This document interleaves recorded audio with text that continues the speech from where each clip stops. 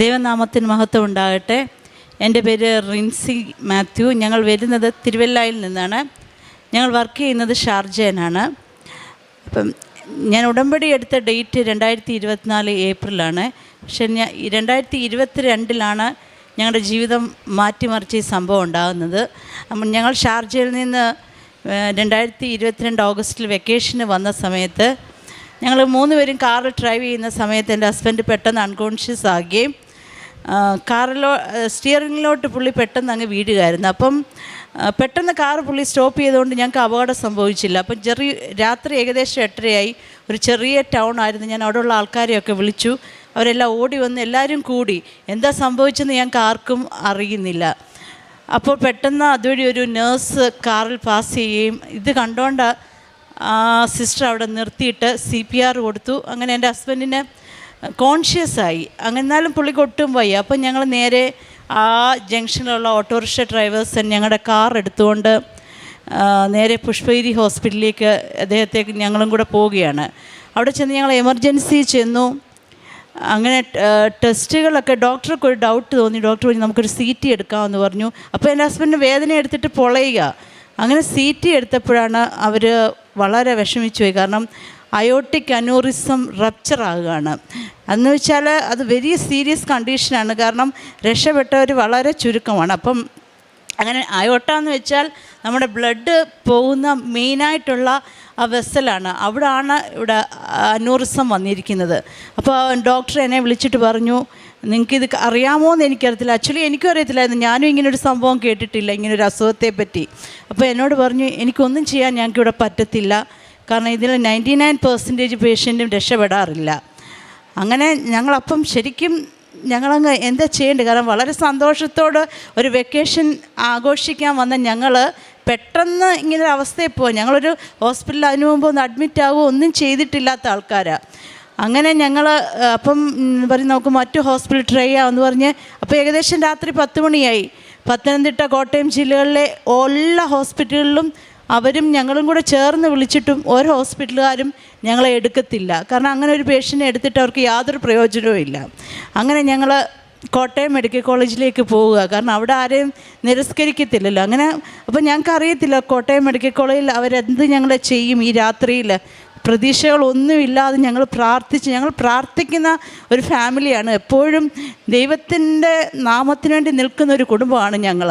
അങ്ങനെ ഞങ്ങൾ കോട്ടയം മെഡിക്കൽ കോളേജിൽ ചെന്നു, എമർജൻസി ചെന്നു. എന്താണെന്ന് എനിക്കറിയത്തില്ല. ദൈവത്തിൻ്റെ വലിയ പ്രവർത്തനം അവിടെ ഉണ്ടായിരുന്നു. ഞങ്ങൾക്ക് വേണ്ടി അവർ തിയേറ്റർ അപ്പം തന്നെ റെഡിയാക്കി. അപ്പം ഞാൻ കേൾക്കുന്നുണ്ട് ആ എമർജൻസിയിലെ തിയേറ്ററിലെ ഡോക്ടറോട് പറയുന്നു ഒരു ചാൻസും ഇല്ല രക്ഷപ്പെടാൻ, റപ്ചറായി. അവർ റപ്ചറായി കഴിഞ്ഞാൽ വയറ്റ് മുഴുവൻ ബ്ലഡ് സ്പ്രെഡ് ചെയ്തുകൊണ്ടിരിക്കുകയാണ്, ഒരു രക്ഷയില്ല എന്ന് പറയുന്നത് ഞാൻ കേൾക്കുന്നുണ്ട്. അങ്ങനെ പെട്ടെന്ന് അവർ വളരെ പെട്ടെന്ന് തന്നെ അവർ തിയേറ്ററിൽ കയറ്റി. അറൗണ്ട് 12 മണിക്കൂർ സർജറി അവർ ചെയ്തു കഴിഞ്ഞിട്ട് എന്നോട് പറഞ്ഞു 48 hours ഒന്നും ഒരു ചാൻസും നമുക്ക് പറയാനില്ല എന്ന് പറഞ്ഞു. അങ്ങനെ ഞങ്ങളിങ്ങനെ നിന്നു. അത് കഴിഞ്ഞപ്പോൾ അദ്ദേഹത്തിൻ്റെ വയറ് ക്ലോസ് ചെയ്യാൻ പറ്റത്തില്ല, അവിടെ മുഴുവൻ നീരായി. അങ്ങനെ വെൻറ്റിലേറ്ററിലേക്ക് പ്രവേശിപ്പിച്ചു. ഫുൾ വെൻറ്റിലേറ്റർ സപ്പോർട്ടിൽ 1 വീക്ക് അവിടെ കിടത്തി. അപ്പോഴും വയറ് തുറന്നിട്ടേക്ക് അടയ്ക്കാൻ പറ്റുന്നില്ല. അപ്പോൾ അവർക്ക് അതിൽ കൂടുതലൊന്നും വയറ് തുറന്നിടാൻ പറ്റത്തുമില്ല. അങ്ങനെ മെഡിക്കൽ കോളേജുകാർ സർജറി ചെയ്യാൻ തീരുമാനിച്ചിട്ട് ട്രക്കിയോസ്റ്റമി എന്ന് വെച്ചാൽ വെൻറ്റിലേറ്റർ സപ്പോർട്ടിൽ ശ്വാസം എടുക്കുക. ട്രക്കിയോസ്റ്റമി ഇട്ടു. കൊളസ്റ്റമി ബാഗ്, കാരണം അവിടെ എല്ലാം നീരായി. കാരണം ബ്ലഡ് വന്ന് നിറഞ്ഞിട്ട് ഫുൾ ബ്ലഡാണ് വയറ്റിൽ. അപ്പോൾ അത് മുഴുവൻ ക്ലീൻ ചെയ്ത് വന്നപ്പോഴത്തേക്ക് ഇൻറ്റസ്റ്റൈനൊക്കെ ഇൻഫെക്ഷനായി. അങ്ങനെ കൊളസ്റ്റമി ബാഗ് ഇട്ടു. അങ്ങനെ അവർ അടുത്ത 48 hours പറഞ്ഞു. കാരണം ഇൻഫെക്ഷനായി, അതോടുകൂടി ന്യൂമോണിയയുമായി. ഇനിയും രക്ഷപ്പെടാൻ യാതൊരു ചാൻസും ഞങ്ങളുടെ മുന്നിലില്ല. അപ്പം ഞങ്ങൾക്ക് വേണ്ടി അനേകം പേർ പ്രാർത്ഥിക്കുന്നുണ്ട്. അങ്ങനെ ഞാൻ എൻ്റെ ഒരു ഫ്രണ്ട് എറണാകുളത്തുണ്ട്, അവളോട് ഒരു ആൻറ്റിബയോട്ടിക് ചോദിക്കാൻ വേണ്ടി വിളിച്ചിങ്ങനെ ഒരു കാര്യം. അപ്പോൾ അവൾ എന്നോട് പറഞ്ഞോട്ട് ഇങ്ങനെ കൃപാസനം എന്ന് വന്നൊരു സ്ഥലമുണ്ട്. ഞാനൊരു കാത്തലിക് വിശ്വാസിയല്ല, ഞാൻ മാതാവിനോട് പ്രാർത്ഥിച്ചിട്ടും എൻ്റെ ജീവിതത്തിലില്ല. അന്നാണ് ഞാൻ ജീവിതത്തിൽ ആദ്യമായി മാതാവിൻ്റെ ഒരിത് കേൾക്കുന്നത്. അപ്പോൾ അവൾ എന്നോട് പറഞ്ഞു ഇങ്ങനെ കൃപാസനം എന്ന് പറഞ്ഞൊരു ചർച്ചുണ്ട്, ഞാൻ അവിടെ ഉടമ്പടി എടുത്തൊരു വ്യക്തിയാണ്, നീ ഒരു കാര്യം ചെയ്യും, ഞാൻ ഇപ്പോൾ തന്നെ എറണാകുളത്തു നിന്ന് കോട്ടയത്ത് വരാം, നിനക്ക് തന്നെ ഒരു ഓയിലുണ്ട്, അത് നീ എങ്ങനെയല്ലോ ICUവിൽ പോയി പുരട്ടാൻ പറഞ്ഞു. അങ്ങനെ അവൾ വൈകിട്ടായപ്പോൾ അവിടെ എത്തി എനിക്ക് ഈ ഓയിൽ തന്നിട്ട് പറഞ്ഞു, നീ പോയി പുരട്ടാൻ പറഞ്ഞു. അത് കഴിഞ്ഞിട്ട് എനിക്ക് പേപ്പർ കൊടുത്തിട്ട് എൻ്റെ മകനോട് പറഞ്ഞു, ഈ പേപ്പർ അവിടെ എല്ലാം കൃപാസന പത്രം കൊടുക്കാൻ പറഞ്ഞു. അപ്പോൾ എനിക്ക് ഇതൊന്നും അറിയില്ല. ഞാൻ ജീവിതത്തിൽ ആദ്യമായി മാതാവെന്ന് വിളിക്കുന്ന അന്നാണ്. അങ്ങനെ ഞാൻ അവിടെ വെച്ച് ഈ പേപ്പർ കൊടുത്ത് ഈ ഓയിൽ പുരട്ടി. പിന്നീടൊരു അത്ഭുതങ്ങൾ ഞാൻ സത്യം പറഞ്ഞാൽ കാണുമായിരുന്നു. അങ്ങനെ ഏകദേശം 26 ദിവസം എൻ്റെ ഹസ്ബൻഡ് അവിടെ വെൻറ്റിലേറ്ററിലായിരുന്നു. അങ്ങനെ പുള്ളിയുടെ ഇൻഫെക്ഷനൊക്കെ കുറഞ്ഞു വന്നു. കാരണം ആദ്യം നോക്കുമ്പോൾ ബ്ലഡ് റിസൾട്ടൊന്നും നമുക്ക് ചിന്തിക്കാൻ വയ്യ. ഒരവയവം പോലും നല്ല രീതിയിൽ വർക്ക് ചെയ്യുന്നതില്ല, ഫുൾ. കാരണം ഒരു ചാൻസസ് ഇല്ലാതെ പുള്ളി അവിടെ കിടത്തിയേക്കുക. അടുത്തൊരു പേഷ്യൻ്റ് വന്നു കഴിഞ്ഞാൽ മെഡിക്കൽ കോളേജുകാർ വെൻറ്റിലേറ്റർ മാറ്റും, അവർക്ക് ആവശ്യം ഇഷ്ടം പോലുണ്ട്. എന്തോ ഒരു അത്ഭുതം പോലെ 26 ദിവസം കഴിഞ്ഞപ്പോൾ വെൻറ്റിലേറ്റർ മാറ്റി, ട്രക്യോസ്റ്റമി കണക്ഷൻ മാറ്റി. പക്ഷേ കൊളസ്റ്റമി ബാഗ് ഉണ്ട്, എല്ലാം ഉണ്ട്. ഏകദേശം 40 ദിവസം ഞങ്ങൾ കോട്ടയം മെഡിക്കൽ കോളേജിലെ ICUവിലായിരുന്നു. അങ്ങനെ ഞങ്ങൾ ഡിസ്ചാർജ് ആയി. എന്നാലും ഏകദേശം 30 കിലോ അദ്ദേഹത്തിൻ്റെ പോയി. അദ്ദേഹത്തിന് ഈ കാര്യങ്ങൾ ആകെ അറിയാവുന്നത് ആ ജംഗ്ഷനിൽ വണ്ടി ഓടിച്ചതല്ലാതെ പിന്നെ 15 ദിവസം കഴിഞ്ഞപ്പോഴാണ് ചോദിക്കുന്നത്, ഞാനിപ്പോൾ എവിടെ കിടക്കുന്നതെന്നുള്ള കാര്യം. അതുപോലും അറിയാതാണ് കിടക്കുന്നത്. അങ്ങനെ ഞങ്ങൾ കൊളസ്റ്റമി ബാഗുമായി വീട്ടിൽ വന്നു. അവർ പറഞ്ഞു, ഒരു 2 മാസം കഴിഞ്ഞ് നിങ്ങൾക്കത് റിവേഴ്സ് ചെയ്യാമെന്ന് പറഞ്ഞു. അങ്ങനെ റിവേഴ്സ് ചെയ്യാൻ ഞങ്ങൾ പല ഹോസ്പിറ്റലിൽ ചെയ്തപ്പോൾ എല്ലാവർക്കും പേടി. കാരണം ഇത്രയും ക്രിട്ടിക്കൽ ആയിരുന്ന ഒരു പേഷ്യനെ തൊടാൻ മിക്ക ഹോസ്പിറ്റലുകാരും മടിക്കുക. പ്രൈവറ്റ് ഹോസ്പിറ്റൽസിലാണ് ഞങ്ങൾ ചെന്നത്. ആരും എടുക്കാൻ താല്പര്യപ്പെടുന്നില്ല റിവേഴ്സ് ചെയ്യാൻ. കാരണം അതിൻ്റെ ഒത്തിരി ക്രിട്ടിക്കൽ പ്രോബ്ലംസ് അവർ നമ്മളോട് പറഞ്ഞു. പക്ഷേ ആ ബാഗ് ഇട്ട് നമുക്ക് എത്ര നാൾ ജീവിക്കാൻ പറ്റും? കാരണം നമ്മുടെ മലമെല്ലാം വരുന്ന ഈ ബാഗിലാണ്. പലപ്പോഴും രാത്രി കാലങ്ങളിൽ ഇത് പൊട്ടും, നമുക്ക് എങ്ങും പോകാൻ പറ്റത്തില്ല. ഒത്തിരി പ്രശ്നങ്ങളിൽ കൂടെ ഞങ്ങൾ കടന്നു പോയിക്കൊണ്ടിരിക്കുക. അങ്ങനെ ഒരു പ്രാവശ്യം ഞങ്ങൾ അമൃത ഹോസ്പിറ്റലിലോട്ട് പോകാൻ നേരം ഇവിടെ കൃപാസനത്തിൽ ഞങ്ങൾ ആദ്യമായി കയറുകയാണ്. ജീവിതത്തിൽ ഇന്നേ വരെ കൃപാസനം അന്ന് ആദ്യമായി കേട്ടത് പിന്നൊക്കെയാണ്. അപ്പോൾ ഈ കൃപാസനം കണ്ടപ്പം തന്നെ എൻ്റെ ഹൃദയം അങ്ങ് ഭയങ്കരമായിട്ട് സന്തോഷിച്ചു. അങ്ങനെ ഞാൻ ഹസ്ബൻഡുമായിട്ട് ഞങ്ങൾ 3 പേരും ഇവിടെ കയറി. ഞങ്ങൾ സത്യം പറഞ്ഞാൽ ഇവിടെ വന്ന് പൊട്ടിക്കരയുകയായിരുന്നു. കാരണം ഞങ്ങളുടെ എല്ലാം നഷ്ടപ്പെട്ടു, ഞങ്ങൾക്കൊരു മെറിറ്റില്ല, ഞങ്ങളാകെ 0 ആയിട്ടിരിക്കുന്ന സമയങ്ങളാണ്. അങ്ങനെ ഇവിടെ വന്ന് പ്രാർത്ഥിച്ച് ഞങ്ങൾ പോവുക, അമൃത ഹോസ്പിറ്റലിലോട്ട് പോവുക. അപ്പം ഞാൻ ആ സമയം അത് കഴിഞ്ഞ് തിരിച്ചു പോയി. 40 ദിവസം കഴിഞ്ഞപ്പോൾ എനിക്ക് ജോലിയുണ്ട് അവിടെ. കാരണം എൻ്റെ ജോലിയിലാണ് ഇനിയുള്ള കാര്യങ്ങൾ പോകേണ്ടത്. അങ്ങനെ ഞാൻ തിരിച്ചു പോയി. അപ്പോൾ എൻ്റെ ഫാദർ മരിച്ചിട്ട് ഞാനൊരു 10 ദിവസത്തേക്ക് വന്നേക്കുക. അപ്പോൾ ഈ റിവേഴ്സലൊന്ന് അമൃതയിൽ പോയി ചോദിച്ച് അവരൊന്ന് ചെയ്യുമോ എന്നറിയാൻ വേണ്ടി ഞാൻ പോയി. ഞാനിവിടെ വന്ന് പ്രാർത്ഥിച്ച് കഴിഞ്ഞിട്ട് ഒരു സെക്യൂരിറ്റി എൻ്റെ പുറകിൽ ഞങ്ങൾ കാറ് പാർക്ക് ചെയ്യുന്നതിൻ്റെ അവിടെ വന്നിട്ട് പറഞ്ഞു, തിരിച്ചു വന്ന് ഇവിടെ നന്ദി പറയണമെന്ന് എന്നോട് പറഞ്ഞു. അങ്ങനെ ഞങ്ങൾ പോയി. അവിടെ ചെന്നപ്പോൾ ആ ഡോക്ടർ പറഞ്ഞു, ഞാൻ പറഞ്ഞു എനിക്കിങ്ങനെ അടുത്ത ആഴ്ച എങ്ങനെയാണ് ഡോക്ടർ ഒന്ന് ചെയ്യാമോ എന്ന് ചോദിച്ചപ്പം ഡോക്ടർ പറഞ്ഞു, നിങ്ങൾ എന്താ ഈ പറയുന്നത്, ഇവിടെ എത്ര പേഷ്യൻ്റ് വെയിറ്റിംഗാണ്, 1 മന്ത് കഴിയാതെ ഇത് ചെയ്യാൻ പറ്റില്ല. പക്ഷേ എൻ്റെ ഇവിടുന്ന് കിട്ടിയ ഒരു കാശ് മാതാവിൻ്റെ രൂപം എൻ്റെ കയ്യിലുണ്ടായിരുന്നു. ഞാനത് വെച്ചോണ്ടാണ് ഇവിടെ പോയിരുന്നത്. അങ്ങനെ ഡോക്ടർ ബുക്ക് ഈ 1 മാസം കഴിഞ്ഞ് എഴുതാൻ തിരിക്കുമ്പോഴാണ് നോക്കുന്നത്, ആ ഫ്രൈഡേയിൽ ഒരാളുടെ സർജറിക്കുള്ള സ്പേസ് കിടക്കുക. അങ്ങനെ എന്നോട് പറഞ്ഞു, ഇതെങ്ങനെ വന്നെന്ന് പറഞ്ഞ് സിസ്റ്ററിനെ വഴക്ക് പറഞ്ഞിട്ട് പുള്ളി ഞങ്ങൾക്ക് അത് എഴുതി തരിക. പുള്ളി ചെയ്യാവുന്ന സമ്മതിച്ചു. ഞങ്ങൾ രാത്രി ഏകദേശം 7:30 മണിയായപ്പോൾ ഞങ്ങളിവിടെ കയറുക. തിരിച്ച് നന്ദി പറയണമെന്ന് ആ സെക്യൂരിറ്റി എന്നോട് പറഞ്ഞിട്ടുണ്ട്. തിരിച്ചു പോയപ്പോൾ ഞങ്ങളിവിടെ കയറി. ഞങ്ങൾ ആ കിണറിൻ്റെ അവിടെ ഇങ്ങനെ പ്രാർത്ഥിച്ച് കഴിഞ്ഞിങ്ങനെ, ഞങ്ങൾക്ക് എന്താ പറയുന്നത്, എല്ലാം 0 ആയിരിക്കുന്നവരാ. ഞങ്ങളവിടെ ഇങ്ങനെ നിൽക്കുമ്പം ഒരാൾ കാഷ്വൽ ഡ്രസ്സിൽ ഇങ്ങോട്ട് വന്നിട്ട് എൻ്റെ ഹസ്ബൻഡിൻ്റെ അടുത്തോട്ട് വരിക. അപ്പോൾ അതായിരുന്നു ജോസഫ് അച്ഛനായിരുന്നു. അതെങ്ങനെയാണെന്ന് എനിക്ക് പറയാൻ അറിയത്തില്ല. അച്ഛൻ ഇങ്ങോട്ട് വന്നിട്ട് നേരെ എൻ്റെ ഹസ്ബൻഡിൻ്റെ കൊളസ്റ്റമി ബാഗിൻ്റെ അവിടോട്ട് കൈ വെച്ചിട്ട് ഹസ്ബൻഡിനോട് പറഞ്ഞു, വിശ്വാസ പ്രമാണം ചൊല്ലാൻ പറഞ്ഞു. അപ്പോൾ ഞങ്ങൾ ക്രിസ്ത്യനാണോ എന്ന് അച്ഛനെ അറിയത്തില്ല, ഒന്നും ഞങ്ങൾ സംസാരിച്ചിട്ടില്ല. അച്ഛൻ പരിശുദ്ധാത്മാവിൻ്റെ നിറവിൽ നിന്ന് എൻ്റെ ഹസ്ബൻഡിന് വേണ്ടി അങ്ങോട്ട് പ്രാർത്ഥിച്ചിട്ട് പറഞ്ഞു, പോയി സർജറി ചെയ്തിട്ട് തിരിച്ചു വാന്ന് പറഞ്ഞു. അത് അറിയത്തില്ല, അത് മാതാവ് വന്ന് ഞങ്ങളോട് ചെയ്ത്. കാരണം ഞാൻ പിന്നീട് അറിഞ്ഞ് അച്ഛനെ കാണാൻ പലരും ക്യൂ നിൽക്കുന്നൊരു സ്ഥലത്ത് അച്ഛൻ ഞങ്ങളുടെ അടുത്തോട്ട് ഡയറക്റ്റ് വന്ന് ഇങ്ങനെ സംസാരിക്കുക. അങ്ങനെ ഞാനിത് പറഞ്ഞപ്പോൾ എല്ലാവരും പറയും, അയ്യോ ഞങ്ങൾക്ക് കുളിര് കോരുന്നു, ഇത് വിശ്വസിക്കാൻ ഞങ്ങൾക്ക് പറ്റുന്നില്ല എന്നൊക്കെ എന്നോട് പലരും പറഞ്ഞു. അങ്ങനെ ഞങ്ങൾ അമൃതയിൽ ആ ഫ്രൈഡേ പോയി സർജറി ചെയ്ത് വളരെ ഭംഗിയായിട്ട് ഞങ്ങൾക്ക് ആ സർജറി ചെയ്യാൻ പറ്റി. അങ്ങനെ കൊളസ്ട്രമി റിവേഴ്സൽ ചെയ്തു. അത് കഴിഞ്ഞിട്ട് ഞങ്ങൾ അന്നേരം സർജറി കഴിഞ്ഞ് പോകുമ്പോഴും ഇവിടെ വന്ന് മാതാവിന് ഇവിടെ വന്ന് നന്ദി പറഞ്ഞിട്ടാണ് പോയത്. അങ്ങനെ പക്ഷേ എന്നിട്ടും പ്രശ്നങ്ങളില്ല, കഴിഞ്ഞിട്ടില്ല. അപ്പോൾ ഇട്ടേക്കുന്ന ഗ്രാഫ്റ്റാണ്. ഈ അയോട്ടയ്ക്ക് പകരം എൻ്റെ ഹസ്ബൻഡ് ഇട്ടേക്കുന്ന ഒരു ഗ്രാഫ്റ്റ് ഇട്ടിട്ടുണ്ട്. ഈ ഇൻഫെക്ഷൻ ആ ഗ്രാഫ്റ്റിൽ കയറി പിടിച്ചു. പിന്നീടും ഈ ഗ്രാഫ്റ്റിൽ ഇൻഫെക്ഷൻ കയറി പിടിച്ചു കഴിഞ്ഞാൽ വളരെ ഡേഞ്ചറസാണ്. അങ്ങനെ ഞങ്ങൾ പിന്നെ വെല്ലൂർ CMC ഹോസ്പിറ്റലിലോട്ട് പോവുകയാണ്. അപ്പോഴൊന്നും ഞാനിവിടെ ഇല്ല, കാരണം എനിക്ക് ജോലിയുണ്ട്. ഒത്തിരി ലീവ് എടുത്ത് എൻ്റെ ലീവെല്ലാം നഷ്ടപ്പെട്ടിരിക്കുന്ന സമയമാണ്. അപ്പം ഞാൻ ജോലി തിരിച്ചു പോയി. ഞങ്ങളപ്പം ഞങ്ങളുടെ സഹോദരങ്ങളും ഞങ്ങളുടെ ഒരു മെയിൽ നേഴ്സൊക്കെയാണ് അദ്ദേഹത്തെ നോക്കുന്നത്. അങ്ങനെ വെല്ലൂർ പോയി. അപ്പോൾ അവർ കണ്ടപ്പോഴേ ആദ്യം പറഞ്ഞു, ഇതൊരു മിറക്കിളാണ്, ഈ മനുഷ്യനൊരു മിറക്കിളാണ്, നിങ്ങൾ എങ്ങനെ രക്ഷപ്പെട്ട് ഇവിടം വരെ എത്തിയെന്ന വെല്ലൂരുകാർ ആദ്യം ഞങ്ങളോട് ചോദിക്കുന്ന ചോദ്യം. അപ്പം ഞാൻ പറയും, ഇത് മാതാവിൻ്റെ വലിയൊരു അത്ഭുതം കൊണ്ട് മാത്രമാണ് ഞങ്ങൾ അവിടം വരെ എത്തിയത്. അങ്ങനെ ആ ഡോക്ടർക്ക് സർജറി ചെയ്യാൻ വലിയൊരു താല്പര്യം. കാരണം ആ ഒരു കേസ് ഓൾറെഡി ഇൻഫെക്റ്റഡായി ഒരു ഗ്രാഫ്റ്റ് ഇനിയും ഫുള്ള് റിമൂവ് ചെയ്യണം. എന്നിട്ടും അവർ ഞങ്ങളെ ഏറ്റെടുത്തിട്ട് ഏകദേശം 3 മാസം അദ്ദേഹം വെല്ലൂരിലായിരുന്നു. അപ്പോൾ അതിൻ്റെ ഇടയ്ക്ക് ഞാൻ ഇവിടെ വന്ന് ഉടമ്പടി എടുത്ത് 2024 ഏപ്രിൽ ഞാൻ ഇവിടെ വന്ന് ഉടമ്പടി എടുത്തു. അങ്ങനെ വെല്ലൂരിൽ അത് ഭയങ്കര വിജയമായിട്ട് ആ സർജറി ചെയ്തു. അപ്പം ഞങ്ങൾക്ക് ഇനിയും ഒരു ആൻറ്റിബയോട്ടിക് ഇന്ത്യയിലില്ല തരാൻ. കാരണം അത്രയ്ക്ക് ആൻറ്റിബയോട്ടിക്സ് എല്ലാം ഇന്ത്യയിലുള്ളത് ഉപയോഗിച്ച് കഴിഞ്ഞു. കാരണം ആ സ്യൂഡോമോണസ് എന്ന് പറഞ്ഞ് ഭയങ്കര ഒരു ബാക്ടീരിയയാണ് കയറിയിരിക്കുന്നത്. അപ്പം ഇനിയില്ല. അപ്പം വെല്ലൂരുകാർ പഠനാവശ്യത്തിന് വേണ്ടി നമ്മളെ അവർ ട്രയലായിട്ട് നിർത്താറുണ്ട് പല. പക്ഷെ ഞങ്ങൾക്കൊന്നും നഷ്ടപ്പെടാനില്ലാത്തതുകൊണ്ട് ട്രയലെങ്കിൽ ട്രയൽ.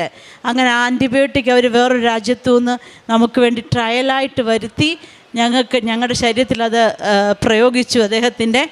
അത് വളരെ സക്സസ് ആണ്. അപ്പോൾ ഇവിടെ എല്ലാം ഞാനപ്പം ലൈറ്റ് എ ക്യാൻഡിൽ പ്രെയർ, ഞങ്ങളുടെ വീട്ടിൽ ആ മെഴുകുതിരി സർജറിയൊക്കെ വെല്ലൂർ ചെയ്യുമ്പം ഞാൻ ഷാർജയിലാണ് മോളും. ഞാൻ ആ ബ്ലൂ മെഴുകുതിരി ഞാൻ കത്തിച്ച് വെച്ച് ആ സർജറി തീരുന്നത് വരെ ഞാൻ ആ മെഴുകുതിരി ഇങ്ങനെ മണിക്കൂറുകൾ കത്തിച്ച് വെച്ചിരുന്ന് പ്രാർത്ഥിക്കുമായിരുന്നു. അങ്ങനെ വളരെ വിജയമായി അദ്ദേഹത്തിന് വെല്ലൂരിൽ നിന്ന് തിരിച്ചു വന്നു. ഏകദേശം 1-2 വർഷം ഞങ്ങൾ വളരെ കഷ്ടപ്പാടിലും പ്രയാസത്തിലുമായിരുന്നെങ്കിലും എന്താ പറയുക, മാതാവിൻ്റെ വലിയൊരു അത്ഭുതം ഞങ്ങളവിടെ പ്രയോഗിച്ചു. ഞങ്ങൾ വളരെ, ഞാൻ ആദ്യം പറഞ്ഞതുപോലെ തന്നെ ഞങ്ങൾ പ്രാർത്ഥിക്കുന്ന ഒരു ഫാമിലി തന്നെയാണ്. ഞങ്ങൾ വളരെ പ്രാർത്ഥിക്കുന്ന ഒരു കുടുംബക്കാരാണ്. അപ്പോൾ അതിൻ്റെ ഒരു ശക്തിയും എല്ലാം കൂടായി ഞങ്ങളെ 2 വർഷം കഷ്ടപ്പാടിൻ്റെ നടുവിലും ദൈവത്തിൻ്റെ കൃപ ഞങ്ങൾക്ക് ദർശിക്കാൻ സാധിച്ചു. അതാണ്. അപ്പം ഞങ്ങളിപ്പോൾ എല്ലാവരുടെയും മുന്നിലൊരു സാക്ഷിയാണ്. കാരണം ഞങ്ങളുടെ ഈ കഥ അറിയാത്തവരില്ല, എല്ലാവർക്കും ഞങ്ങളെപ്പറ്റി അറിയാം. അപ്പോൾ എല്ലാവരുടെയും മുന്നിലൊരു ദൈവത്തിൻ്റെ സാക്ഷിയായിട്ട് ഞങ്ങൾ ഇങ്ങനെ നിൽക്കുന്നതാണ് ഞങ്ങളുടെ ജീവിതത്തിലെ ഏറ്റവും വലിയൊരു സന്തോഷം. പിന്നീട് ഞാൻ ഉടമ്പടിയിൽ ഒരു വിഷയം വെച്ച്, കാരണം ഞങ്ങളുടെ കുഞ്ഞുങ്ങൾ പഠിക്കുക 2 പേരും. അപ്പോൾ അദ്ദേഹം എയർപോർട്ടിലാണ് ജോലി ചെയ്തത്. ഇനിയിപ്പം ആ ജോലി ചെയ്യുക സാധ്യമല്ല. അപ്പം ഞാൻ ഓർത്തു, അദ്ദേഹത്തിൻ്റെ ആരോഗ്യത്തിന് പറ്റിയൊരു ജോലി കിട്ടിയിരുന്നേൽ നല്ലതായിരുന്നു. പക്ഷെ സാധിക്കുമോ എന്ന് അറിയത്തില്ല. കാരണം ഓൾറെഡി മുന്നേ അറിയാം ഞങ്ങളുടെ ഈ അസുഖത്തിൻ്റെ കാര്യം. എന്നാൽ ഞാൻ ഈ ഉടമ്പടി എടുത്ത് തിരിച്ച് ഷാർജ ചെന്നു. അത് ഞങ്ങളെല്ലാവരും കൂടാണ് പോയത്. 2 ആഴ്ച കഴിഞ്ഞപ്പോൾ ഇങ്ങോട്ടൊരാൾ അദ്ദേഹത്തിൻ്റെ ആരോഗ്യത്തിന് പറ്റിയൊരു ജോലി ഇങ്ങോട്ട് പറഞ്ഞിട്ട് ഇത് ജോയിൻ ചെയ്യാൻ വേണ്ടി പറഞ്ഞു. അത് എങ്ങനെയാണെന്ന് എനിക്ക് വിശ്വസിക്കാൻ പറ്റത്തില്ല. എല്ലാം എൻ്റെ ദൈവത്തിൻ്റെ ഒരു കൃപയും കടാക്ഷവും. അദ്ദേഹം ഇപ്പോഴും ജോലിക്ക് പോകുന്നു. ഞങ്ങളിപ്പോൾ വെക്കേഷന് വന്നാണ്. പിന്നെ എൻ്റെ മോളുടെ കാര്യം ഞാൻ എഴുതിയായിരുന്നു. എൻ്റെ മോളും അവിടെയാണ് പഠിക്കുന്നത്. അവൾ 10th പരീക്ഷ എഴുതിയപ്പം ഒരു 87 ഞങ്ങൾ പ്രതീക്ഷിച്ചിരുന്നത്. അവളപ്പം ഇവക്കിപ്പം മാതാവിൽ ഞങ്ങളുടെ കുഞ്ഞുങ്ങൾ ഈ ഒരു ഇതില്ല, എൻ്റെ കുഞ്ഞുങ്ങളല്ലാതെ മാതാവിനോട് പ്രാർത്ഥിക്കുകയോ, ഞങ്ങളൊരു മാർത്തോമ വിശ്വാസികളാണ്. അപ്പം ഞങ്ങൾക്കിങ്ങനെ ഒരു മാതാവിൽ ആ ഒരു വിശ്വാസമൊന്നും ഞങ്ങൾക്കില്ലാത്ത ആൾക്കാരാണ്. അപ്പം എൻ്റെ കുഞ്ഞുങ്ങളും ഈ മാതാവിൻ്റെ മെഴുകുതിരി കത്തിച്ച് വെച്ചായിരുന്നു അവൾ എക്സാമിനൊക്കെ പോയിക്കൊണ്ടിരുന്നത്. ഏകദേശം 94% മാർക്ക് മേടിച്ച് സ്കൂളിലെ ഒരു 1 ഓഫ് ദി ടോപ്പർ ആകുവാൻ അവൾക്കും സാധിച്ചു. പിന്നെ ധാരാളം അത്ഭുതങ്ങൾ ഞങ്ങളുടെ ജീവിതത്തിൽ ദൈവം തമ്പുരാൻ ഇതിന് മൂലം ഞങ്ങൾക്ക് വളരെ ദൈവകൃപയിൽ നിൽക്കുവാൻ, അതാണ് മെയിൻ. ദൈവത്തിൻ്റെ കൃപയിൽ അനാവശ്യമായിട്ട് ഒന്നിലും പോകാതെ ദൈവത്തിൻ്റെ കൃപയിൽ നിൽക്കുവാൻ ഞങ്ങളെ കുടുംബമായിട്ട്, എനിക്കൊരു മോനുണ്ട്, അവൻ പഠിച്ചുകൊണ്ടിരിക്കുക. ഞങ്ങളെ കുടുംബമായി ദൈവം ഞങ്ങളെ എടുത്ത് ഉപയോഗിച്ചുകൊണ്ടിരിക്കുന്നു. അനേകരോട് ഞാൻ ഇവിടുത്തെ കാര്യം പറയും. ഇപ്പോൾ എൻ്റെ ഒരു ഫ്രണ്ട് ഷാർജയിൽ നിന്ന് വന്ന് അവളും ഇതുപോലെ ഉടമ്പടിയൊക്കെ എടുത്തു. അവരും ഇതുപോലൊന്നും മാതാവിൽ വിശ്വസിക്കാത്ത ആൾക്കാരായിരുന്നു. അങ്ങനെ ദൈവത്തിൻ്റെ ഒരു അത്ഭുത സാക്ഷിയായിട്ട് നിൽക്കുവാൻ ദൈവം ഞങ്ങളെ എടുത്ത് ഉപയോഗിച്ചു. പിന്നെ ഞങ്ങൾ ചെയ്ത കാര്യങ്ങൾ എന്ന് പറഞ്ഞാൽ, ഞങ്ങൾ അവിടെ ഞങ്ങൾക്ക് അനാഥാലയം അങ്ങനെയൊന്നും ചെയ്യാൻ പറ്റുകയില്ല. പക്ഷേ ഇവിടെ പലർക്കും പൈസ അയച്ചു കൊടുക്കുവാനും അങ്ങനെയൊക്കെ ഞങ്ങൾക്ക് സാധിച്ചു. പിന്നെ അനേകരോട് എവിടെ ചാൻസ് കിട്ടിയാലും ഞങ്ങൾ ഈ ദൈവത്തെപ്പറ്റി എല്ലാവരോടും പറയും. കാരണം ദൈവം എത്ര വിശ്വസ്തനാ. കഷ്ടപ്പാട് തന്നാലും ആ കഷ്ടപ്പാടിൻ്റെ നടുവിൽ നമുക്ക് ദൈവത്തെ ദർശിക്കാൻ സാധിക്കും. നമുക്ക് പ്രയാസങ്ങൾ വരുമ്പോൾ ആരും ഭാരപ്പെടണ്ട. ദൈവസന്നിധിയിൽ നമ്മൾ ഉറച്ചു നിന്ന് പ്രാർത്ഥിച്ചു കഴിഞ്ഞാൽ ആ ദൈവം നമ്മളെ അതിലുപരിയായിട്ട് ആൾക്കാരുടെ മുന്നിൽ മാനിച്ച് നിർത്താൻ കഴിവുള്ള ഒരു ദൈവമാണ്. അതാണ് എൻ്റെ ജീവിതത്തിലും ഞങ്ങളുടെ ജീവിതത്തിലും ഞങ്ങൾക്ക് പറയാൻ സാധിക്കുന്നത്. എസെക്കിയേൽ 37:14 എൻ്റെ ആത്മാവിനെ ഞാൻ നിങ്ങളിലേക്ക് നിവേശിപ്പിക്കും, നിങ്ങൾ ജീവിക്കും, ഞാൻ നിങ്ങളെയും നിങ്ങളുടെ സ്വന്തം ദേശത്ത് വസിപ്പിക്കും. കർത്താവായി ഞാനാണ് ഇത് പറഞ്ഞതെന്ന് പ്രവർത്തിച്ചതെന്നും അപ്പോൾ നിങ്ങൾ അറിയും. കർത്താവ് അരുളി ചെയ്യുന്നു. പ്രിയമുള്ളവരെ, റിൻസി മാത്യുവിൻ്റെ സാക്ഷ്യം നമ്മൾ കേട്ടു. നമ്മൾ ഒത്തിരി പേര് ഉടമ്പടി എടുത്തവരാ. മറ്റുള്ളവരെ സഹായിക്കുന്നത് എങ്ങനെയെന്ന് ഈ റിൻസി മോളുടെ കൂടെ നമ്മൾ അറിയാൻ സാധിച്ചു. അദ്ദേഹം ഇവിടെ ഇയാൾക്കാരെ പറഞ്ഞത്, ഒരു വ്യക്തി വന്ന് ഉടമ്പടി എന്ന് പറഞ്ഞു. ഉടമ്പടി എടുക്കാൻ പോയിട്ടുണ്ടോ എന്നൊക്കെ ചോദിച്ചു. അത് റിൻസിയുടെ മനസ്സിലുണ്ടായിരുന്നു. അതിനുശേഷം അവർ ഉടമ്പടി എടുത്തിട്ട് പ്രാർത്ഥനയിൽ നീങ്ങുകയാണ്. ഒരിക്കലും സാധിക്കില്ല, ഒരിക്കലും പരിശുദ്ധ അമ്മയെന്ന് പറയാൻ പോലും അറിഞ്ഞുകൂടാത്ത ഈ വ്യക്തിയെ പരിശുദ്ധ അമ്മ പഠിപ്പിക്കുകയാണ്. അമ്മയുടെ സന്നിധിയിലേക്ക് വിളിച്ചുകൊണ്ട്. ആര് വഴി? മറ്റുള്ളവർ വഴി. ആ ഉടമ്പടി എടുത്ത നിങ്ങൾ വിചാരിക്കും നിങ്ങൾക്കും മാത്രമല്ല, നിങ്ങൾ മറ്റുള്ളവരോട് പറയുന്നത് സാക്ഷ്യമാണ്. അങ്ങനെയാണ് റിൻസി അറിഞ്ഞത് ഉടമ്പടി എടുക്കാമെന്ന്. അങ്ങനെ യാത്രയിൽ പോകുമ്പോഴാണ് ഇവിടെ വന്ന് ആ സ്ഥലത്ത് നിൽക്കുമ്പോൾ അമ്മയോട് പറയുകയാണ്, അമ്മയെന്ന് പറയാനറിഞ്ഞില്ല, കൃപാസനമെന്നറിയത്തില്ല, അവരെ മറ്റുള്ളവർ വഴി ഇവിടെ വന്ന് അമ്മയുടെ അടുത്ത് നിൽക്കുന്ന സമയത്ത് പരിശുദ്ധമ്മ പറഞ്ഞു, മോനെ ബഹുമാനപ്പെട്ട ജോസഫ് അച്ഛ ചെന്നവരെ ഒന്ന് സ്പർശിക്കാൻ. അച്ഛൻ ആ സമയത്ത് ചെന്നു ആരും വിളിച്ചില്ല.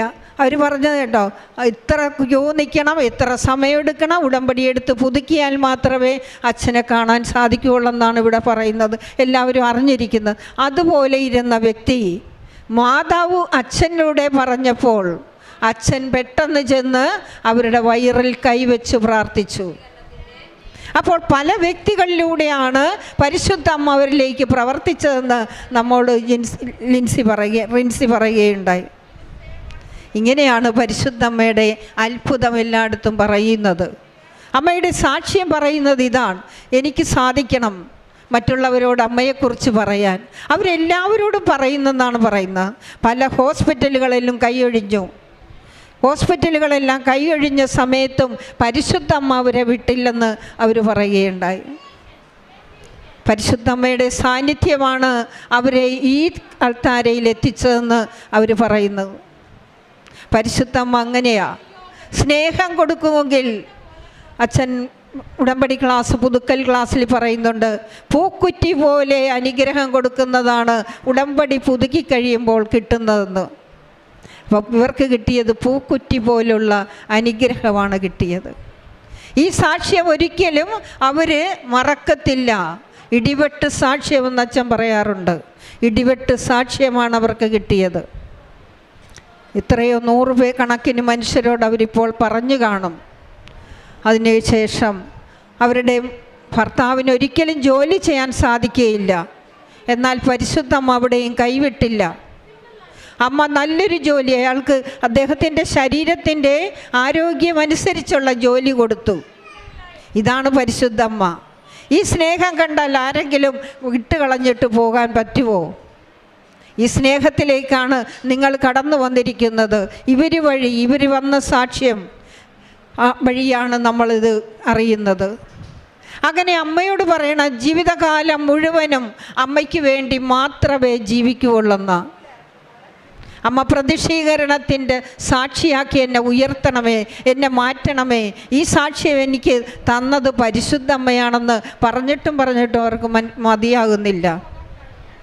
ഈ അമ്മയുടെ സ്നേഹം പങ്കുവെക്കാൻ ഇവിടെ വന്ന റിൻസിക്കും കുടുംബത്തിനും നന്ദി പറയുകയും അവർക്ക് കൊടുത്ത ദൈവത്തിൻ്റെ വലിയ കൃപ ഈശോയ്ക്ക് നന്ദി പറയുന്നതോടൊപ്പം അവർ ചെയ്യുന്ന പ്രേക്ഷിത പ്രവർത്തനം മറ്റുള്ളവർക്ക് വേണ്ടി അവരെങ്ങനെ അറിഞ്ഞോ അതുപോലെ മറ്റുള്ളവരെ അറിയിക്കുകയാണ്. സാമ്പത്തിക സഹായമായിട്ടും വസ്ത്രമായിട്ടും ഭക്ഷണമായിട്ടും എല്ലാം അവർ കൊടുത്ത് മറ്റുള്ളവരെ അറിയിക്കുകയാണ്. അവർ വിദേശ രാജ്യത്താണ് താമസിക്കുന്നതെന്ന് പറഞ്ഞു അവിടെയും ചെന്നു ഈ അമ്മയെക്കുറിച്ച് പറയുകയാണ്. അപ്പോൾ അറിഞ്ഞത് മറ്റുള്ളവർ വഴി ഇവർ വഴി മറ്റുള്ളവരെ അറിയിക്കുന്നു. അത് പ്രേക്ഷിത പ്രവർത്തനമാണ്. അറിയാത്തവരെ അറിയിക്കുകയും അറിഞ്ഞവരെ ആഴപ്പെടുത്തുകയുമാണ് അവർ ചെയ്യുന്നത്. അതാണ് പ്രേക്ഷിത പ്രവർത്തനം. ഇങ്ങനെ ചെയ്ത് പരിശുദ്ധ അമ്മ വഴി കിട്ടി പ്രതിഷ്ഠീകരണത്തിൻ്റെ സാക്ഷിയായ റിൻസി മാത്യുവിനെയും കുടുംബത്തെയും അവർക്ക് പരിശുദ്ധമ്മ നൽകിയ അനുഗ്രഹത്തിനും കോടാനുകോടി നന്ദി പറഞ്ഞ് കരങ്ങളടിച്ച് നമുക്ക് നന്ദി പറയാം. എൻ്റെ പേര് നിഖിൽ ജോൺ. ഞാൻ വരുന്നത് സെൻറ്റ് തെരേസാസ് ഇടവകയിൽ നിന്നാണ്. പാക്കിയിൽ കോട്ടയമാണ്. ഞാനിവിടെ വരാൻ ഉണ്ടായ കാരണം എന്ന് പറയുന്നത് എൻ്റെ ജോലിയായിരുന്നു എൻ്റെ പ്രധാനമായ കാര്യം. ഞാനിവിടെ എത്തിയത് ഉടമ്പടി എടുത്തത് 2025 മാർച്ച് 17-നാണ് ഉടമ്പടി എടുത്തത്. ഉടമ്പടി എടുക്കാനുള്ള കാര്യം, ഞാൻ 6 വർഷമായിട്ട് ബഹ്റിനിൽ ജോലി ചെയ്തുകൊണ്ടിരിക്കുമായിരുന്നു. അപ്പം അവിടുന്ന് എനിക്ക് സൗദിയിലേക്ക് ഒരു ജോലി കിട്ടുകയും അങ്ങനെ അതിൻ്റെ പേപ്പർ വർക്കിനായിട്ട് നവംബർ 7-ന് ഞാൻ ബഹ്റിനിൽ നിന്ന് റിസൈൻ ചെയ്തിട്ട് നാട്ടിൽ വരികയും ചെയ്തു. പക്ഷേ പേപ്പർ വർക്കെല്ലാം കാര്യമായിട്ട് നല്ല രീതിയിൽ തന്നെ നടന്നു. കുറച്ച് തടസ്സങ്ങളുണ്ടായെങ്കിലും നടന്നിരുന്നു. പക്ഷേ അത് കഴിഞ്ഞ് ജനുവരി ആയപ്പോഴത്തേന് വിസ സ്റ്റാമ്പ് ചെയ്ത് കിട്ടി. പിന്നെ പോകാനായിട്ടുള്ള കുറച്ച് ഡിലേ വന്നു. പിന്നെ അവർ ടിക്കറ്റിൻ്റെ കാര്യമൊന്നും പറയുന്നില്ല. അങ്ങനെ ജോലി കുറച്ച് ഡിലേ ആയി. അങ്ങനെ ജനുവരി ആയി, ഫെബ്രുവരി ആയി, മാർച്ചായി. ആ 3 മാസം ആകെ മെൻ്റലി ഡൗൺ ആയ ഒരു അവസ്ഥയായിരുന്നു. കാരണം ഫിനാൻഷ്യലി ഇപ്പം എൻ്റെ കുടുംബത്തിനെ സപ്പോർട്ട് ചെയ്യാൻ ഞാൻ മാത്രമേ ഉണ്ടായിരുന്നുള്ളൂ. അങ്ങനെ ഇരിക്കുന്ന സ്ഥിതിയിൽ എനിക്കത് ആകെപ്പാടെ ഒരു ബുദ്ധിമുട്ടായിരുന്നു. കാരണം ഹോം ലോണ്, അല്ലാത്ത കടങ്ങൾ, അങ്ങനെ കുറേ കാര്യങ്ങളൊക്കെ ഉണ്ടായിരുന്നു. അതെല്ലാം എനിക്ക് വളരെയധികം എന്നെ മാനസികമായിട്ട് ബാധിച്ചു. ഞാൻ റൂമിൽ തന്നെ അടച്ചിരിക്കാൻ തുടങ്ങി. സോഷ്യൽ മീഡിയയിൽ നിന്നെല്ലാം മാറി. കൂട്ടുകാർ വിളിച്ചാൽ എടുക്കാതെയായി. അങ്ങനെ പുറത്തു പോകാതെ പ്രാർത്ഥന കുറഞ്ഞു തുടങ്ങി. അങ്ങനെയെല്ലാം വന്ന സമയത്ത് മാർച്ച് 13-ാം തീയതി ആയപ്പോഴത്തേന് എനിക്ക് അവരുടെ മെയിൽ വന്നു, ആ ജോലി ക്യാൻസലായി, അവർക്ക് ഹയർ ചെയ്യാൻ പറ്റത്തില്ല എന്നുള്ളത്. അങ്ങനെ ആകെ ഡൗണായി. ഞാൻ ആരോടും വീട്ടിലൊന്നും പറഞ്ഞൊന്നുമില്ല. പക്ഷെ ഞാൻ ആദ്യം ബൈബിൾ എടുത്ത് വായിച്ചപ്പോൾ എനിക്ക് ഉടമ്പടിയെ പറ്റിയുള്ളൊരു വചനമായിരുന്നു കിട്ടിയിരുന്നത്. അപ്പം എന്നെ സംബന്ധിച്ച് ഉടമ്പടി എന്ന് പറയുമ്പോൾ കൃപാസനം മാത്രമേ ഉണ്ടായിരുന്നുള്ളൂ. ഞാൻ കൃപാസനത്തെ പറ്റി നേരത്തെ കേട്ടിരുന്നു, എല്ലാവരെയും പോലെ തന്നെ സോഷ്യൽ മീഡിയയിലൂടെ നെഗറ്റീവാണ് ആദ്യം കേട്ടിരുന്നത്. പിന്നെ അതിന് ശേഷം നല്ല കാര്യങ്ങൾ ഞാൻ കേട്ടിരുന്നു. അങ്ങനെ മാർച്ച് 17-ന് ഞാനിവിടെ കൃപാസനത്തിൽ ഞാൻ മമ്മിയായിട്ട് വരികയും അവിടെ ഇരുന്ന് കരഞ്ഞ് പ്രാർത്ഥിക്കുകയും ചെയ്തു. ആ സമയത്ത് എൻ്റെ പുറകെ ഇരുന്നൊരു ചേച്ചി ഇങ്ങനെ പറയുകയുണ്ടായി, കൃപാസനത്തിൽ വന്നാൽ മതി, ബാക്കിയെല്ലാം മാതാവ് നോക്കിക്കോളൂന്ന്. അങ്ങനെ കൃപാസനത്തിൽ വന്ന് അപ്പോഴാണ് ഞാൻ ആദ്യമായിട്ട് എൻ്റെ മമ്മിയോട് പറയുന്നത്, അമ്മി ആ ജോലി എനിക്ക് നഷ്ടമായി, ഇനി വേറെ ജോലി നോക്കണമെന്ന്. മമ്മി നല്ല കരച്ചിലായിരുന്നു. ഇവിടെ വന്ന് പറയാൻ കാരണം എന്നാന്ന് ചോദിച്ചാൽ എനിക്ക് ഉറപ്പായിരുന്നു ഇവിടെ വന്നിട്ട് ഞാനത് പറയുവാണെങ്കിൽ എനിക്ക് അമ്മ മാതാവ് നല്ലൊരു ജോലി തരുമെന്നുള്ളത്. അതുകൊണ്ടാണ് ഞാനിവിടെ വന്നത് മമ്മിയോട് പറഞ്ഞത്. അതിനുശേഷം ഞാനിവിടെ ഉടമ്പടി എടുത്ത് തിരിച്ച് വീട്ടിൽ പോയി. ആദ്യത്തെ 2 മാസം ഒരു നോർമൽ രീതി പോലെ രാവിലെയും വൈകുന്നേരം ഉടമ്പടി പ്രാർത്ഥനകൾ ചെയ്തു. ഇവിടുന്ന് കിട്ടിയ പത്രം എല്ലാം കൊടുത്തു. അങ്ങനെ മാത്രമേ ചെയ്തിരുന്നുള്ളൂ. കൂടുതലായിട്ട് ഞാനൊന്നും ചെയ്തിരുന്നില്ല. എൻ്റെ ഒരു വിശ്വാസത്തിൽ ജോലി ലഭിക്കും, ഇവിടെ വന്നുകൊണ്ട് കിട്ടുമെന്നുള്ളൊരു പ്രതീക്ഷയായിരുന്നു എനിക്ക്. പക്ഷേ 2 മാസമായപ്പോഴും ഒരു ബുദ്ധിമുട്ടുണ്ട് എനിക്ക് ഫീൽ ചെയ്യാൻ തുടങ്ങി. കാരണം ഇതെൻ്റെ ഉടമ്പടി കറക്റ്റായിട്ടാണോ പോകുന്നത് എന്നുള്ള എനിക്കൊരു ഭയങ്കര ഡൗട്ടായിരുന്നു. അങ്ങനെ വന്ന സ്ഥിതിക്ക് അപ്പോഴൊന്നും ഞാൻ ഡെയിലി കുർബാനയ്ക്ക് പോകുന്നില്ലായിരുന്നു. കാര്യം എൻ്റെ തൊട്ടടുത്തൊരു പള്ളി ഉണ്ടെങ്കിലും ഞാൻ കുർബാന അങ്ങനെ പോകുന്നില്ലായിരുന്നു. പക്ഷേ 2 മാസമൊക്കെ കഴിഞ്ഞപ്പം ഞാൻ കുർബാനയ്ക്ക് പോകാൻ തുടങ്ങി. രാവിലെ കുർബാനയ്ക്ക് പോകാൻ തുടങ്ങി. അങ്ങനെ പ്രാർത്ഥിച്ച് തുടങ്ങി. ഞാൻ ബൈബിൾ വായിക്കാൻ തുടങ്ങി. അങ്ങനെ കുറച്ച് രീതിയിലേക്ക് വരാൻ തുടങ്ങി. പക്ഷെ എന്നാലും എനിക്ക് എന്തൊക്കെയോ എവിടെയൊക്കെയോ ഇൻകംപ്ലീറ്റ് ആയിട്ട് ഫീൽ ചെയ്യുന്നുണ്ടായിരുന്നു. കാരണം കാരുണ്യപ്രവർത്തികളൊന്നും അപ്പോൾ ഞാൻ ചെയ്തിരുന്നില്ല. കാരണം എന്തെങ്കിലും ഒരു ഓൾഡ് ഏജ് ഹോമിലേക്ക് വല്ല പൈസ ഡൊണേറ്റ് ചെയ്യുമോ അങ്ങനെയൊക്കെ ഞാൻ ചെയ്തിരുന്നു. അല്ലാതെ കാര്യമായിട്ടൊന്നും ഞാൻ ചെയ്തിരുന്നില്ല എൻ്റെ സൈഡിൽ നിന്ന്. അങ്ങനെ ഞാൻ പ്രാർത്ഥിക്കാൻ തുടങ്ങി കൂടുതലായിട്ടും. കുർബാനയുടെ സമയത്ത് ഞാൻ പരാതികൾ പറയുന്നതിന് പകരം ഞാൻ സംഭാഷണം തുടങ്ങി യേശുവായിട്ട്. കാരണം അവിടെ ചെന്നിട്ട് ഞാൻ എൻ്റെ കാര്യങ്ങൾ പറയാൻ തുടങ്ങി പുള്ളിയോട്. എൻ്റെ അന്നത്തെ കാര്യങ്ങളും എൻ്റെ പഴയ കാര്യങ്ങളെല്ലാം സംസാരിക്കാൻ തുടങ്ങി. കാരണം പരാതികൾ ഓൾറെഡി അറിയാം, ഈശോയ്ക്ക് അറിയാം. അതുകൊണ്ട് ഞാൻ അത് കൂടുതൽ പറയുന്നതിനേക്കാട്ടിലും യേശുവോട് സംസാരിക്കാനായിട്ട് തുടങ്ങി, മാതാവിനോട് സംസാരിക്കാൻ തുടങ്ങി. അങ്ങനെ ഒരു ദിവസം പള്ളിയിലിരുന്ന് ഞാൻ പ്രാർത്ഥിച്ചുകൊണ്ടിരുന്നപ്പോഴത്തേനും എനിക്ക് കൂടുതൽ കാരുണ്യപ്രവൃത്തി ചെയ്യണമെന്നുണ്ട്. പക്ഷേ അതെവിടെ പോയി തപ്പിപ്പിടിക്കണം, എങ്ങനെ കണ്ടുപിടിക്കണം എന്നുള്ളത് എനിക്കറിയത്തില്ല. പിന്നെ കുറച്ച് ഒരു ഇൻട്രോവേർട്ട് ഒരു ടൈപ്പാണ്. അതുകൊണ്ട് തന്നെ ഒരു പബ്ലിക്കലി ചെന്നിട്ട് ഒരു കാര്യങ്ങൾ ചെയ്യാൻ എനിക്ക് ഭയങ്കര ബുദ്ധിമുട്ടാണ്. അങ്ങനെ പക്ഷേ അത് ഞാൻ മാതാവിനോട് പറഞ്ഞു, യേശുവിനോടും പറഞ്ഞു, എനിക്കത് പറ്റില്ല, പക്ഷേ നീ എനിക്ക് കാണിച്ചു തരണം ഒരാളെ, അല്ലെങ്കിൽ എനിക്ക് നീ ഒരു വഴി തുറന്നു തരണമെന്ന് പറഞ്ഞു. അങ്ങനെ ഒരു ദിവസം രാവിലെ ഞാൻ പള്ളിയിൽ പോയപ്പോൾ ആ പള്ളിയിൽ ഒരു ചേട്ടനെ കണ്ടു. ആ ചേട്ടൻ എന്നോട് പറഞ്ഞു, ഒരു സെൻട്രൽ പ്രെയർ ഗ്രൂപ്പ് ഉണ്ട് എല്ലാ വ്യാഴാഴ്ചയും സെൻറ്റ് ആൻ്റണി, കോട്ടയം സെൻറ്റ് ആൻ്റണിയിൽ വെച്ചാണ് നടക്കുന്നത്, അതിന് ജസ്റ്റ് വരാൻ പറഞ്ഞു. അങ്ങനെ ഞാൻ ആ പ്രെയർ ഗ്രൂപ്പിൽ പോയി. അവിടെ കുറച്ച് പേരിരുന്ന് കൂട്ടത്തിരുന്ന് പ്രാർത്ഥിക്കുമായിരുന്നു ചെയ്തിരുന്നത്. അങ്ങനെ ആ പ്രാർത്ഥനയിൽ ഞാൻ പങ്കെടുത്തു. അവിടെ വെച്ച് വേറൊരു ബ്രദറിനെ പരിചയപ്പെട്ടു. പുള്ളി ഇവിടെ കൃപാസനത്തിൽ ഉടമ്പടി എടുത്ത ആളാണ്. സാക്ഷ്യം വന്ന് പറഞ്ഞിരുന്നു. പുള്ളി ഇതുപോലെ കാരുണ്യപ്രവർത്തികളൊക്കെ ചെയ്യുന്നുണ്ടായിരുന്നു. അപ്പോൾ ഒരു ദിവസം പുള്ളി എന്നോട് പറഞ്ഞു, നമുക്കിതുപോലെ കാരുണ്യപ്രവർത്തികൾ ചെയ്യാൻ പോകാം, വിളിച്ചാൽ മതി എന്ന് പറഞ്ഞു. അങ്ങനെ പുള്ളി എന്നെ വിളിച്ചു. അങ്ങനെ ഞാൻ മരിയ സദനം എന്ന് പറയുന്ന ഒരു പാലയിലുള്ള ഒരു റിട്രീറ്റ് സെൻ്ററാണ്, അവിടെ പോയി എൻ്റെ കാരുണ്യപ്രവർത്തികൾ ഞാൻ സ്റ്റാർട്ട് ചെയ്തു. ആ നിമിഷം മുതൽ എൻ്റെ ജീവിതത്തിൽ വളരെയധികം മാറ്റങ്ങളാണ് സംഭവിച്ചു തുടങ്ങിയത്. കാരണം അതുവരേക്കും ഇൻ്റർവ്യൂ കോളുകൾ വരുന്നുണ്ടായിരുന്നു, പക്ഷെ ഒന്നും ടെക്നിക്കലി ഒന്നും ഇതാവുന്നില്ല. ഞാനൊരു സോഫ്റ്റ്വെയർ എഞ്ചിനീയറാണ് ബേറിൽ. പിന്നെ നാട്ടിൽ വന്നതിന് ശേഷം എന്നെ സംബന്ധിച്ച് എൻ്റെ സ്കില്ലൊക്കെ കുറച്ച് ബാക്ക്വേർഡായിരുന്നു, അപ്ഗ്രേഡ് ആയിട്ടില്ലായിരുന്നു. അപ്പോൾ എൻ്റെ റെസ്യൂം ഞാൻ എൻ്റെ ഫ്രണ്ട്സിനൊക്കെ ഫോർവേഡ് ചെയ്യുമ്പോഴത്തേനും അവരാദ്യം പറഞ്ഞു, നേടാ ഇത് റെസ്യൂം കൊടുത്താൽ ഇപ്പോഴത്തെ കമ്പനികളിലൊന്നും അക്സെപ്റ്റ് ചെയ്യത്തില്ല, കാരണം ഇത് പഴയ ടെക്നോളജിയും കാര്യങ്ങളൊക്കെയാണ് ഞാൻ ഫോളോ ചെയ്ത് പോയിക്കൊണ്ടിരിക്കുന്നത്, ഇപ്പോഴത്തെ രീതിയിലൊന്നും കിട്ടത്തില്ല. അങ്ങനെ ഞാൻ മാനസികമായിട്ട് ഒരു തകർന്നു നിൽക്കുന്ന ഒരു ടൈം തന്നെയായിരുന്നു. അപ്പം ഞാൻ മാതാവിനോട് പറഞ്ഞു, മാതാവേ നീ വേണം ഇനി എൻ്റെ റെസ്യൂം റെഡിയാക്കി തരാനായിട്ട്. ഒരു പ്രാവശ്യം ഞാനിവിടെ വന്ന് മാതാവിന് മുമ്പിൽ റെസ്യൂം ഞാൻ സബ്മിറ്റ് ചെയ്തു. മാതാവിന് ഞാൻ കൊടുത്തു, അമ്മ ഇത് മനുഷ്യരാൽ നോക്കിയിട്ട് നടക്കത്തില്ലാത്തൊരു റെസ്യൂമെയാണ് എൻ്റേത്, കാരണം അമ്മ മാതാവ് വേണം എനിക്ക് സെലക്ട് ചെയ്ത് ജോലി തരാനായിട്ടെന്ന് പ്രാർത്ഥിച്ചു. അങ്ങനെ ഇരിക്കെ ഒരു ദിവസം എന്തോ രാവിലെ ഡെയിലി ബ്രെഡ് കേട്ടുകൊണ്ടിരിക്കുന്ന സമയത്ത് ജോലിയുടെ കാര്യത്തിൽ പ്രത്യേകിച്ച് ഒരു നീക്കുപോക്കും അപ്പോഴും ഒന്നും സംഭവിക്കുന്നില്ല. ആ സമയത്ത് ഞാൻ ഇങ്ങനെ ഡെയിലി ബ്രെഡ് കേൾക്കുമ്പോൾ ജോസഫ് അച്ഛൻ ഇങ്ങനെ പറഞ്ഞു, ജോലിയുടെ കാര്യത്തിൽ ബുദ്ധിമുട്ടുന്ന കുറേ പേരെ കാണുന്നുണ്ട്, അവർക്ക് കുറച്ച് നമ്പറുകൾ അച്ഛൻ പറഞ്ഞു. അതിൽ ഒരു നമ്പർ വെച്ചിട്ട് പ്രാർത്ഥിക്കാനാണ് അച്ഛൻ പറഞ്ഞത്. അങ്ങനെ ഞാൻ ചൂസ് ചെയ്ത നമ്പർ 7 ആയിരുന്നു. കാരണം അമ്മ മാതാവ് പ്രത്യക്ഷപ്പെട്ട ദിവസം 7 ആയതുകൊണ്ട് ഞാൻ 7 തന്നെ ചൂസ് ചെയ്തു. പക്ഷേ അത് മെയ് മാസത്തിലായിരുന്നു ഞാൻ ഡേറ്റ് ചൂസ് ചെയ്തിരുന്നത്. അപ്പോൾ മെയിൽ വെച്ച് നോക്കിയപ്പോഴത്തേന് പിന്നെയുള്ള 7 എന്ന് പറഞ്ഞ് 17-ാം തീയതി 27, പിന്നെ ജൂണിലുള്ള 7, അങ്ങനെയുള്ള 7 ആയിരുന്നു. അപ്പോൾ എനിക്കൊരു പേടി, മാതാവ് ഇത് ഒത്തിരി ഡിലേ ആവരുത്, കാരണം എനിക്ക് ഫിനാൻഷ്യലി ഒത്തിരി ബുദ്ധിമുട്ടുണ്ട്, കാരണം എൻ്റെ കയ്യിലെ ക്യാഷ് എല്ലാം തീർന്നുകൊണ്ടിരിക്കുകയാണ്, കംപ്ലീറ്റ്ലി അക്കൗണ്ട് 0 ആയിക്കൊണ്ടിരിക്കുന്ന ഒരു സമയമാണ്. എനിക്ക് മുമ്പോട്ട് എങ്ങനെ പോകണമെന്ന് എനിക്കറിയത്തില്ല. അങ്ങനെ എൻ്റെ മനസ്സിലൊരു തോന്നൽ വന്ന്, ജൂലൈ എന്ന് പറയുന്നത് 7-ാം മാസമാണ്, ആ മാസം വരെ പക്ഷേ എനിക്ക് നിന്ന് പോകാനുള്ളൊരു ഫിനാൻഷ്യലി ഞാൻ സ്റ്റേബിൾ അല്ല, ഒട്ടും അത്രയ്ക്കും ബുദ്ധിമുട്ടായി നിൽക്കുന്ന സമയമാണ്. അങ്ങനെ വന്ന സമയത്ത് ഞാൻ പ്രാർത്ഥിച്ചു. പിന്നെ ആ 7 എന്നുള്ളൊരു ഡേറ്റ് അങ്ങനെ അങ്ങ് പോയി. അതിനുശേഷം ഒരു ദിവസം ഇങ്ങനെ വീണ്ടും ഡെയിലി ബ്രെഡ് എല്ലാം കേട്ടിട്ട് ടെസ്റ്റിമോണിയിൽ ഒരു ചേച്ചി പറഞ്ഞു, നമ്മൾ മനസ്സ് വിഷമിച്ചിരിക്കുകയാണെങ്കിൽ മനസ്താപ പ്രകടനം ചൊല്ലിയാൽ മതി, മനസ്താപ പ്രകടനം ചൊല്ലി പ്രാർത്ഥിക്കുമ്പോൾ ദൈവം നമ്മുടെ പാപങ്ങൾ ക്ഷമിക്കും, നമുക്ക് കുറച്ച് ആശ്വാസം ലഭിക്കുമെന്ന് പറഞ്ഞു. അങ്ങനെ ഒരു ദിവസം ഞാൻ രാവിലെ ഇതുപോലെ മുറ്റത്തിരുന്ന് ചെടിയൊക്കെ നോക്കിക്കൊണ്ടിരുന്ന സമയത്ത് ഞാൻ മനസ്താപ പ്രകടനം വിശ്വാസ പ്രകടനം ചൊല്ലിക്കൊണ്ടിരുന്നു. അപ്പോൾ എനിക്ക് ഭയങ്കരമായിട്ടും മുല്ലപ്പൂവിൻ്റെ മണം വന്നു.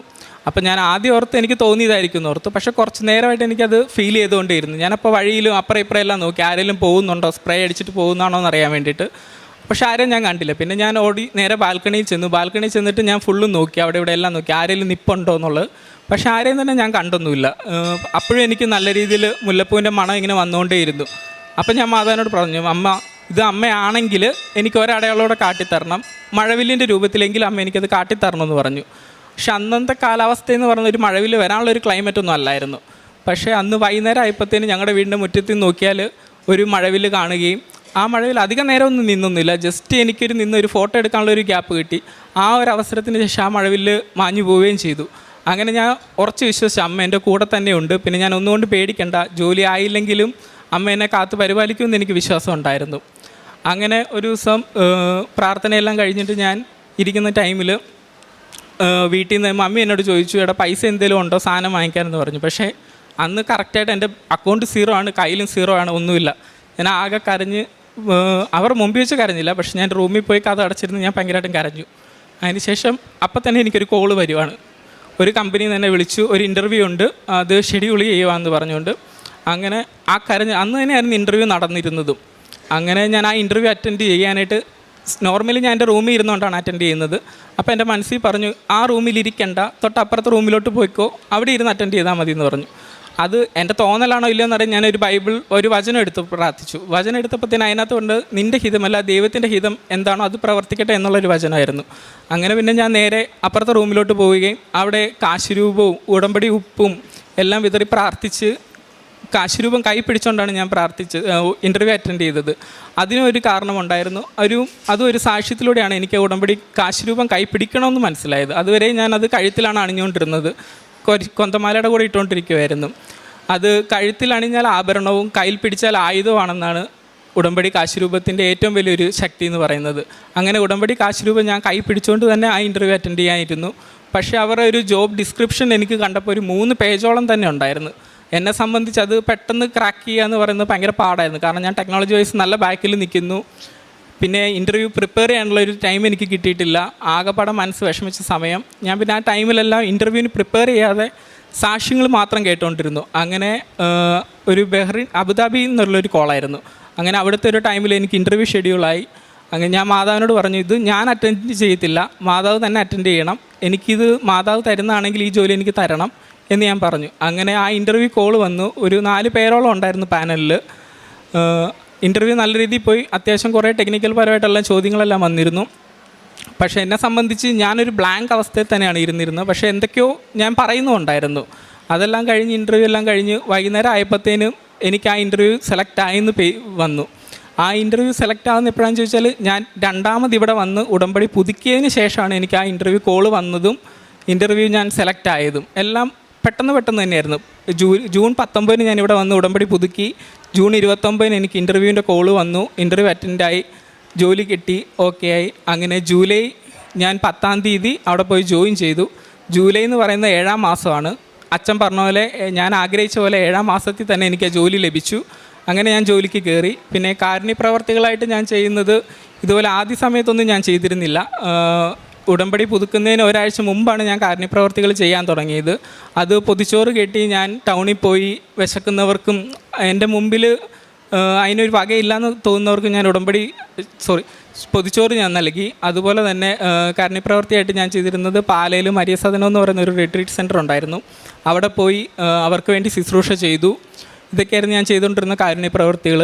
പിന്നെ പ്രേക്ഷിത പ്രവൃത്തിയായിട്ട് ഞാൻ എല്ലാ മാസവും ഇവിടെ വന്ന് ഉടമ്പടി പത്രം വാങ്ങിച്ച് ബസ് സ്റ്റാൻഡിലും പള്ളിയിലും ഹോസ്പിറ്റലിലും എല്ലാവർക്കും പോയി ഞാൻ വിതരണം ചെയ്തിരുന്നു.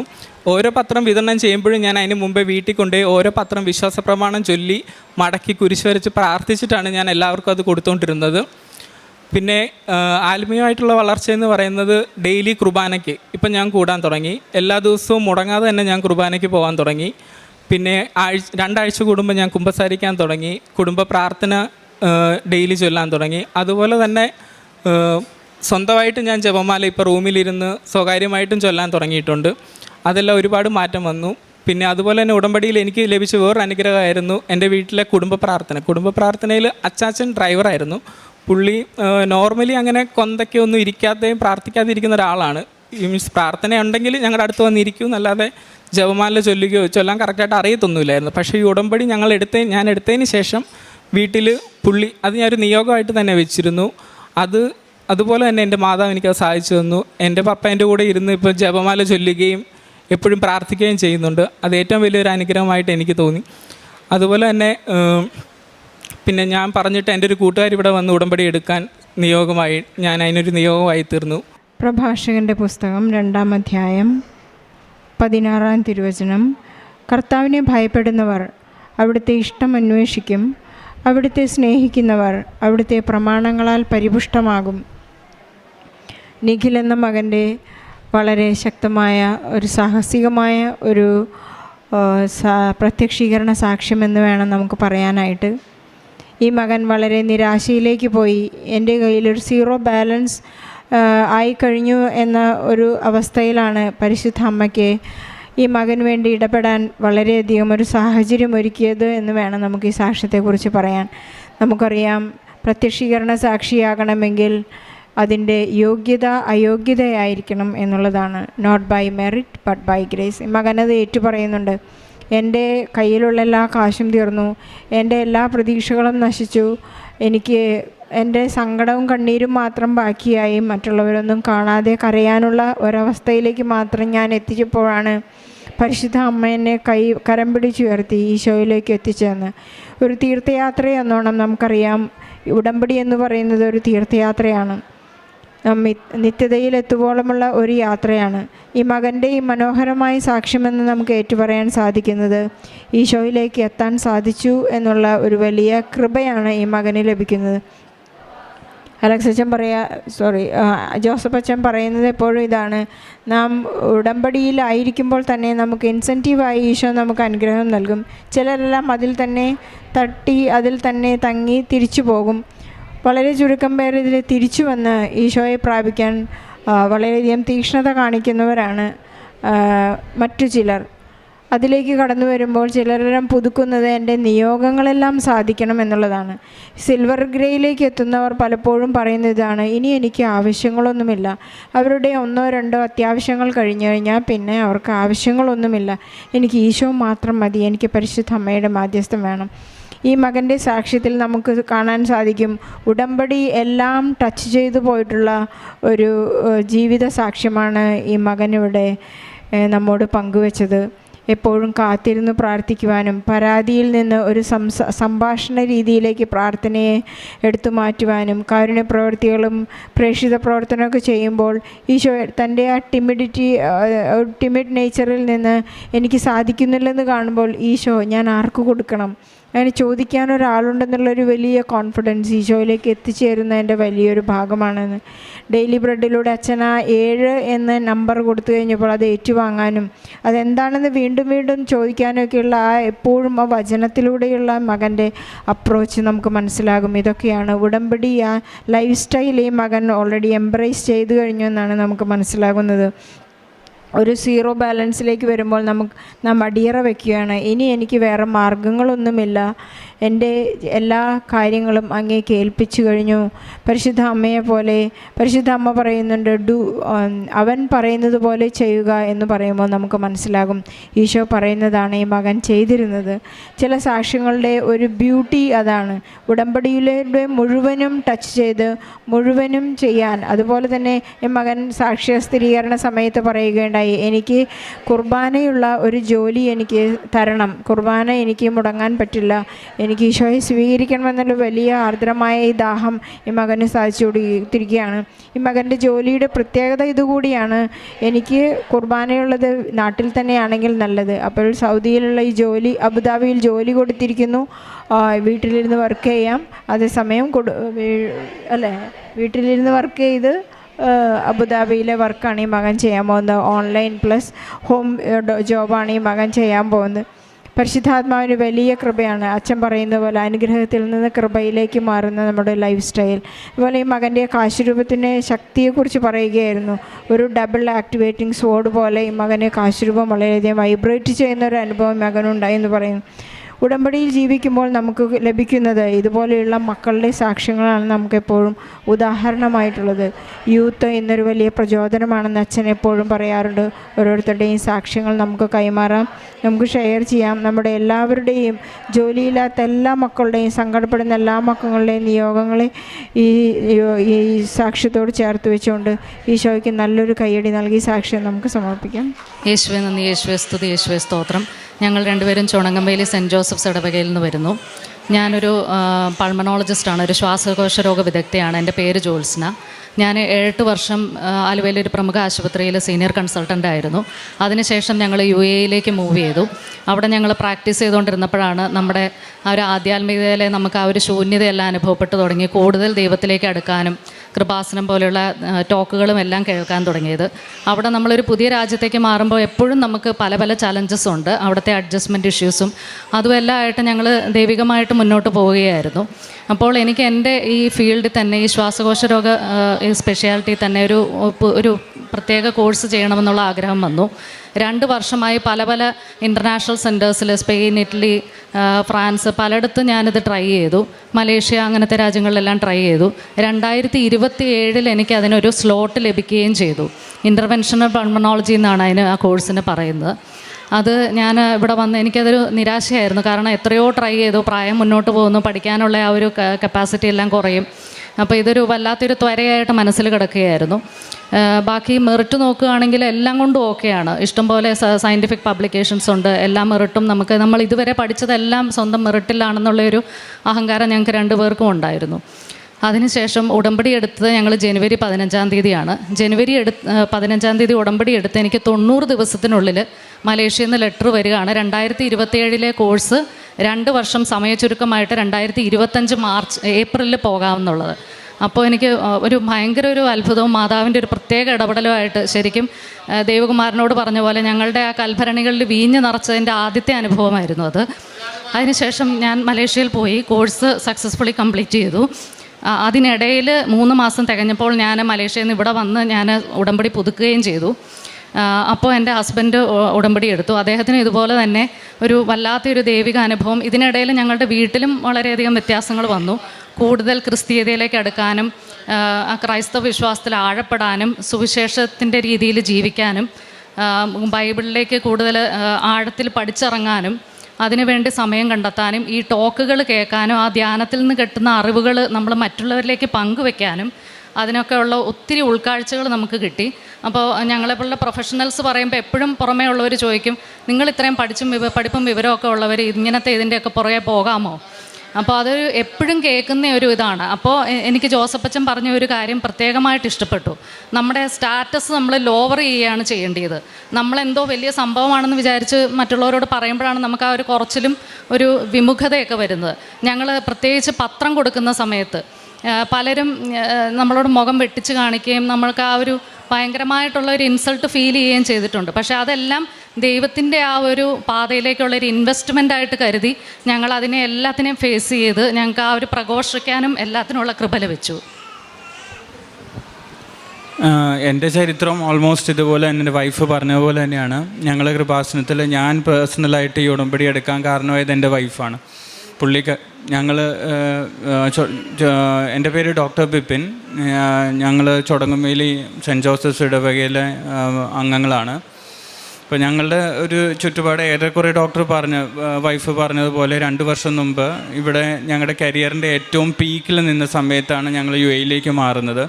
അപ്പോൾ ഇവിടെ ഭയങ്കര തിരക്കുള്ള ഒരു ജീവിതത്തിൽ നിന്ന് കുറച്ചൊരു വർക്ക് ലൈഫ് ബാലൻസ് വേണം എന്നുള്ള രീതിയിലാണ് അങ്ങോട്ട് പോകുന്നത്. അപ്പോൾ ഞാൻ ഒരു പീഡിയാട്രിക് ICU എക്സ്പേർട്ടാണ്. ICU എന്ന് പറഞ്ഞാൽ അറിയാം, കുട്ടികളിൽ തന്നെ തീവ്രപരിചരണ വിഭാഗം വളരെ കുറവായിട്ടാണ് കേരളത്തിൽ പോലും ഉള്ളൂ. അപ്പോൾ ഇവിടുത്തെ ഒരു കൊച്ചിയിൽ തന്നെ ഒരു വലിയ പ്രമുഖ ഹോസ്പിറ്റലിലെ തീവ്രപരിചരണ വിഭാഗം മേധാവിയായിട്ട് വർക്ക് ചെയ്യായിരുന്നു. ജോസഫച്ചൻ പറയുന്ന പോലെ ഇത്രയും വർഷങ്ങളിൽ എനിക്ക് MBBS കഴിഞ്ഞിട്ട് 16 വർഷമായി. മെറിറ്റിൽ മാത്രം വിശ്വസിച്ചിരുന്ന ആളാണ്. MBBSഉം MDയും അത് കഴിഞ്ഞുള്ള ഫോറിൻ ഫെലോഷിപ്പും എല്ലാം മെറിറ്റിൽ മാത്രം കിട്ടി. അപ്പോൾ UAE ചെന്ന് കഴിയുമ്പോഴും അവിടെ തീർച്ചയായിട്ടും നമുക്ക് ഇവിടുത്തെ ആ ക്രെഡൻഷ്യൽസും ഇവിടുത്തെ ആ ക്വാളിഫിക്കേഷനും വെച്ച് ഈ പറഞ്ഞ PICU വർക്ക് തന്നെ ചെയ്യണം എന്നുള്ളൊരാഗ്രഹത്തിലാണ് പോകുന്നത്.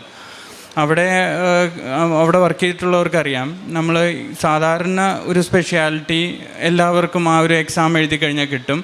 അതിന് മുകളിലേക്ക് ഇതുപോലെയുള്ള ക്രിട്ടിക്കൽ കെയർ ഏരിയാസ് എല്ലാം അവിടുത്തെ ഗവൺമെൻറ് അംഗീകരിക്കുന്ന ഒരു പാനൽ തരുന്ന ഒരു അക്രഡിറ്റേഷൻ ഉണ്ടെങ്കിൽ മാത്രമേ പറ്റുള്ളൂ. നമ്മുടെ ഇവിടുത്തെ പോലെ എല്ലാവരും അങ്ങനെ എല്ലാത്തിലും ചെയ്യാൻ പറ്റില്ല. അപ്പോൾ പക്ഷേ നമ്മുടെ ട്രെയിനിങ് ബാക്ക്ഗ്രൗണ്ടിൽ വെച്ച് നമുക്ക് ഉറപ്പായിട്ടും അത് വളരെ നിസ്സാരമായിട്ട് ക്ലിയർ ചെയ്യാൻ പറ്റുന്ന ഒരു ഓവർ കോൺഫിഡൻസും മെറിറ്റിലുള്ള ഒരു അമിത വിശ്വാസവും തന്നെ അങ്ങനെ തന്നെ പറയാം. അങ്ങനെ തന്നെ പോയ ആളാണ് ഞാൻ. പക്ഷേ ഞാൻ അവിടെ പോയി ഈ പറഞ്ഞ ICU സെറ്റ് ചെയ്യാൻ തുടങ്ങിയപ്പോൾ തന്നെ ചലഞ്ചസ് ഫീൽ ചെയ്ത് തുടങ്ങി. ഇവിടുത്തെ പോലത്തെ നഴ്സസ് ട്രെയിനിങ്ങോ അങ്ങനെ ജൂനിയർ ഡോക്ടേഴ്സിൻ്റെ സപ്പോർട്ടും ഒക്കെ പുതിയതായിട്ട് തുടങ്ങുമ്പോൾ അങ്ങനെ ഒത്തിരി ചലഞ്ചസ് ഉണ്ട്. അതിൻ്റെ കൂട്ടത്തിൽ ഈ എക്സാമും. അപ്പോൾ ഈ എക്സാം അപ്ലൈ ചെയ്യാൻ നേരത്ത് നമ്മൾ ഓൺലൈൻ അപ്ലൈ ചെയ്യണം. നമുക്ക് ഇവിടുത്തെ പോലെ ഫോൺ വിളിച്ച് ചോദിക്കാനൊന്നും പറ്റില്ല.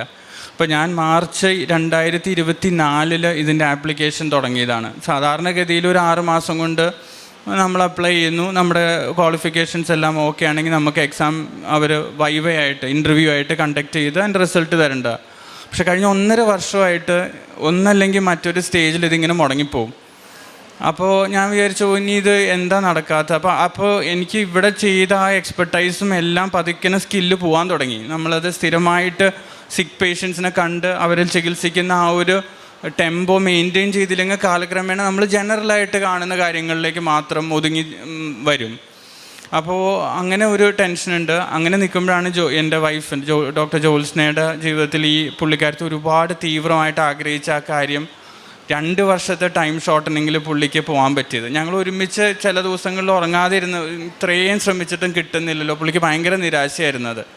അപ്പോൾ അത് നടന്നപ്പോൾ എനിക്കും വിശ്വാസമായി. അങ്ങനെയാണ് പിന്നെ എൻ്റെ കാര്യം മാതാവിന് ശരിയാക്കി തരാവുന്നതല്ലേ ഉള്ളൂ. അങ്ങനെ പുള്ളിക്കാരത്തി പുതുക്കാൻ വന്നപ്പോഴാണ് ഞാൻ ആദ്യമായിട്ട് ഉടമ്പടി എടുക്കുന്നത്. അത് മെയ് 3-ാം തീയതി, ഈ 3 മാസം ആയിട്ടില്ല. അപ്പോൾ ഞാനത് അങ്ങനെ പ്രാർത്ഥിച്ചു. എനിക്ക് എക്സാം എഴുതി കിട്ടിയാൽ മതി. എക്സാമിൽ പിന്നെ കിട്ടിയില്ലെങ്കിലും തോറ്റുപോയാലും ഒന്നും നമുക്ക് ആരെയും കുറ്റപ്പെടുത്താനില്ല. പക്ഷേ എനിക്ക് എക്സാം എഴുതി കിട്ടിയാൽ ഞാൻ ക്ലിയർ ആവുമെന്ന് എനിക്കൊരു കോൺഫിഡൻസ്, അപ്പോഴും ഓവർ കോൺഫിഡൻസ് ആണ്. എക്സാമിൻ്റെ ഡേറ്റ് മാത്രം മാതാവ് ചെയ്ത് തന്നാൽ മതി, ബാക്കി എനിക്ക് കിട്ടും. അപ്പോൾ അങ്ങനെ ഈ കഴിഞ്ഞ പ്രാവശ്യം ഉടമ്പടി എടുത്ത് പോയി കഴിഞ്ഞ് ഞാൻ ആദ്യം വിട്ട ഇമെയിലിൽ തന്നെ പുതിയതായിട്ടൊരു ഓഫീസർ എനിക്ക് റിപ്ലൈ തന്നു. ഓക്കെ, നിങ്ങളുടെ ഒരുപാട് നാളായിട്ട് ആപ്ലിക്കേഷൻ ഉണ്ടല്ലോ, നടക്കാത്ത എന്താ? അപ്പോൾ ഇങ്ങനെ CV അയച്ചു തരണം. അപ്പോൾ ഞാൻ പറഞ്ഞു CV ഒക്കെ ഇതിനു മുമ്പ് ഒത്തിരി തവണ അയച്ചിട്ടുള്ള. അപ്പോൾ നിങ്ങൾ അയക്കുന്നത് ഈ യാഹൂ മെയിലിൽ നിന്ന് ആയതുകൊണ്ടായിരിക്കും, ഞങ്ങൾക്ക് CV കിട്ടുന്നില്ല. നിങ്ങൾ പ്രോപ്പറായിട്ട് വേറൊരു Gmail നിന്ന് വല്ലതും അയച്ചാൽ. അപ്പോൾ Gmail അയച്ചു കഴിഞ്ഞു. അത് കഴിഞ്ഞ് Gmail അയച്ചു കഴിഞ്ഞ് ഉടനെ തന്നെ അവർ എനിക്ക് ആ എക്സാമിനുള്ള ഡേറ്റ് തന്നു. അപ്പോൾ ഈ ഡേറ്റ് 14-ാം തീയതി ജൂലൈ ആയിരുന്നു, കഴിഞ്ഞ ആഴ്ചയായിരുന്നു. അപ്പോൾ ഞാൻ അതുപോലെ നമ്മുടെ ടിപ്പിക്കൽ സ്റ്റൈലിൽ പഠിച്ചിട്ടുണ്ട്, എല്ലാം കൊണ്ട് കോൺഫിഡൻ്റ് ആയിട്ട് പോയി. അപ്പോൾ എക്സാം തുടങ്ങിയപ്പോൾ തന്നെ എക്സാമിൻ്റെ പാനൽ പറഞ്ഞു, നിങ്ങൾക്ക് 5 സിനാരിയോസ് ഉണ്ട്. ഇത് കോമൺ ആയിട്ട് എല്ലാവർക്കും കിട്ടുന്ന എക്സാം അല്ലാന്ന് നിങ്ങൾക്ക് അറിയാം, പാസ് പെർസെൻറ്റേജ് കുറവാണെന്നറിയാം. ഈ 5 സെപ്പറേറ്റ് എക്സാം സിനാരിയോസും, അത് നമുക്ക് ഈ രോഗികളുമായിട്ട് സമ്പർക്കത്തിൽ വരുമ്പോൾ ഓരോ കോംപ്ലിക്കേറ്റഡ് കേസുകൾ അവർ പറയും, നമ്മളതനുസരിച്ച് നമ്മൾ കൊടുക്കുന്ന ആൻസർ സാറ്റിസ്ഫാക്ടറി ആയിരിക്കണം. ഈ 5 എണ്ണവും സെപ്പറേറ്റ് ആയിട്ട് പാസ്സായാൽ മാത്രമാണ് ഫൈനൽ റിസൾട്ട് പാസ്സാവുമായിരിക്കുള്ളൂ. അത് ക്ലിയർ ആയിട്ട് മനസ്സിലാക്കണം എന്ന് പറഞ്ഞു. ഓക്കെ, എക്സാം തുടങ്ങി 4 ക്വസ്റ്റ്യനുകൾ വളരെ നന്നായിട്ട് പോയി, വളരെ സിമ്പിളായിട്ട് പറയാൻ പറ്റി. 5ാമത്തെ ക്വസ്റ്റ്യൻ ചോദിച്ചു, ഒരു ഐഡിയ ഇല്ല. അതൊരു എത്തിക്കൽ സിനാരിയോ ആണ്. എത്തിക്കൽ സിനാരിയോ എന്ന് പറഞ്ഞാൽ രാജ്യത്തിൻ്റെ law of the land, UAE നടക്കുന്ന ഒരു, ഇപ്പോൾ നമ്മൾ ഇങ്ങനെ നമുക്ക് ചില അവസരങ്ങളിൽ നമുക്ക് ആശയറ്റ് പോകുന്ന അവസരങ്ങളിൽ നമ്മൾ ചില ഇപ്പോൾ സിക്കായിട്ടുള്ള പേഷ്യൻസ് ആണെങ്കിൽ റിവൈവ് ചെയ്യണ്ടെന്ന്, അങ്ങനെ ഒരു കോംപ്ലിക്കേറ്റഡ് സിനാരിയോ, ഒരു ഐഡിയ ഇല്ല എനിക്ക്. അപ്പോൾ തന്നെ എനിക്ക് ടെൻഷനായി. നമുക്ക് മനസ്സിലായി, ഇതിൻ്റെ ആൻസർ പറഞ്ഞില്ലെങ്കിൽ കിട്ടില്ല. 1.5 വർഷമായിട്ട് ശ്രമിച്ച് അവസാന സ്റ്റേജിൽ നിൽക്കുന്ന എക്സാം ഇതാണ്. അതിൻ്റെ ഇടയിൽ വേറൊരു ഉള്ളത്, ഇപ്പോൾ ഞങ്ങൾ വർക്ക് ചെയ്യുന്ന സ്ഥലത്തു നിന്ന് വേറൊരു സ്ഥലത്തേക്ക് ഞങ്ങളോട് അടുത്ത മാസം ഓഗസ്റ്റ് മുതൽ മാറണമെന്നും പറഞ്ഞു. അപ്പോൾ UAE എങ്ങനെയാണെന്ന് വെച്ചാൽ ഓരോ എമിറേറ്റിനും ഓരോ ലോയാണ്. ഇപ്പം നമ്മൾ ഷാർജയിൽ വർക്ക് ചെയ്ത് അവിടെ റെക്കഗ്നീഷൻ കിട്ടിയാൽ അടുത്ത സ്ഥലത്തേക്ക് പോകുമ്പോൾ ആ റെക്കഗ്നീഷൻ കൂടെ കൊണ്ടാകാം. പക്ഷേ കിട്ടിയില്ലെങ്കിൽ അവർ പുതിയ സ്ഥലത്ത് ചെല്ലുമ്പോൾ ഈ 1.5 വർഷത്തെ ആപ്ലിക്കേഷൻ പിന്നെയും തുടങ്ങണം. അപ്പോൾ ഞാൻ 5th ക്വസ്റ്റ്യനായിട്ട് ഞാൻ പറഞ്ഞു എനിക്കറിയില്ല എന്ന് പറഞ്ഞു. അപ്പോൾ തന്നെ അവരിങ്ങനെ അങ്ങോട്ടും ഇങ്ങോട്ടും നോക്കി. അറബ് ഡോക്ടേഴ്സാണ് അവിടുത്തെ എക്സാമിനേഴ്സ് എല്ലാം. അപ്പോൾ ഞാൻ ഈ എക്സാമിന് കയറുന്നതിന് മുമ്പ് പുള്ളിക്കാരത്തി എനിക്ക് തൈലം തേച്ച് തന്നു, ഉപ്പൊക്കെ നാവിലിട്ട് തന്നു. എന്നിട്ട് എന്നോട് പോക്കറ്റിൽ ഉപ്പ് കരുതണം എന്ന് പറഞ്ഞു. എക്സാം ഹോളിൽ കയറുമ്പോൾ വെതറണം എന്നും പറഞ്ഞു. അപ്പോഴും അറിയാലോ, നമ്മൾ ബേസിക്കലി പകുതി മനസ്സോ ഉപ്പ് വെതറണോ, പോക്കറ്റിലിരുന്നാൽ പോരെ. അപ്പോൾ ഞാൻ ഇത് കഴിഞ്ഞപ്പോൾ പതുക്കിനെ പോക്കറ്റിൽ നിന്ന് എടുത്ത് അവിടെ തൂകി താഴെ. നമ്മൾ കാണുന്നില്ലല്ലോ, ഇത്രയും പൊക്കമുള്ളൊരു ഡെസ്കിന് അപ്പുറം ഇപ്പുറമായിട്ടാണ് ഇരിക്കുന്നത്. അത് കഴിഞ്ഞ് വിശ്വസിക്കില്ല നിങ്ങൾ, അത് കഴിഞ്ഞ് 2 മിനിറ്റ് കഴിഞ്ഞപ്പോൾ അവർ അങ്ങോട്ടും ഇങ്ങോട്ടും സംസാരിക്കുകയാണ് അറബിയിൽ. എന്നിട്ട് പറഞ്ഞു, ഓക്കെ ഡോക്ടർ, ഇംഗ്ലീഷിൽ തന്നെ പറഞ്ഞു, this question seems to be very difficult for you. ഇത് നിങ്ങൾക്ക് പരിചയമില്ലാത്തൊരു സിനാരിയോ ആണെങ്കിൽ ആൻസർ ചെയ്യാനേ പറ്റില്ല. ഞങ്ങൾ ആ ക്വസ്റ്റ്യൻ വിഡ്രോ ചെയ്യാണ്, പകരം വേറൊരു ക്വസ്റ്റ്യൻ തരാമെന്ന്. അപ്പോൾ അതൊന്നും ഒരിക്കലും സംഭവിക്കില്ല. കാരണം യൂഷ്വലി നമ്മൾക്ക് ഗവൺമെൻറ് സെക്ടറിൽ മാത്രമാണ് ഇങ്ങനത്തെ സിക്ക് പേഷ്യൻസിനെ മാനേജ് ചെയ്യാൻ അവിടെ 90% പാടുള്ളൂ. വളരെ അപൂർവം ഞാൻ വർക്ക് ചെയ്യുന്ന അവിടെ, ഞങ്ങൾ 2 പേരും അവിടെ വർക്ക് ചെയ്യുന്ന പ്രൈവറ്റ് ഹോസ്പിറ്റലാണ്. അങ്ങനത്തെ ഹോസ്പിറ്റലുകളിൽ വളരെ വിരളമായിട്ടാണ് ഈ സിക്ക് പേഷ്യൻസിനെ മാനേജ് ചെയ്യാൻ പാടുള്ളൂ. ഇവിടുത്തെ പോലെ അല്ല, ഡെത്തോ സിക്കായിട്ടുള്ള പേഷ്യൻസിൽ എന്തെങ്കിലും അബദ്ധമൊക്കെ വന്നു കഴിഞ്ഞാൽ നമുക്ക് പിന്നെ അവിടെ വർക്ക് ചെയ്യാനേ പറ്റില്ല. അതുകൊണ്ട് തന്നെ ലൈസൻസ് അങ്ങനെ അവർ ആർക്കും കൊടുക്കാറുമില്ല. അപ്പം എനിക്ക് ഭയങ്കര അതിശയമായി. പറഞ്ഞ ക്വസ്റ്റ്യൻ ആൻസർ അറിയില്ല എന്ന് പറഞ്ഞപ്പോൾ ആ ക്വസ്റ്റ്യൻ മാറ്റിത്തരാമെന്ന് പറയാമെന്ന് പറഞ്ഞാൽ അത് കഴിഞ്ഞിട്ട് പിന്നെ പറയും ഒരു ചാൻസ് വേറൊരു ക്വസ്റ്റ്യൻ തരും, അതിന് ആൻസർ പറയുകയാണെങ്കിൽ ഓക്കെ. അപ്പോൾ ആ ക്വസ്റ്റ്യൻ തന്നു. അപ്പോഴും ഞാൻ ഈ ക്വസ്റ്റ്യൻ്റെ ആ ഒരു ഇതിൽ നിന്ന് ഫുള്ളായിട്ട് അവൻ വിമുക്തമായില്ല, എന്നാലും അത്യാവശ്യം പറഞ്ഞു ഒപ്പിച്ചു. ആദ്യത്തെ 4 ക്വസ്റ്റ്യൻ പറഞ്ഞ പോലെ അത്ര നന്നായിട്ട് പറയാൻ പറ്റിയില്ലെങ്കിലും അവസാനത്തെ ക്വസ്റ്റ്യൻ പറഞ്ഞു. അത് കഴിഞ്ഞപ്പോൾ അപ്പോഴും എൻ്റെ മനസ്സിൽ കോൺഫിഡൻസ് ഇല്ല, കാരണം നമ്മൾ മെറിറ്റിൻ്റെ ആളാണല്ലോ. മെറിറ്റ് അങ്ങ് പക്ഷെ എന്നാലും എനിക്കതങ്ങ് പറ്റിയില്ലല്ലോ എന്ന് വിചാരിച്ച് ഞാൻ പതുക്കിനെ താങ്ക് യു ഒക്കെ പറഞ്ഞ് ഇറങ്ങി. ഇറങ്ങിക്കഴിഞ്ഞപ്പോൾ അതിലെ സീനിയർ എക്സാമിനർ എന്നെ ഇങ്ങനെ തിരിച്ചു വിളിച്ചു. You look to be very upset, ഭയങ്കര ഡിസ്റ്റർബ്ഡ് ആണല്ലോ, വിഷമിക്കണ്ട, I will try to help you, എനിക്ക് പറ്റാവുന്ന രീതിയിൽ ട്രൈ ടു ഹെൽപ്പ് യു. 4 എണ്ണം നന്നായിട്ട് തന്നെ പറഞ്ഞല്ലോ. 5th ക്വസ്റ്റിനും ആൻസർ പറഞ്ഞു, പക്ഷേ ഭയങ്കര നന്നായിട്ടല്ല. അപ്പോൾ അപ്പോഴും നമുക്ക് പക്ഷേ ഇങ്ങനെ ഇനി റിസൾട്ട് വരുന്നവരെ ടെൻഷനാണ്. 14-ാം തീയതി എക്സാം കഴിഞ്ഞിട്ടുള്ളൂ, ചിലപ്പോൾ ഇനി ഒരാഴ്ച 2 ആഴ്ച എക്സാം. എന്തിനാ 2 ദിവസത്തിനുള്ളിൽ ഇമെയിലിൽ അവർ റിസൾട്ടും തന്നു, പാസ്സുമായി, നമുക്ക് ഈ ക്രെഡൻഷ്യലും തന്നു. അത് കഴിഞ്ഞ് ഇനി ഞങ്ങൾ അടുത്ത മാസം ഞങ്ങൾ പുതിയ ജോലി സ്ഥലത്തേക്ക് മാറുമ്പോൾ നമുക്ക് ആക്ച്വലി ഈ ക്രെഡൻഷ്യൽ ക്യാരി ഓവർ ചെയ്യാം. സപ്പോസ് അത് നടന്നില്ലായിരുന്നെങ്കിൽ പിന്നെ നമ്മൾ പുതിയ സ്ഥലത്ത് നിന്ന് ആദ്യം മുതൽ ഈ ആപ്ലിക്കേഷൻ സ്റ്റേജ് മുതൽ. അപ്പോൾ എനിക്കത് ഒരു മിറക്കിളാണോ എന്താണോ എന്ന് ഇപ്പോഴും അറിയില്ല. പക്ഷേ ശരിക്കും വിശ്വാസം വന്നു മാതാവിൽ. ഈ കഴിഞ്ഞ 3 മാസമായിട്ട് ആദ്യ സ്റ്റേജുകളിലൊക്കെ ജോത്സ്നയുടെ ഇത് കാണുമ്പോൾ പോലും ഞാൻ കളിയാക്കും. ഇത് സാക്ഷ്യം പറയുന്ന കേൾക്കുകയൊക്കെ ചെയ്യുമ്പോൾ ഞാൻ പറയും, ഇത് രാത്രിയൊക്കെ വേണമെങ്കിൽ കുറച്ച് നേരം നേരത്തെ ഓഫാക്കുക, എപ്പോഴും ഇത് വെച്ചുകൊണ്ടിരിക്കല്ലേ എന്നൊക്കെ പറഞ്ഞിരുന്ന ആളാണെങ്കിൽ പോലും അവസാനം എനിക്കും അതേ തീവ്രമായ രീതിയിൽ തന്നെ ഇപ്പോൾ വിശ്വാസം വന്നു. ഞങ്ങൾ ഒരുമിച്ചുള്ള ദിവസങ്ങളിലെല്ലാം ഒരുമിച്ച് തന്നെ പ്രാർത്ഥന ചെല്ലാറുണ്ട്. പ്രേക്ഷിത പ്രവർത്തനങ്ങളാണെങ്കിലും പുള്ളിക്കാരത്തി പറഞ്ഞ പോലെ പള്ളിയുടെ ഫ്രണ്ടിൽ, അതും ഒരു നമുക്ക് പരിചയമില്ലാത്ത നാട് UAE പോലൊരു നാട്ടിൽ നിന്ന് ഞങ്ങൾ ചെയ്യാൻ നേരത്തെ ഞങ്ങൾക്ക് ഒരുപാട് പേര്, ചിലർ വന്ന് വാങ്ങിച്ചുകൊണ്ട് പത്രം പോയവരുണ്ട്, ചിലർ മുഖം തിരിച്ചു പോയവരുണ്ട്, ചിലർ കളിയാക്കിയിട്ട് പിന്നെ സംസാരിച്ചപ്പോൾ അരമണിക്കൂർ പോലും നിന്ന് എന്തുകൊണ്ട് നിങ്ങൾ ഡോക്ടർമാരായിട്ട് നിങ്ങൾക്കിങ്ങനെ ഇത്രയും തീവ്രമായിട്ട്. അപ്പോൾ ഞങ്ങളുടെ എക്സ്പീരിയൻസുകളും ഞങ്ങളവിടെ ചെന്നപ്പോൾ ഞങ്ങളുടെ മകൾ ഇവിടെ നിന്ന് ടീനേജറായിട്ട് പോയതാണ്. അപ്പോൾ അവൾക്ക് അവിടുത്തെ സ്കൂളിൽ ചെന്ന് അഡ്ജസ്റ്റ് ചെയ്യാനുള്ള ബുദ്ധിമുട്ടുകൾ ഒരു സ്റ്റേജിൽ ഞങ്ങൾക്ക് ഭയങ്കര ഫാമിലി ലൈഫ് ഡിസ്റ്റർബ്ഡ് ആയിരുന്നു. ഇവിടെ നിന്ന് ഒരു ഈസി ലൈഫിന് വേണ്ടി അവിടെ ചെന്നെങ്കിലും നേരെ തകിടം മറിഞ്ഞ പോലെ തോന്നിയിട്ടുണ്ട്. ജോലി സംബന്ധമായ രീതിയിലാണെങ്കിലും നമ്മൾ ചെയ്ത രീതിയിലുള്ള എക്സ്പെർട്ടൈസ് ഉള്ള രീതിയിൽ വർക്ക് ചെയ്യാൻ പറ്റുന്നില്ല. മോളുടെ ഇത് പിന്നെ വേറെ ഫാമിലി സപ്പോർട്ടില്ല, പാരൻസ് എവിടെ. പക്ഷേ ഇപ്പം ഞങ്ങൾക്ക് അറിയാം, നമ്മൾ മനസ്സ് തുറന്ന് പ്രാർത്ഥിച്ചാൽ അത് മാതാവ് നടത്തി തരും. മാതാവ് ഈശോനോട് പറഞ്ഞ ഈശോയ്ക്ക് കേൾക്കാതിരിക്കാൻ പറ്റില്ല. ആ ഒരു രീതിയിൽ ഇപ്പോൾ ഞങ്ങൾക്ക് 2 പേർക്കും ഞങ്ങളുടെ ഫാമിലി എല്ലാവർക്കും മകൾക്കും ഒക്കെ ആ വിശ്വാസം വന്നു തുടങ്ങി. അപ്പോൾ ഒത്തിരി ഞങ്ങൾ കാരുണ്യ പ്രവർത്തികളും പറ്റാവുന്ന രീതിയിൽ എനിക്ക് ഫീൽ ചെയ്തിട്ടുള്ള ഒരു കാര്യം, ചില സമയങ്ങളിൽ ഈ ഉടമ്പടി എടുത്തതിന് ശേഷം നമ്മൾ കാരുണ്യ പ്രവർത്തികൾ ചെയ്യാൻ ആൾക്കാരെ അന്വേഷിച്ച് നടക്കേണ്ടി വന്നിട്ടില്ല.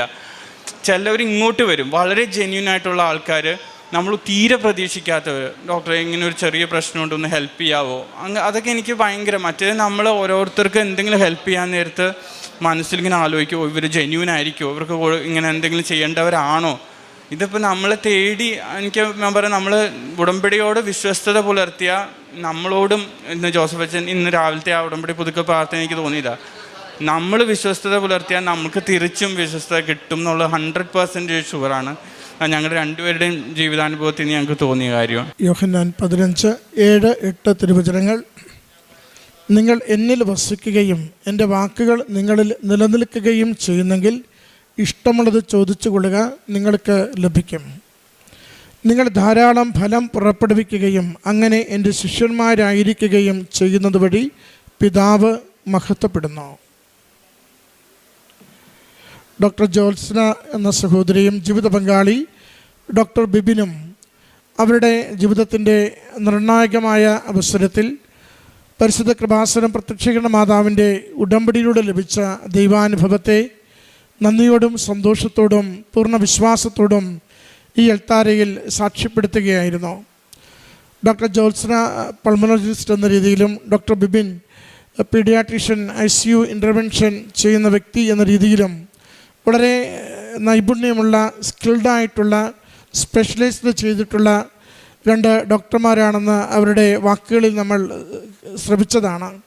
സഹോദരൻ പറയുന്നുണ്ട്, 1.5 വർഷമായി എനിക്ക് എക്സ്പെർട്ടൈസുള്ള മേഖലയിൽ ജോലി ചെയ്യുവാൻ വേണ്ടി ഒത്തിരി ഞാൻ പരിശ്രമിച്ചു.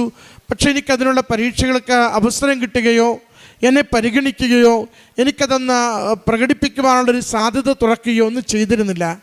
ഉടമ്പടി എടുത്ത് ഏതാണ്ട് 60-70 ദിവസം എത്തുന്നതിന് മുമ്പ് തന്നെ അമ്മ മാതാവ് ആ പരീക്ഷയ്ക്ക് വേണ്ടുന്ന വഴികൾ തുറന്നു കൊടുത്തു. പരീക്ഷയ്ക്ക് ചെന്നിരിക്കുമ്പോഴും അത് ഭാര്യ ഉടമ്പടി തൈലം നെറ്റിത്തടത്തിൽ കുരിശടയാളം വരച്ച വിശ്വാസ പ്രമാണം ചൊല്ലി അമ്മ മാതാവിനെ ഉടമപ്പെടുത്തി വിട്ടുവെന്ന് സൂചിപ്പിച്ചു. ഉടമ്പടി തൈലം അതുപോലെ തന്നെ ഡോക്യുമെൻറ്റ്സിലൊക്കെ കുരിശടയാളം വരച്ച വിശ്വാസ പ്രമാണം ചൊല്ലി അമ്മയുടെ സംരക്ഷണം ഉറപ്പുവരുത്തി അമ്മയ്ക്ക് ഉടമപ്പെടുത്തി വിട്ടുവെന്ന് സൂചിപ്പിച്ചു. കുറച്ചുപ്പ് 2-3 തുള്ളി ഉപ്പെടുത്ത് കൈകളിലേക്ക് കൊടുത്തുകൊണ്ട് ഇത് എവിടെയാണോ പരീക്ഷയ്ക്ക് ഇരിക്കുക അവിടെ വിതരണം, പ്രതിസന്ധികൾ തടസ്സങ്ങൾ മാറുന്നതിനാണ്, സംരക്ഷണം ലഭിക്കുന്നതിനാണ് എന്ന് പറഞ്ഞു വിട്ടുവെന്നും ബിപിൻ തൻ്റെ വാക്കുകളിലൂടെ സൂചിപ്പിച്ചു. ആദ്യത്തെ 2 കാര്യവും ഭാര്യയോടൊപ്പം ചേർന്ന് അതിനോട് സഹകരിച്ച് സന്തോഷത്തോടെ നിന്നു. എന്നാൽ കൊടുത്തുവിട്ട ഉപ്പ് അത് അവിടെ വിതരണമെന്ന് പറഞ്ഞത് എനിക്ക് തന്നെ മനസ്സിൽ സംശയങ്ങളുള്ളത് കൊണ്ട്, എൻ്റെ ഈഗോ എന്നെ വർക്ക് ചെയ്തത് കൊണ്ട്, മെറിറ്റ് കൊണ്ട് നടക്കാവുന്നതല്ലേ ഉള്ളൂ എന്ന് ഞാൻ കരുതിയത് കൊണ്ട് ഞാനത് പോക്കറ്റിൽ തന്നെ വെച്ചു. എന്നിട്ട് ശാന്തതയോടെ ആ എക്സാം വളരെ ക്ലേശമുള്ള, ഏറെ എക്സ്പെർട്ടൈസ് ഡോക്ടേഴ്സ് ചോദിക്കുന്ന ആ എക്സാമിനൊക്കെ ഞാൻ പങ്കുചേർന്നു. 4 സ്ലോട്ട് നന്നായിപ്പോയി, കുഴപ്പമില്ലാതെ ഞാൻ എല്ലാം പങ്കെടുത്തു. അപ്പോൾ എനിക്ക് ഉറപ്പായി ഇത് വളരെ മെച്ചപ്പെട്ട രീതിയിൽ ഇത് അവസാനിക്കുമെന്ന്. അപ്പോഴാണ് 5ാമത്തെ സ്ലോട്ടിൽ വന്നത്. എനിക്ക് ഉത്തരം പറയുവാനാവാത്ത വിധം ഞാൻ ക്ലേശിച്ചു. അതൊരു എത്തിക്കൽ ക്വസ്റ്റ്യനായിരുന്നു. അവിടെയുള്ള നിയമം എന്തെന്ന് നന്നായിട്ട് അറിയണമായിരുന്നു. അതിലെന്തെങ്കിലും അപാകത വന്നാൽ അതോടുകൂടി ഈ 1.5 വർഷത്തെ പരിശ്രമവും പാഴാകും. അപ്പോഴാണ് സഹോദരൻ പറയുന്നത്, എൻ്റെ ഭാര്യ തന്നുവിട്ട ഉപ്പ് അവർ കാണാതെ ഞാൻ അവിടെ ഇട്ട് വിതറി. അമ്മയോട് ഞാൻ പ്രാർത്ഥിച്ചു, കാത്തുകൊള്ളണം, അവസാന മിനിറ്റുകളാണ്, ഇത് വളരെ വിലപ്പെട്ട മിനിറ്റുകളാണെന്ന് അമ്മയോട് പ്രാർത്ഥിച്ച് ഞാനിതവിടെ വിതറി. അതിൽ സഹോദരൻ കാണുന്ന അത്ഭുതം അവർ മുൻപോട്ട് വെച്ച ചോദ്യം പിൻവലിച്ചു എന്നുള്ളതാണ്. അത് ചെയ്യേണ്ട കാര്യമില്ല, ഉത്തരം പറഞ്ഞാൽ നിനക്ക് ജോലി, ഉത്തരം പറഞ്ഞില്ലെങ്കിൽ നീ ഉള്ളത് തൃപ്തിപ്പെടുക എന്ന് പറഞ്ഞു വിടേണ്ട കാര്യമേ ഉള്ളൂ. പ്രത്യേകിച്ചൊരു കമ്മിറ്റ്മെൻറ്റും ഡോക്ടറോട് അവർക്ക് തോന്നേണ്ട കാര്യമില്ല. മകൻ പറയുന്നുണ്ട്, ഞാൻ അമ്മ മാതാവിൻ്റെ ശക്തമായ സംരക്ഷണം ആ ഉപ്പ് വിതറിക്കൊണ്ട് ആഗ്രഹിച്ച് പ്രാർത്ഥിച്ച നിമിഷങ്ങളിൽ തന്നെ ആ ചോദ്യം പിൻവലിച്ച് മറ്റൊന്ന് നൽകുകയും ആ ചോദ്യം ഞാൻ ഒരു വിധത്തിൽ അത് പറയുകയും ചെയ്തു. കാരണം ആദ്യത്തെ ഒരു ഷോക്കിൽ നിന്ന് ഞാൻ പൂർണ്ണമായിട്ട് മുക്തനായില്ലായിരുന്നു. എങ്കിലും ഞാൻ പുറത്തേക്ക് വരുമ്പോൾ അവിടെ ഇരുന്ന സീനിയർ ഡോക്ടറിനെ വിളിച്ചിട്ട് എന്താ ഇത്ര അപ്സെറ്റ് ആയിരിക്കുന്നത് ചോദിച്ച് എന്നെ കൂൾ ഡൗൺ ആക്കി പറഞ്ഞു വിട്ടു. എനിക്ക് ആ ജോലി അനുവദിച്ച് നൽകി. പ്രിയമുള്ളവരെ, ഉടമ്പടിയുടെ നേർച്ച വസ്തുക്കളുടെ പ്രയോഗം അത് നമ്മുടെ ജീവിതത്തിൻ്റെ വിഷയങ്ങൾക്ക് നൽകുന്ന സംരക്ഷണവും തടസ്സങ്ങൾ മാറ്റിത്തരുന്നതും നമ്മുടെ കാര്യങ്ങൾ എളുപ്പത്തിലാക്കി തരുന്നതും ഓരോ നിമിഷവും ഈ അൾത്താരയിൽ നാം കേട്ടുകൊണ്ടിരിക്കുന്നതാണ്. അത് ഡോക്ടർ തന്നെ 2 പേരും അത് വാക്കുകളിൽ സൂചിപ്പിച്ചു. ഇത്രയും വിദ്യാഭ്യാസമുള്ളതല്ലേ, ഇത്രയും വലിയ കാര്യങ്ങളൊക്കെ നിങ്ങൾ ചെയ്യുന്നതല്ലേ, നിങ്ങൾ എന്തിനായി കൃപാസനം പത്രം കൊടുക്കുവാൻ, ഇങ്ങനെ നിരന്തരം പ്രാർത്ഥിക്കുവാൻ, സാക്ഷ്യം കളിക്കുവാനൊക്കെ സമയം കളയുന്നതെന്ന് പലരും അത് ചോദിച്ചിട്ടുണ്ട്, ഇകഴ്ത്താറുണ്ട്, ചിലപ്പോൾ ഒന്ന് പൊക്കിയാറുണ്ട്, കളിയാക്കാറുണ്ട്. പക്ഷെ ഞങ്ങളെ സംബന്ധിച്ചിടത്തോളം ദൈവനാമത്തെ മഹത്വപ്പെടുത്തുവാൻ ഞങ്ങൾ തീരുമാനിക്കുകയും ഞങ്ങളുടെ ജീവിതത്തിൽ അമ്മ മാതാവിലൂടെ ഈശോ ഇടപെട്ടുകൊണ്ട് ജീവിതത്തിൻ്റെ രീതികളെയും കാര്യങ്ങളെയും മാറ്റിമറിച്ച് കൂടുതൽ ഗുണകരമായ, കൂടുതൽ ദൈവനാമത്തെ മഹത്വപ്പെടുത്തുന്ന, കൂടുതൽ മറ്റുള്ളവർക്ക് നന്മ ചെയ്യുവാൻ പറ്റുന്ന വിധത്തിൽ ഞങ്ങളുടെ കുടുംബത്തെ, ജീവിതത്തെ, അതിൻ്റെ രീതികളെ, പെരുമാറ്റങ്ങളെ ഒക്കെ മാറ്റിത്തന്നത് ഉടമ്പടിയാണെന്ന് ഉറപ്പിച്ച് പറയുവാൻ ഇന്ന് ഈ അൾത്താരയിൽ നിൽക്കുമ്പോൾ ഞങ്ങൾക്ക് സാധിക്കുമെന്ന് 2 പേരും ലോകത്തോട് പ്രഘോഷിക്കുകയാണ്. അത് ഡോക്ടർ ബിപിൻ പ്രത്യേകം പറഞ്ഞു, ഈ കാരുണ്യ പ്രവൃത്തിക്ക് വേണ്ടി ആരെങ്കിലും എവിടെയെങ്കിലും ഉണ്ടോ എന്ന് തിരക്കിപ്പോകേണ്ട ഒരവസരവും ഉണ്ടായിട്ടില്ല. വളരെ ജെനുവിനായിട്ടുള്ളവർ അവരുടെ ജീവിത വിഷയങ്ങൾ പങ്കുവയ്ക്കുമ്പോൾ സഹായിക്കുവാൻ, സന്തോഷത്തോടു കൂടി ഉള്ളത് കൊടുത്ത് സഹായിക്കുവാൻ എനിക്കെപ്പോഴും സാധിക്കുന്നുണ്ടെന്ന്. പ്രിയമുള്ളവരെ, നമ്മൾ ഉടമ്പടിയിലാണോ, ഇത് 2 പേരും സൂചിപ്പിച്ചതുപോലെ ഉടമ്പടി വിശ്വസ്തതയിലാണോ ജീവിക്കുന്നത്? നമ്മുടെ ജീവിത വിഷയങ്ങളെ അമ്മ മാതാവ് ഏറ്റെടുക്കുകയും അതിന് കൂടെ നിന്ന് അവസാന പരിഹാരം തരുന്നതുവരെയും നമ്മളെ സഹായിക്കുകയും ചെയ്യും. അനേക സാക്ഷ്യങ്ങൾ നമ്മൾ ആവർത്തിച്ച് കേൾക്കുന്നു. ഈ മക്കൾ ഈ അൾത്താരയിൽ ദൈവനാമത്തെ മഹത്വപ്പെടുത്തി അതിന്ന് അടിവരയിടുകയോട് ചെയ്യുന്നു. ഈ മക്കൾക്ക് ലഭിച്ച ഈ വലിയ അനുഭവങ്ങൾക്ക് അമ്മ മാതാവിനും തിരുക്കുമാരനും നന്ദി പറഞ്ഞുകൊണ്ട് കരങ്ങളടിച്ച് ഈ സാക്ഷ്യം നമുക്ക് സമർപ്പിക്കാം. സർവശക്തനായ ദൈവത്തിന് സ്തുതി. ഞാൻ തിരുവല്ലയിൽ നിന്നാണ് വരുന്നത്. എൻ്റെ പേര് രാജിക തമ്പി എന്നാണ്. ജന്മം കൊണ്ട് ഞാനൊരു ഹിന്ദുവാണ്. ഞാൻ കൃപാസനത്തെക്കുറിച്ച്, ഞാനൊരു ഹെൽത്ത് ഡിപ്പാർട്ട്മെൻറ്റിൽ ജോലി ചെയ്യുന്ന ഒരാളായതുകൊണ്ട് തന്നെ ഞാൻ കൃപാസനത്തെക്കുറിച്ച് ധാരാളം കേട്ടിട്ടുണ്ട്. എങ്കിലും ഞാൻ സത്യത്തിൽ ഞാൻ നെഗറ്റീവുകളൊന്നും കേട്ടിട്ടില്ല. കാരണം ഞാൻ അത് കൂടുതൽ അറിയാൻ ശ്രമിച്ചിട്ടുമില്ല. പിന്നെ ഞാൻ ജോലി ചെയ്യുന്ന ഹോസ്പിറ്റലിൽ ഇഷ്ടംപോലെ ആൾക്കാരിങ്ങനെ കൊണ്ട് പത്രം കൊണ്ട് അവിടെ കൊണ്ടിട്ടിട്ട് പോകുമായിരുന്നു. അപ്പോൾ ഇങ്ങനെ ഓരോരുത്തർ അവിടെ ഇരിക്കുന്ന സ്റ്റാഫുകളൊക്കെ ഇങ്ങനെ ഓരോന്ന് കളിയാക്കിയൊക്കെ പറയും. അപ്പോൾ ഞാനും ചിരിച്ചിട്ടുണ്ട്. പക്ഷേ ഞാൻ ഞാൻ ഈ പത്രം നിലത്ത് കിടക്കുന്ന സമയത്ത് ഞാൻ അതിനകത്ത് ദൈവീകതയൊന്നും മനസ്സിലാക്കിയിട്ടൊന്നുമല്ല. ഒരു പത്രമാണല്ലോ, അത് പിന്നെ നമുക്കൊരു പൊതിയാനെങ്കിലും ഉപയോഗിക്കാമല്ലോ എന്നുള്ള ഒരു ഇതിൽ ഞാനെടുത്ത് എൻ്റെ ക്യാബിനകത്ത് വെക്കുമായിരുന്നു. അപ്പം പിന്നെ അത് കഴിഞ്ഞിട്ട് എൻ്റെ ജീവിതത്തിൽ കുറേ കോവിഡിൻ്റെ സമയത്ത് എൻ്റെ ഹസ്ബൻഡിന് ജോലിയിലൊരു ചെറിയ ബുദ്ധിമുട്ടുകളൊക്കെ ഉണ്ടായി. കുറേ വീട് പണിയൊക്കെ കഴിഞ്ഞ് കുറേ സാമ്പത്തികമായിട്ട് കുറേ ബുദ്ധിമുട്ടുകളൊക്കെ അനുഭവിച്ച സമയത്ത് എൻ്റെ അമ്മയുടെ ജ്യേഷ്ഠത്തിയുടെ മകൾ ഇതുപോലെ കൃപാസനത്തെക്കുറിച്ച് എന്നോട് പറഞ്ഞു. അപ്പം എൻ്റെ മനസ്സിൽ ഒരു തോന്നലുണ്ട് അവിടെ ഒന്ന് പോയാലോ എന്ന്. പക്ഷേ എൻ്റെ മൂത്ത മകൾ ശക്തമായിട്ട് എന്നോട് എതിർത്തു. അതിന് പോകണ്ട, ആവശ്യമില്ലാത്ത കാര്യത്തിന് പോകരുത്, ഇങ്ങനെ പത്രമൊക്കെ ആൾക്കാർ അലക്കി കുടിക്കുകയൊക്കെ ചെയ്യുന്നതാണ്, അങ്ങനെ പോകരുതെന്ന് അവളെന്നോട് ഭയങ്കര നിർബന്ധമായിട്ട് പറഞ്ഞു. പിന്നെ മക്കൾ രണ്ടുപേരും ഇത് ഇളയ മോളാണ് ഈ നിൽക്കുന്നത്. ഞങ്ങൾ രണ്ടുപേരും ഹസ്ബൻഡ് വെളിയിലായതുകൊണ്ട് ഞാൻ പിള്ളേർ പറയുന്നതിന് അപ്പുറമായിട്ടൊന്നും ചെയ്യാറുമില്ല. അങ്ങനെ ഇരുന്ന് ഹസ്ബൻഡ് വീട്ടിലല്ലാതെയും കുറേ ഇവക്കും കുറേ മാനസികമായിട്ട് കുറേ ബുദ്ധിമുട്ടുകൾ കോവിഡിൻ്റെ സമയത്ത് വീട്ടിൽ തന്നെ ഇരുന്ന് കുറേ ബുദ്ധിമുട്ടുകളും പ്രയാസങ്ങളും ഒക്കെ ഉണ്ടായി.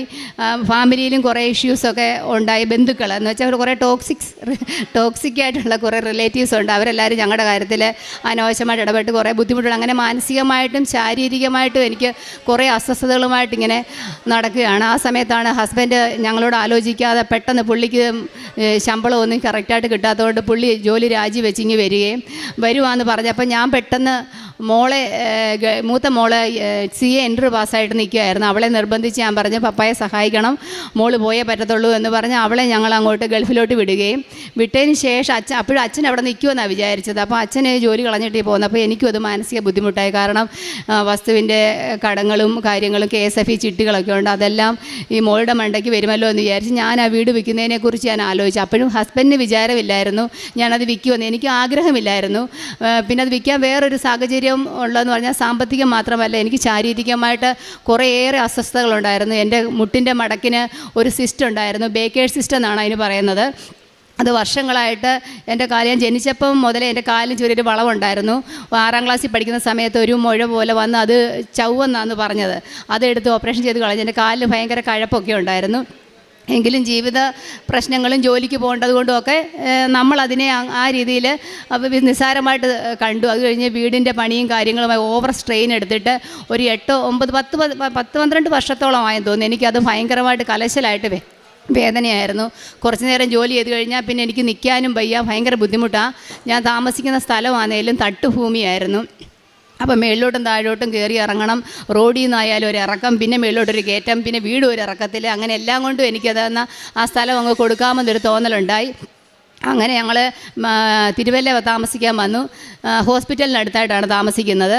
അപ്പം ഹസ്ബൻഡിനാണെങ്കിൽ അവിടെ കിൻഫ്രായിലെ ഒരു ജോലി ശരിയാവുകയും അദ്ദേഹം ജോലിക്ക് പോയിക്കൊണ്ടിരിക്കും. അപ്പോഴും മോൾ ജോലിയായി, ഹസ്ബൻഡിന് ജോലിയായി, എനിക്ക് ജോലിയായി. അപ്പം നമ്മുടെ മെറിറ്റി കാര്യങ്ങളൊക്കെ പോകുന്നുള്ള ഒരു ചിന്ത മനസ്സിൽ അപ്പോഴും ഉണ്ടായിരുന്നു. പിന്നെ ഞാനങ്ങ് ഭയങ്കര ദൈവവിശ്വാസിയൊന്നും അല്ലെങ്കിലും അത്യാവശ്യം ദൈവവിശ്വാസമുണ്ട്. എൻ്റെ കഴിവനുസരിച്ച് ആർക്കും ഒരു ബുദ്ധിമുട്ട് പറഞ്ഞാലും അവരെ സഹായിക്കുകയൊക്കെ ചെയ്യും. മറ്റൊരാളെ ഉപദ്രവിക്കുന്ന സ്വഭാവം ഇല്ലാത്തതുകൊണ്ട് നമുക്ക് ദോഷമൊന്നും വരത്തില്ല എന്നൊരു ഓവർ കോൺഫിഡൻസ് എൻ്റെ മനസ്സിലുണ്ടായിരുന്നു. അങ്ങനെ ഇരുന്ന് ഹസ്ബൻഡിന് ജോലി കിട്ടിയതിന് അടുത്തായിട്ട് ഞങ്ങൾ 6.5 സെൻറ്റ് സ്ഥലം വാങ്ങിച്ചു. അതിനി പതിയെ വീട് വയ്ക്കാം എന്നൊക്കെ വിചാരിച്ചിരിക്കുന്ന സമയത്ത് അവിടെയും പുള്ളിക്ക് ശമ്പളത്തിന് പ്രശ്നം വന്നു കഴിഞ്ഞപ്പം പുള്ളി മാനസികമായിട്ടങ്ങ് വിഷമത്തിലായി. അങ്ങനെ അവിടുത്തെ ആ ജോലി കളയല്ല, വേറൊരു ജോലിക്കുമായിട്ട് അവിടുത്തെ ഒരു പയ്യൻ പറഞ്ഞിട്ട് വേറൊരിടത്ത് പോയി. ആ ജോലിയിലും പ്രശ്നം വന്നു. അങ്ങനെ മാനസികമായിട്ട് ഭയങ്കര ബുദ്ധിമുട്ടായി. അവിടുന്ന് പുള്ളിക്ക് കുറച്ച് ശമ്പളം കിട്ടാനുണ്ടായിരുന്നു. അത് വാങ്ങിക്കാനായിട്ട് ഒരു ദിവസം ഞാൻ ഇദ്ദേഹത്തെ നിർബന്ധിച്ച് ഞാൻ പറഞ്ഞു വിടുക, അവിടെ പോയി വാങ്ങിക്കുമെന്നും പറഞ്ഞ് നിർബന്ധിച്ച് വിട്ടു. അവിടെ ചെന്നപ്പം കൂടെ ജോലി ചെയ്ത പെൺകുട്ടിയുടെ ഹസ്ബൻഡ് സുഖമില്ലാതെ ഹോസ്പിറ്റലിലായിരുന്നു, അറ്റാക്ക് വന്നതായിരുന്നു. പുള്ളിക്ക് ഒരു ഹാർട്ടിൻ്റെ സർജറി കഴിഞ്ഞ് ഇനിയും പുള്ളിക്ക് ജോലിയൊന്നും ചെയ്യാൻ പറ്റത്തില്ല എന്ന് പറഞ്ഞ് ആ കുട്ടി വളരെ മാനസികമായിട്ട് വളരെ വിഷമിച്ചിരിക്കുകയായിരുന്നു. അങ്ങനെ ആരോ പറഞ്ഞിട്ട് കൃപാസനത്തെക്കുറിച്ച് അറിയുകയും അങ്ങനെ അവരിവിടെ വന്നിട്ട് അദ്ദേഹം അച്ഛൻ്റെ കൈവെപ്പ് പ്രാർത്ഥനയിൽ പങ്കെടുത്ത് അദ്ദേഹത്തിന് പൂർണ്ണ സൗഖ്യം, അദ്ദേഹം ജോലിക്ക് പോകുന്നുണ്ടെന്നും പറഞ്ഞ് വളരെ ഭക്തിയോടുകൂടി എൻ്റെ ഹസ്ബൻഡിന് ഈ പത്രം കൊടുത്തു വിട്ടു. അപ്പോൾ ഈ പത്രം എൻ്റെ മുമ്പിൽ വർഷങ്ങളായിട്ട് വരികയും ഞാൻ തിരുവല്ല താലൂക്ക് ആശുപത്രിയിൽ ജനിക്കുമ്പോൾ മുതൽ 18 വയസ്സ് വരെയുള്ള വൈകല്യങ്ങളൊക്കെയുള്ള കുഞ്ഞുങ്ങളെ കണ്ടുപിടിക്കുന്ന ഒരു സെക്ഷൻ ആയതുകൊണ്ട് തന്നെ അവിടെ ഇഷ്ടംപോലെ പത്രം കിടക്കും. ഞാനത് ഒരിക്കൽ പോലും വായിക്കണമെന്ന് എനിക്ക് തോന്നിയിട്ട് പോലുമില്ല. പക്ഷേ ഈ ഹസ്ബൻഡ് ഇത് വീട്ടിൽ കൊണ്ടുവന്നിട്ട് ഹസ്ബൻഡ് ഇതിരുന്ന് പൂർണ്ണമായിട്ട് ഇരുന്ന് വായിക്കും. എനിക്ക് ചിരിയും വന്നു. അദ്ദേഹം ഒരു ഇച്ചിരി കമ്മ്യൂണിസ്റ്റ് പ്രസ്ഥാനത്തിലൊക്കെ വിശ്വസിക്കുന്ന ആളായിരുന്നു. അവൻ അമ്പലമൊന്നും വലിയ വിശ്വാസമില്ലാത്ത ആൾ. പുള്ളി മൊത്തം ഇരുന്ന് വായിച്ചു. ഈ മോള് അന്നേരം അവിടെ ഉണ്ട്. അപ്പം അവൾക്ക് ആലപ്പുഴയായിരുന്നു അവൾ പഠിക്കുന്നത്, MA ഇംഗ്ലീഷിന്.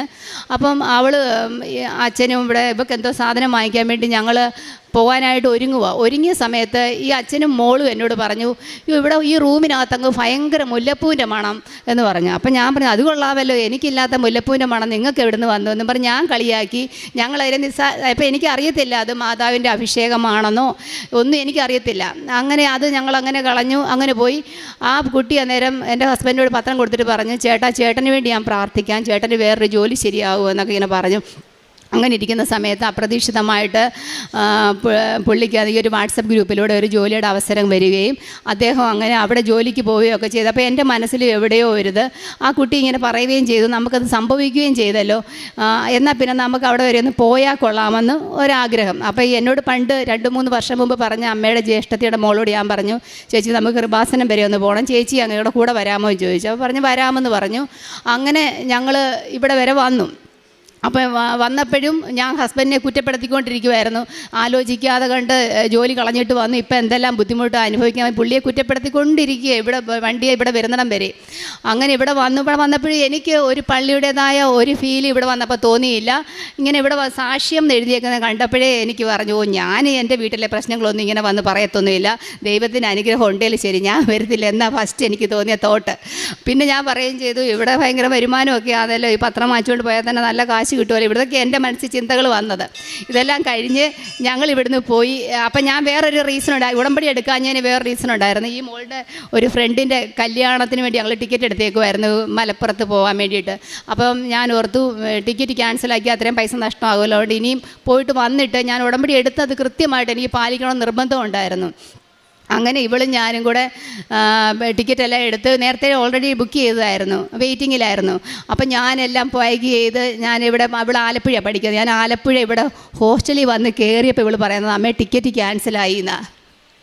അപ്പോൾ എനിക്ക് ഭയങ്കര മനസ്സിനകത്തൊരു വിഷമം, ശോ ദൈവമേ, ഞാനത് ആ ഒരു കാരണം പറഞ്ഞ് ഞാൻ പോവാതിരുന്നു. എന്നിട്ട് ഞാൻ ഈ പ്രാർത്ഥനയൊക്കെ എനിക്കറിയത്തില്ല തെറ്റാ. നന്മ നിറഞ്ഞ മറിയമേ സ്വസ്തി എന്നൊക്കെ കേട്ടിട്ടുണ്ടെങ്കിലും ഞാൻ എഴുതിയെടുത്തത് നന്മ നിറഞ്ഞ ദൈവമേ സ്വസ്തി എന്നൊക്കെയാണ്. അങ്ങനെയൊക്കെ എഴുതി വെച്ച് എനിക്കറിയാതെ ഇപ്പോഴും എൻ്റെ ഇരിപ്പുണ്ട്. അതായത് മരണം വരെ ആ പേപ്പർ സൂക്ഷിക്കുക, എൻ്റെ പേഴ്സിൽ ഇരിപ്പുണ്ട്. ഞാൻ അത് വെച്ച് ഞാനിങ്ങനെ പ്രാർത്ഥിക്കുകയൊക്കെ ചെയ്യുമായിരുന്നു. അവിടെ ചെന്നിട്ടും എനിക്ക് പറ്റിയ സാഹചര്യത്തിലൊക്കെ യാത്രയിലും വലിയ കുഴപ്പമൊന്നും ഇല്ലാതെ എന്നെ കൊണ്ടുപോയി. പക്ഷേ എനിക്കാണെങ്കിൽ ഇരിക്കാൻ സീറ്റും എല്ലാം അപ്പം തന്നെ അടുത്ത സ്റ്റോപ്പായപ്പോൾ കിട്ടുകയും ചെയ്തു. ഞാൻ ചെറുതായിട്ടൊന്ന് വലുതായിട്ടൊന്ന് വീണ് എനിക്ക് ഈ ഇരിക്കുമ്പോൾ ഭയങ്കര ബുദ്ധിമുട്ടായിരുന്നു. അപ്പോൾ ഞാൻ ട്രെയിനെ വളരെ കഷ്ടപ്പെട്ടാണ് ഇരിക്കുകയൊക്കെ ചെയ്തത്. അങ്ങനെ ഞങ്ങൾ അവിടെ പോയി ആ യാത്രയെല്ലാം വലിയ കുഴപ്പമില്ലാതെ തിരിച്ചും ഞങ്ങളിവിടെ എത്തിക്കഴിഞ്ഞപ്പോൾ മുതൽ എൻ്റെ മനസ്സിനകത്ത് എന്തായാലും ഞാൻ ഉടമ്പടി എടുക്കും. അങ്ങനെ പറഞ്ഞ് ഞാൻ ഫെബ്രുവരി 20-ാം തീയതി എൻ്റെ ജ്യേഷ്ഠൻ്റെ വൈഫിനെയും കൂട്ടി ഞാനിവിടെ വന്ന് ഉടമ്പടി എടുത്തു. ഉടമ്പടിയെല്ലാം വളരെ ഭംഗിയായിട്ടെല്ലാം ചെയ്ത് എല്ലാം കഴിഞ്ഞിട്ട് ഞങ്ങൾ കഴിക്കാൻ വേണ്ടി ഇതിൻ്റെ ഫ്രണ്ടിലെ ഹോട്ടലിൽ ഞങ്ങളവിടെ ചെന്ന് ഞങ്ങൾക്ക് ആഹാരം വിളമ്പി തന്ന വെയിറ്ററാണെങ്കിൽ അദ്ദേഹം ഞങ്ങളുടെ അടുത്തോട്ട് വന്ന ഒരു തുമ്മിയപ്പോൾ എനിക്ക് ദേഷ്യം വന്നു. ഞാൻ ഉടനെ തന്നെ പ്രതികരിക്കുന്ന ഒരാളാണ്. അപ്പം ഞാൻ ചോദിച്ചു, ആഹാരം വിളമ്പി തരുന്നതിൻ്റെ മുമ്പിൽ നിന്ന് തുമ്മുന്ന നിങ്ങൾക്കൊരു മാസ്ക് വെച്ച് കൂടാ? അപ്പം ചോദിച്ചു. അപ്പോൾ അയാളുടെ മുഖം വല്ലാതായി. അപ്പോൾ പിന്നെ ഞാനത് ക്യാഷ്വലായിട്ട് എടുത്തു. അത് കഴിഞ്ഞിട്ട് ഞാൻ ഈ വീട്ടിൽ വന്ന് 5 മണിയായി. എനിക്ക് ഇന്ന് തന്നെ ഉടമ്പടിയുടെ എല്ലാം ചെയ്യണമെന്നൊക്കെ വിചാരിച്ച് ഞാൻ കുളി നനയൊക്കെ കഴിഞ്ഞ് ഞാൻ കുളിച്ച് കഴിഞ്ഞ് ഇറങ്ങിയപ്പോൾ മുതൽ അദ്ദേഹത്തിൻ്റെ കാര്യം പറയുന്ന പോലെ എൻ്റെ മൂക്കിൽ നിന്ന് അങ്ങോട്ട് വെള്ളം ഒഴുകാൻ തുടങ്ങുക. അപ്പം ഞാൻ ഓർത്ത്, എൻ്റെ ദൈവമേ, എനിക്കിതുവരെയും പനിയുടെ ഒരു ലക്ഷണവും ഇല്ലായിരുന്നു, എന്തോ പറ്റി എന്ന് വിചാരിച്ച് ഞാൻ നിലവിളക്കൊക്കെ തേച്ച് കിണ്ടിക്കകത്ത് വെള്ളം എടുക്കുക. ആ വെള്ളം എടുക്കാൻ കുനിയുന്ന സമയത്ത് എൻ്റെ മൂക്കിൽ കൂടി ഇങ്ങനെ സ്രവം പോയിക്കൊണ്ടിരിക്കുക. അപ്പം എൻ്റെ മനസ്സിന് തുമ്മലും വന്നു. അപ്പം ഞാൻ എൻ്റെ മനസ്സിൽ തോന്നി, എൻ്റെ ദൈവമേ, എനിക്കൊരു കുഴപ്പമില്ലായിരുന്നു. ഞാൻ മനുഷ്യൻ വിശന്ന് വന്ന സമയത്ത് എനിക്ക് ആഹാരം വിളമ്പുന്നത് ഞാൻ അങ്ങനെ പറഞ്ഞ തെറ്റായപ്പോൾ ഞാൻ അപ്പം ദൈവത്തോട് ഒരു 100 ക്ഷമ ചോദിച്ചു, ദൈവമേ എന്നോട് ക്ഷമിക്കണേ, ഞാൻ ഓൺ ദ സ്പോട്ടിൽ പ്രതികരിച്ചത് തെറ്റായിപ്പോയി എന്ന് പറഞ്ഞു. ഞാനാണെങ്കിൽ ആദ്യം ഉടമ്പടി തൈലം എടുത്ത് മൂക്കിലൊക്കെ തേക്കുകയൊക്കെ ചെയ്ത് നെറ്റിയിലും കുരിശൊക്കെ വരച്ച് പിന്നെ എനിക്കത് സ്വിച്ചിട്ട പോലെ അങ്ങ് മാറി. അപ്പോഴെൻ്റെ മനസ്സിൽ ഒരു ചെറിയ വിശ്വാസം വന്നു. പിന്നെ ഞാൻ വസ്തുവിൻ്റെ ഒരു കച്ചവടവുമായിട്ട് ബന്ധപ്പെട്ട് ഞാൻ ഉടമ്പടിക്കകത്ത് എഴുതിയിട്ടുണ്ടായിരുന്നു. അപ്പോൾ അത്രയും നാൾ അനക്കമില്ലാതിരുന്ന് അപ്പം ഞാനിങ്ങനെ പിന്നെ ഹസ്ബൻഡിൻ്റെ പെങ്ങളോട് പറഞ്ഞത് ഉടമ്പടി എടുക്കാൻ പോകുന്ന കാര്യമൊക്കെ. അപ്പം ഞാൻ ഓർത്ത് എന്നാൽ ചായ ഇട്ടിട്ട് വന്നിട്ട് പ്രാർത്ഥിക്കാം എന്നും പറഞ്ഞ് ഞാൻ അവിടെ നിൽക്കുന്ന സമയത്ത് എൻ്റെ മൊബൈലിൽ ബെല്ലടിക്കുന്ന സമയത്ത് എന്നോ കൊണ്ടിരുന്ന ഒരാൾ വിളിച്ച് വസ്തുവിൻ്റെ കച്ചവടം ആയോ എന്ന് ചോദിച്ച് വിളിക്കും. എൻ്റെ വസ്തുവിൻ്റെ കച്ചവടം ഇതുവരെ നടന്നിട്ടില്ല, പക്ഷേ എനിക്കത് ഭയങ്കര ഒരു അനുഭവമായിരുന്നു. അങ്ങനെ അപ്പം എനിക്ക് അച്ഛൻ പറയുന്ന പോലെ ഉടമ്പടി അത് കത്താൻ തുടങ്ങുവാണെന്ന് എനിക്കൊരു വിശ്വാസം എൻ്റെ മനസ്സിൽ വന്നു. അത് കഴിഞ്ഞിട്ട് 20-ാം തീയതിയാണ് ഉടമ്പടി എടുത്ത്. 25-ാം തീയതി ചൊവ്വാഴ്ച അച്ഛൻ്റെ ഒരു ധ്യാനം ഞാൻ ഓൺലൈനിൽ കൂടിക്കൊണ്ടിരിക്കും. ഇവരാരുമില്ല, ഞാൻ തന്നെ ഉള്ളൂ. ഞാനത് കൂടിക്കൊണ്ടിരിക്കുന്ന സമയത്ത് അച്ഛൻ പറയുന്നുണ്ട്, നിങ്ങൾക്ക് വേദനയുള്ള ഭാഗത്തെല്ലാം കൈവെക്കുക. അപ്പോൾ എനിക്ക് തലവേദനയുണ്ട്, എനിക്ക് മൈഗ്രെയിൻ്റെ പ്രശ്നമുണ്ട്, എനിക്ക് പിന്നെ ഈ മെനോപോസിൻ്റെ കുറേ ബുദ്ധിമുട്ടുകളുണ്ട്, നടുവിന് വേദനയുണ്ട്, മുട്ടിന് എനിക്ക് വെക്കണമെങ്കിൽ എൻ്റെ ശരീരത്ത് മൊത്തത്തിൽ വെക്കണം, അതേപോലത്തെ അവസ്ഥയാണ്. എന്നാലും പറ്റുന്ന പോലൊക്കെ വെച്ച് എനിക്ക് പറ്റുന്ന രീതി പ്രാർത്ഥിക്കുകയും ചെയ്തു. അപ്പോൾ അതിനു മുമ്പ് വേറൊരു സംഭവം ഉണ്ടായി. ഞാൻ ഉടമ്പടി എടുത്തിട്ട് വീട്ടിൽ വന്നു കഴിഞ്ഞിട്ട് എനിക്ക് ക്രിസ്തീയ പ്രാർത്ഥന ഭയങ്കര ഇഷ്ടമാണ്. ക്രിസ്തീയ പ്രാർത്ഥനകളൊക്കെ നമുക്ക് ഭയങ്കര ഒരു അഭിഷേകം തരുന്ന പോലാണ് പ്രാർത്ഥനകൾ. പണ്ട് മുതലേ എനിക്ക് ഇഷ്ടമാണ്. പക്ഷേ എനിക്ക് പ്രാർത്ഥനയൊന്നും കാണാൻ അറിയത്തില്ല. അപ്പം മുട്ടുമടക്കി ഒരു തരത്തിൽ ഇരിക്കാൻ പറ്റാത്ത ഒരു വ്യക്തിയാണ് ഞാൻ. അപ്പം ഞാൻ അന്നേരം ഒരു മെഴുകുതിരിയൊക്കെ കത്തിച്ച് വെച്ച് പ്രാർത്ഥിക്കാൻ ഇരുന്നു. അപ്പം മുട്ടുമടക്കിയിട്ട് എനിക്ക് ഒരു തരത്തിൽ താഴെ കുത്താൻ പറ്റത്തില്ല.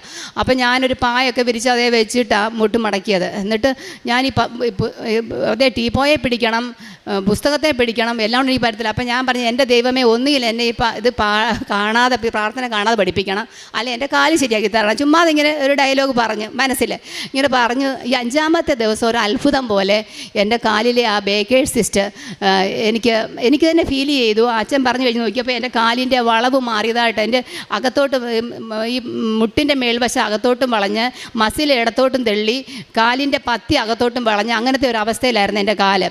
അപ്പോൾ ഈ സിസ്റ്റ് ഡോക്ടേഴ്സ് പറയുന്നത് അത് ഒന്നുകിൽ ആ മുഴ നീക്കം ചെയ്യണം, അല്ലെങ്കിൽ കുത്തിയെടുത്ത് കളയണം. ഇത് രണ്ടും ഞാൻ ചെയ്തില്ല. അവ ഫ്ലൂയിഡ് വന്ന് അടിയുന്നതാണ്. അപ്പോൾ നമ്മൾ എടുത്തു കളഞ്ഞാലും പിന്നെ ഇതുണ്ടാവുമെന്ന് പറയും. ഈ വേദനയും കൊണ്ട് ഞാൻ നടക്കുമായിരുന്നു. അങ്ങനെ അപ്രതീക്ഷിതമായിട്ട് എനിക്ക് ആ കാല് മടക്കി വെക്കാൻ പറ്റുന്നതുകൊണ്ട് എനിക്ക് തന്നെ അപ്പോൾ ഒരു ഫീൽ ചെയ്യുന്നു. എനിക്ക് പിന്നെ പക്ഷേ ആരോടും പറയാൻ മടി. ഒന്നാമത് ഞാൻ ഒരു ഹെൽത്ത് ഡിപ്പാർട്ട്മെൻറ്റിൽ ജോലി ചെയ്യുന്ന ആൾ. ഇത് പറഞ്ഞു കഴിഞ്ഞാൽ എന്നെ വരും ചീത്ത പറയാമെന്ന് വിചാരിച്ച് ഞാൻ ആരോടും മക്കളോടും പറഞ്ഞില്ല. എൻ്റെ കൂടെ വന്ന ചേട്ടത്തിയെ മാത്രം വീഡിയോ കോൾ വിളിച്ച് ഞാൻ കാണിച്ചു. അത് കഴിഞ്ഞ് ഓഫീസിൽ ഞാൻ ഒരാളോട് മാത്രം പറഞ്ഞിട്ടാണ് വന്നത്. ആരോടും പറയല്ലേ, എന്നെ ഇതിൻ്റെ കളിയാകും, കൃപാസനത്തിൽ പോകാമെന്നും പറഞ്ഞ്. എന്നിട്ട് പിറ്റേ ദിവസം അതിനോടും പറഞ്ഞു. പിന്നെ പതിയെ എൻ്റെ വേദനയെന്ന് പറയുന്ന സംഭവം എനിക്ക് അറിയാതായി കഴിഞ്ഞപ്പോൾ ഞാൻ ഓർത്ത്, ഞാൻ എന്തിനിങ്ങനെ മടിച്ചിരിക്കണം, വേറൊരാളെ ബോധിപ്പിക്കേണ്ട കാര്യമില്ലല്ലോ, എനിക്ക് തുറന്ന് പറയാം. അപ്പോൾ എന്നോട് ഇങ്ങോട്ട് ഒത്തിരി പേര് തർക്കിക്കുകയൊക്കെ, ക്രിസ്ത്യൻസാണ് കൂടുതലും തർക്കിച്ച് സംസാരിച്ചത് മൊത്തം, മറ്റ് സഭയിലുള്ളവരൊക്കെ. പക്ഷേ അന്നൊന്നും തിരിച്ചൊരു മറുപടി പറയാൻ എനിക്ക് പറ്റത്തില്ലായിരുന്നു. പക്ഷേ ഇന്ന് എനിക്ക് കൃത്യമായിട്ട് എനിക്കൊരു മറുപടി പറയാം. കാരണം എല്ലാ ജില്ലയിലും ഉണ്ട് DIC എന്ന് പറഞ്ഞൊരു സെക്ഷന്, ഡിസ്ട്രിക്ട് എയർലി ഇൻ്റർവെൻഷൻ സെൻറ്റർ. ഇവിടെ ഇരിക്കുന്ന എത്ര പേർക്ക് അറിയാതെ? ജനിക്കുമ്പം മുതൽ ഹാർട്ടിന് ഹോളുള്ള കുഞ്ഞുങ്ങളെ, സംസാരം ഇല്ലാത്ത കുഞ്ഞുങ്ങളെ, ടങ് ടൈ ഉള്ള കുഞ്ഞുങ്ങളെ, സ്പീച്ച് തെറാപ്പിയെ, അങ്ങനെ പിന്നെ കാലിൻ്റെ വളവ്, അങ്ങനെയുള്ള ചികിത്സ ചെയ്യുന്ന എല്ലാ ജില്ലകളിലും ഉണ്ട്. എത്ര പേർക്ക് അറിയാം? പക്ഷെ ആർക്കും അറിയത്തില്ല. അപ്പം ഞാൻ അവരോട് തിരിച്ചു ചോദിച്ചു, ഈ ഒരു സ്ഥാപനമോട് നിങ്ങൾക്കറിയാമോ? ഇല്ലല്ലോ. അപ്പോൾ അതിനൊരു പരസ്യമില്ലാത്തതിൻ്റെ കുഴപ്പമല്ലേ എന്ന് പറഞ്ഞ പോലെ തന്നെ അവരുടെ ദൈവിക അനുഭവം ഉണ്ടെന്ന് പരസ്യം ചെയ്താൽ എന്താ കുഴപ്പം? പത്രം കൊടുത്താൽ എന്താ കുഴപ്പം? അങ്ങനെ തിരിച്ചു പറയാനുള്ള ഒരു ഉത്തരവ് ദൈവം എനിക്ക് പറഞ്ഞു തന്നു. അങ്ങനെ അതാണ് എനിക്ക് ഉണ്ടായ ഒരു ദൈവിക അനുഭവം. പിന്നെ അത് കഴിഞ്ഞിട്ട് എൻ്റെ മോളുടെ കാര്യം ഞാൻ നിയോഗത്തിൽ വെച്ചായിരുന്നു. അവളുടെ അവൾ എപ്പോൾ എക്സാം എഴുതിയാലും നമുക്ക് ഈസി ആയിരിക്കും എക്സാം. പക്ഷേ എന്നാലും അവളാണെങ്കിൽ PhD ക്വാളിഫൈ ആകും, നെറ്റ് കിട്ടുന്നില്ല. അത് ഞങ്ങൾക്കൊരു വിഷമം, അവൾക്കും വിഷമമായിരുന്നു. അങ്ങനെ ഇപ്പം ഈ കഴിഞ്ഞ മാസം എക്സാം ഉണ്ടായിരുന്നു. അവൾ സെൻറ്റർ വെച്ചത് പിന്നെ ചെങ്ങന്നൂരാണ്. ചെങ്ങന്നൂർ ഒരിക്കലും അവൾ വെക്കുന്നതല്ല. ഒന്നുകിൽ അവൾ അടൂരോ പിന്നെ കല്ലൂപ്പാറയോ ആലപ്പുഴയോ തിരുവനന്തപുരം ഒക്കെ വെക്കുന്നത്. അവൾ ഒരിക്കലും പതിവില്ലാതെ ചെങ്ങന്നൂർ ഏറ്റവും അടുത്ത് വെച്ചു. പിന്നെ എല്ലാം അടുത്തടുത്ത പ്രദേശങ്ങളാണ് വെച്ചത്. പക്ഷേ അവൾക്ക് ഹോൾ ടിക്കറ്റ് വന്നപ്പം തമിഴ്നാട്ടിൽ അവൾ ആകെ വിഷമിച്ച് ഡൗൺ ആയി. എനിക്കൊരു വിഷമവും ഇല്ലായിരുന്നു. ഞാൻ ഓർത്തേക്ക് തമിഴ്നാട്ടിൽ പോയി പേക്ഷിത പ്രവർത്തനം ചെയ്യാമല്ലോ. എൻ്റെ മനസ്സിൽ പെട്ടെന്ന് തോന്നിയത് എനിക്ക് തമിഴ് പത്രം വാങ്ങിച്ചുകൊണ്ട് പോകാൻ പറ്റുമല്ലോ. അപ്പോൾ ഞാൻ നിർബന്ധിച്ച് ഇവളെയും വിളിച്ചുകൊണ്ട് വന്നു. ഇവിടെ വന്ന് പ്രാർത്ഥിച്ച് ഞാൻ പറഞ്ഞെടി, ദൈവത്തിനൊരു പദ്ധതിയുണ്ട്, അതാ നടപ്പാകാൻ പോകുന്നത്. നിൻ്റെ മെറിറ്റ് കഴിഞ്ഞല്ലോ, നിൻ്റെ മിടുക്ക് കഴിഞ്ഞല്ലോ, ഇനി പരീക്ഷ എഴുത്. ഞാൻ എന്തായാലും പത്രം വാങ്ങിച്ചോട്ടെ. എനിക്ക് പോകുന്ന വഴിക്കെല്ലാം ദൈവത്തിൻ്റെ അനുഗ്രഹങ്ങളുണ്ടായിരുന്നു. ഞങ്ങൾക്ക് അറിയാൻ വയ്യാതെ പോയ സ്ഥലമാണ് രാമനാഥപുരം എന്ന് പറഞ്ഞ സ്ഥലമായിരുന്നു. ഞങ്ങൾ പിന്നെ മധുര ചെന്ന് താമസിച്ചു. അപ്പം ഇറങ്ങാൻ നേരം 2 ആണുങ്ങൾ അവിടെ ഇരിപ്പുണ്ടായിരുന്നു. അവരോട് ഞാൻ ഹസ്ബൻഡോട് പറഞ്ഞു ചോദിക്കുക, അവർ ഇവിടെ മലയാളികളില്ല, അവരോട് ചോദിക്കാൻ പറഞ്ഞു. അവരാണെങ്കിൽ സെക്രട്ടേറിയറ്റ് ജീവനക്കാരായിരുന്നു. അവർ നമ്മളെ മാതാവ് നമ്മുടെ കൂടെ വിട്ടതുപോലെ ഞങ്ങളെ കൂടെ വിളിച്ചുകൊണ്ട് പോയി ഞങ്ങൾക്ക് റൂം എടുത്ത് തരുകയും ഞങ്ങളുടെ സുഖാന്വേഷണങ്ങൾ വിളിച്ച് പറയുകയും ഞങ്ങൾക്ക് പോകുന്ന വഴിക്കും എല്ലാം അതുപോലെ അനുഗ്രഹമായിരുന്നു. അപ്പം ഞാൻ പറഞ്ഞു, അമ്മേ ഞാൻ ഈ സാക്ഷ്യത്തിലെല്ലാം കേൾക്കുന്നുണ്ട്, ഓരോരുത്തർക്കും ഓരോ അനുഗ്രഹങ്ങൾ, ഓരോ അടയാളങ്ങൾ കൊടുക്കുന്നു, അമ്മ എനിക്കും അടയാളം തരണമെന്ന് പറഞ്ഞു. അങ്ങനെ അവിടെ ചെന്നപ്പോൾ ഇൻവിജിലേറ്ററെ പിറ്റേ ദിവസമുള്ള ആൾ അദ്ദേഹത്തെ അവിടെ കാണുകയും അദ്ദേഹം ഒരു നീല ഡ്രസ്സായിരുന്നു. അപ്പോൾ എനിക്കൊരു സന്തോഷം വന്നു. അപ്പോൾ ആ ബിൽഡിങ്ങിൻ്റെ പേരും മറിയം കോംപ്ലക്സ് എന്നായിരുന്നു.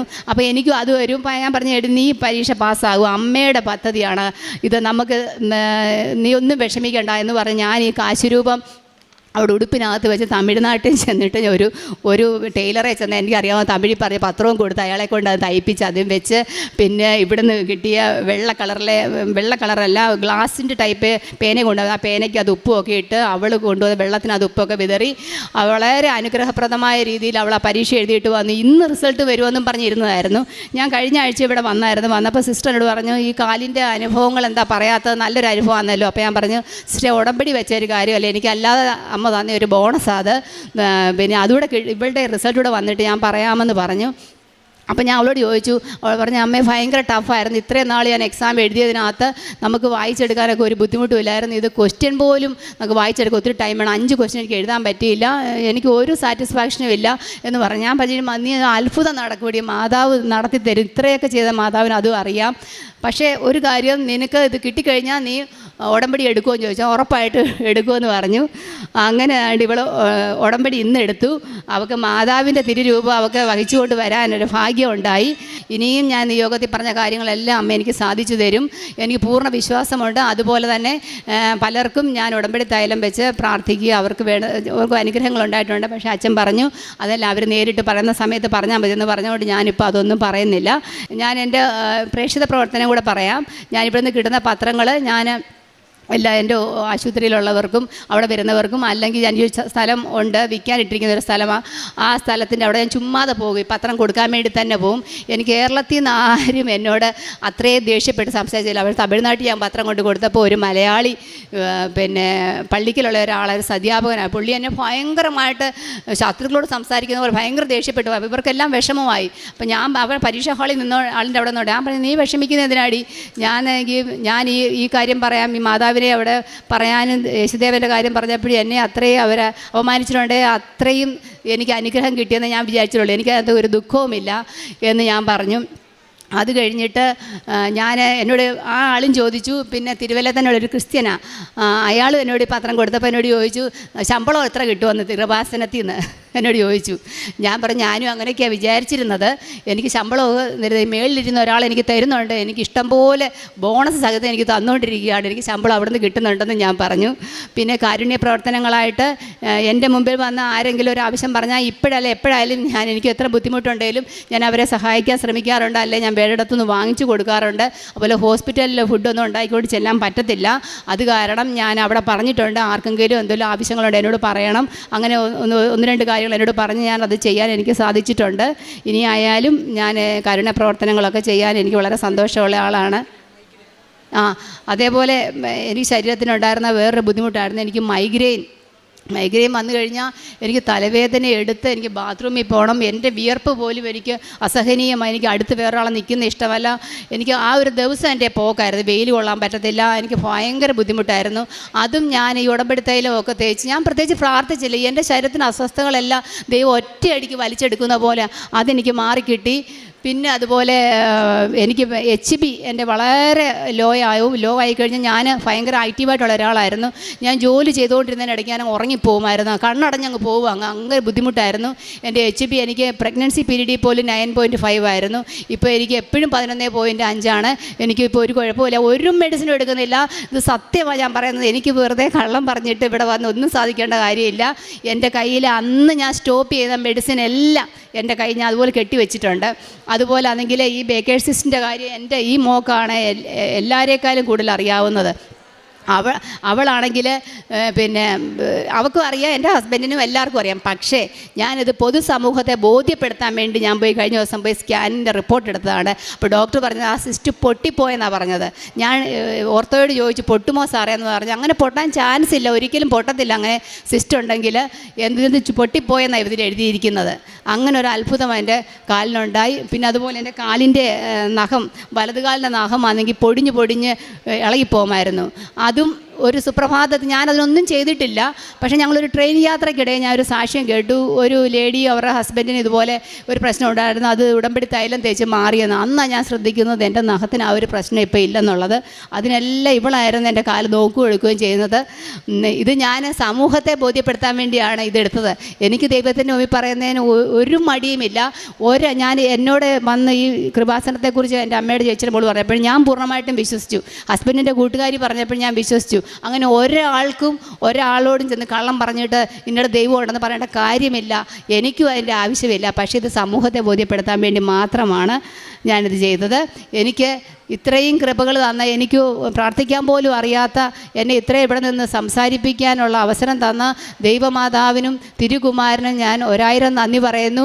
തിരുകുമാരൻ എന്നൊക്കെ പറയാൻ ഞാൻ ഒത്തിരിയും കഷ്ടപ്പെട്ടു. എനിക്ക് ആ വാക്കൊന്നും വരുത്തതേ ഇല്ലായിരുന്നു. ഞാൻ അതിന് തന്നെ കുറേ ദിവസം പ്രാർത്ഥിച്ചിട്ടുണ്ട്. എനിക്ക് ഈ ദൈവങ്ങളെ പറയാനുള്ള കഴിവും പ്രാപ്തിയും എനിക്ക് തരണേ. ഞാനൊരു ഹിന്ദു വിശ്വാസി ആയതിൻ്റെ ഞാനിനി എൻ്റെ മോക്ക് അങ്ങോട്ട് കൊടുക്കാം. അവൾക്കുണ്ടായ ഒരു അനുഭവം അവൾ പറയും.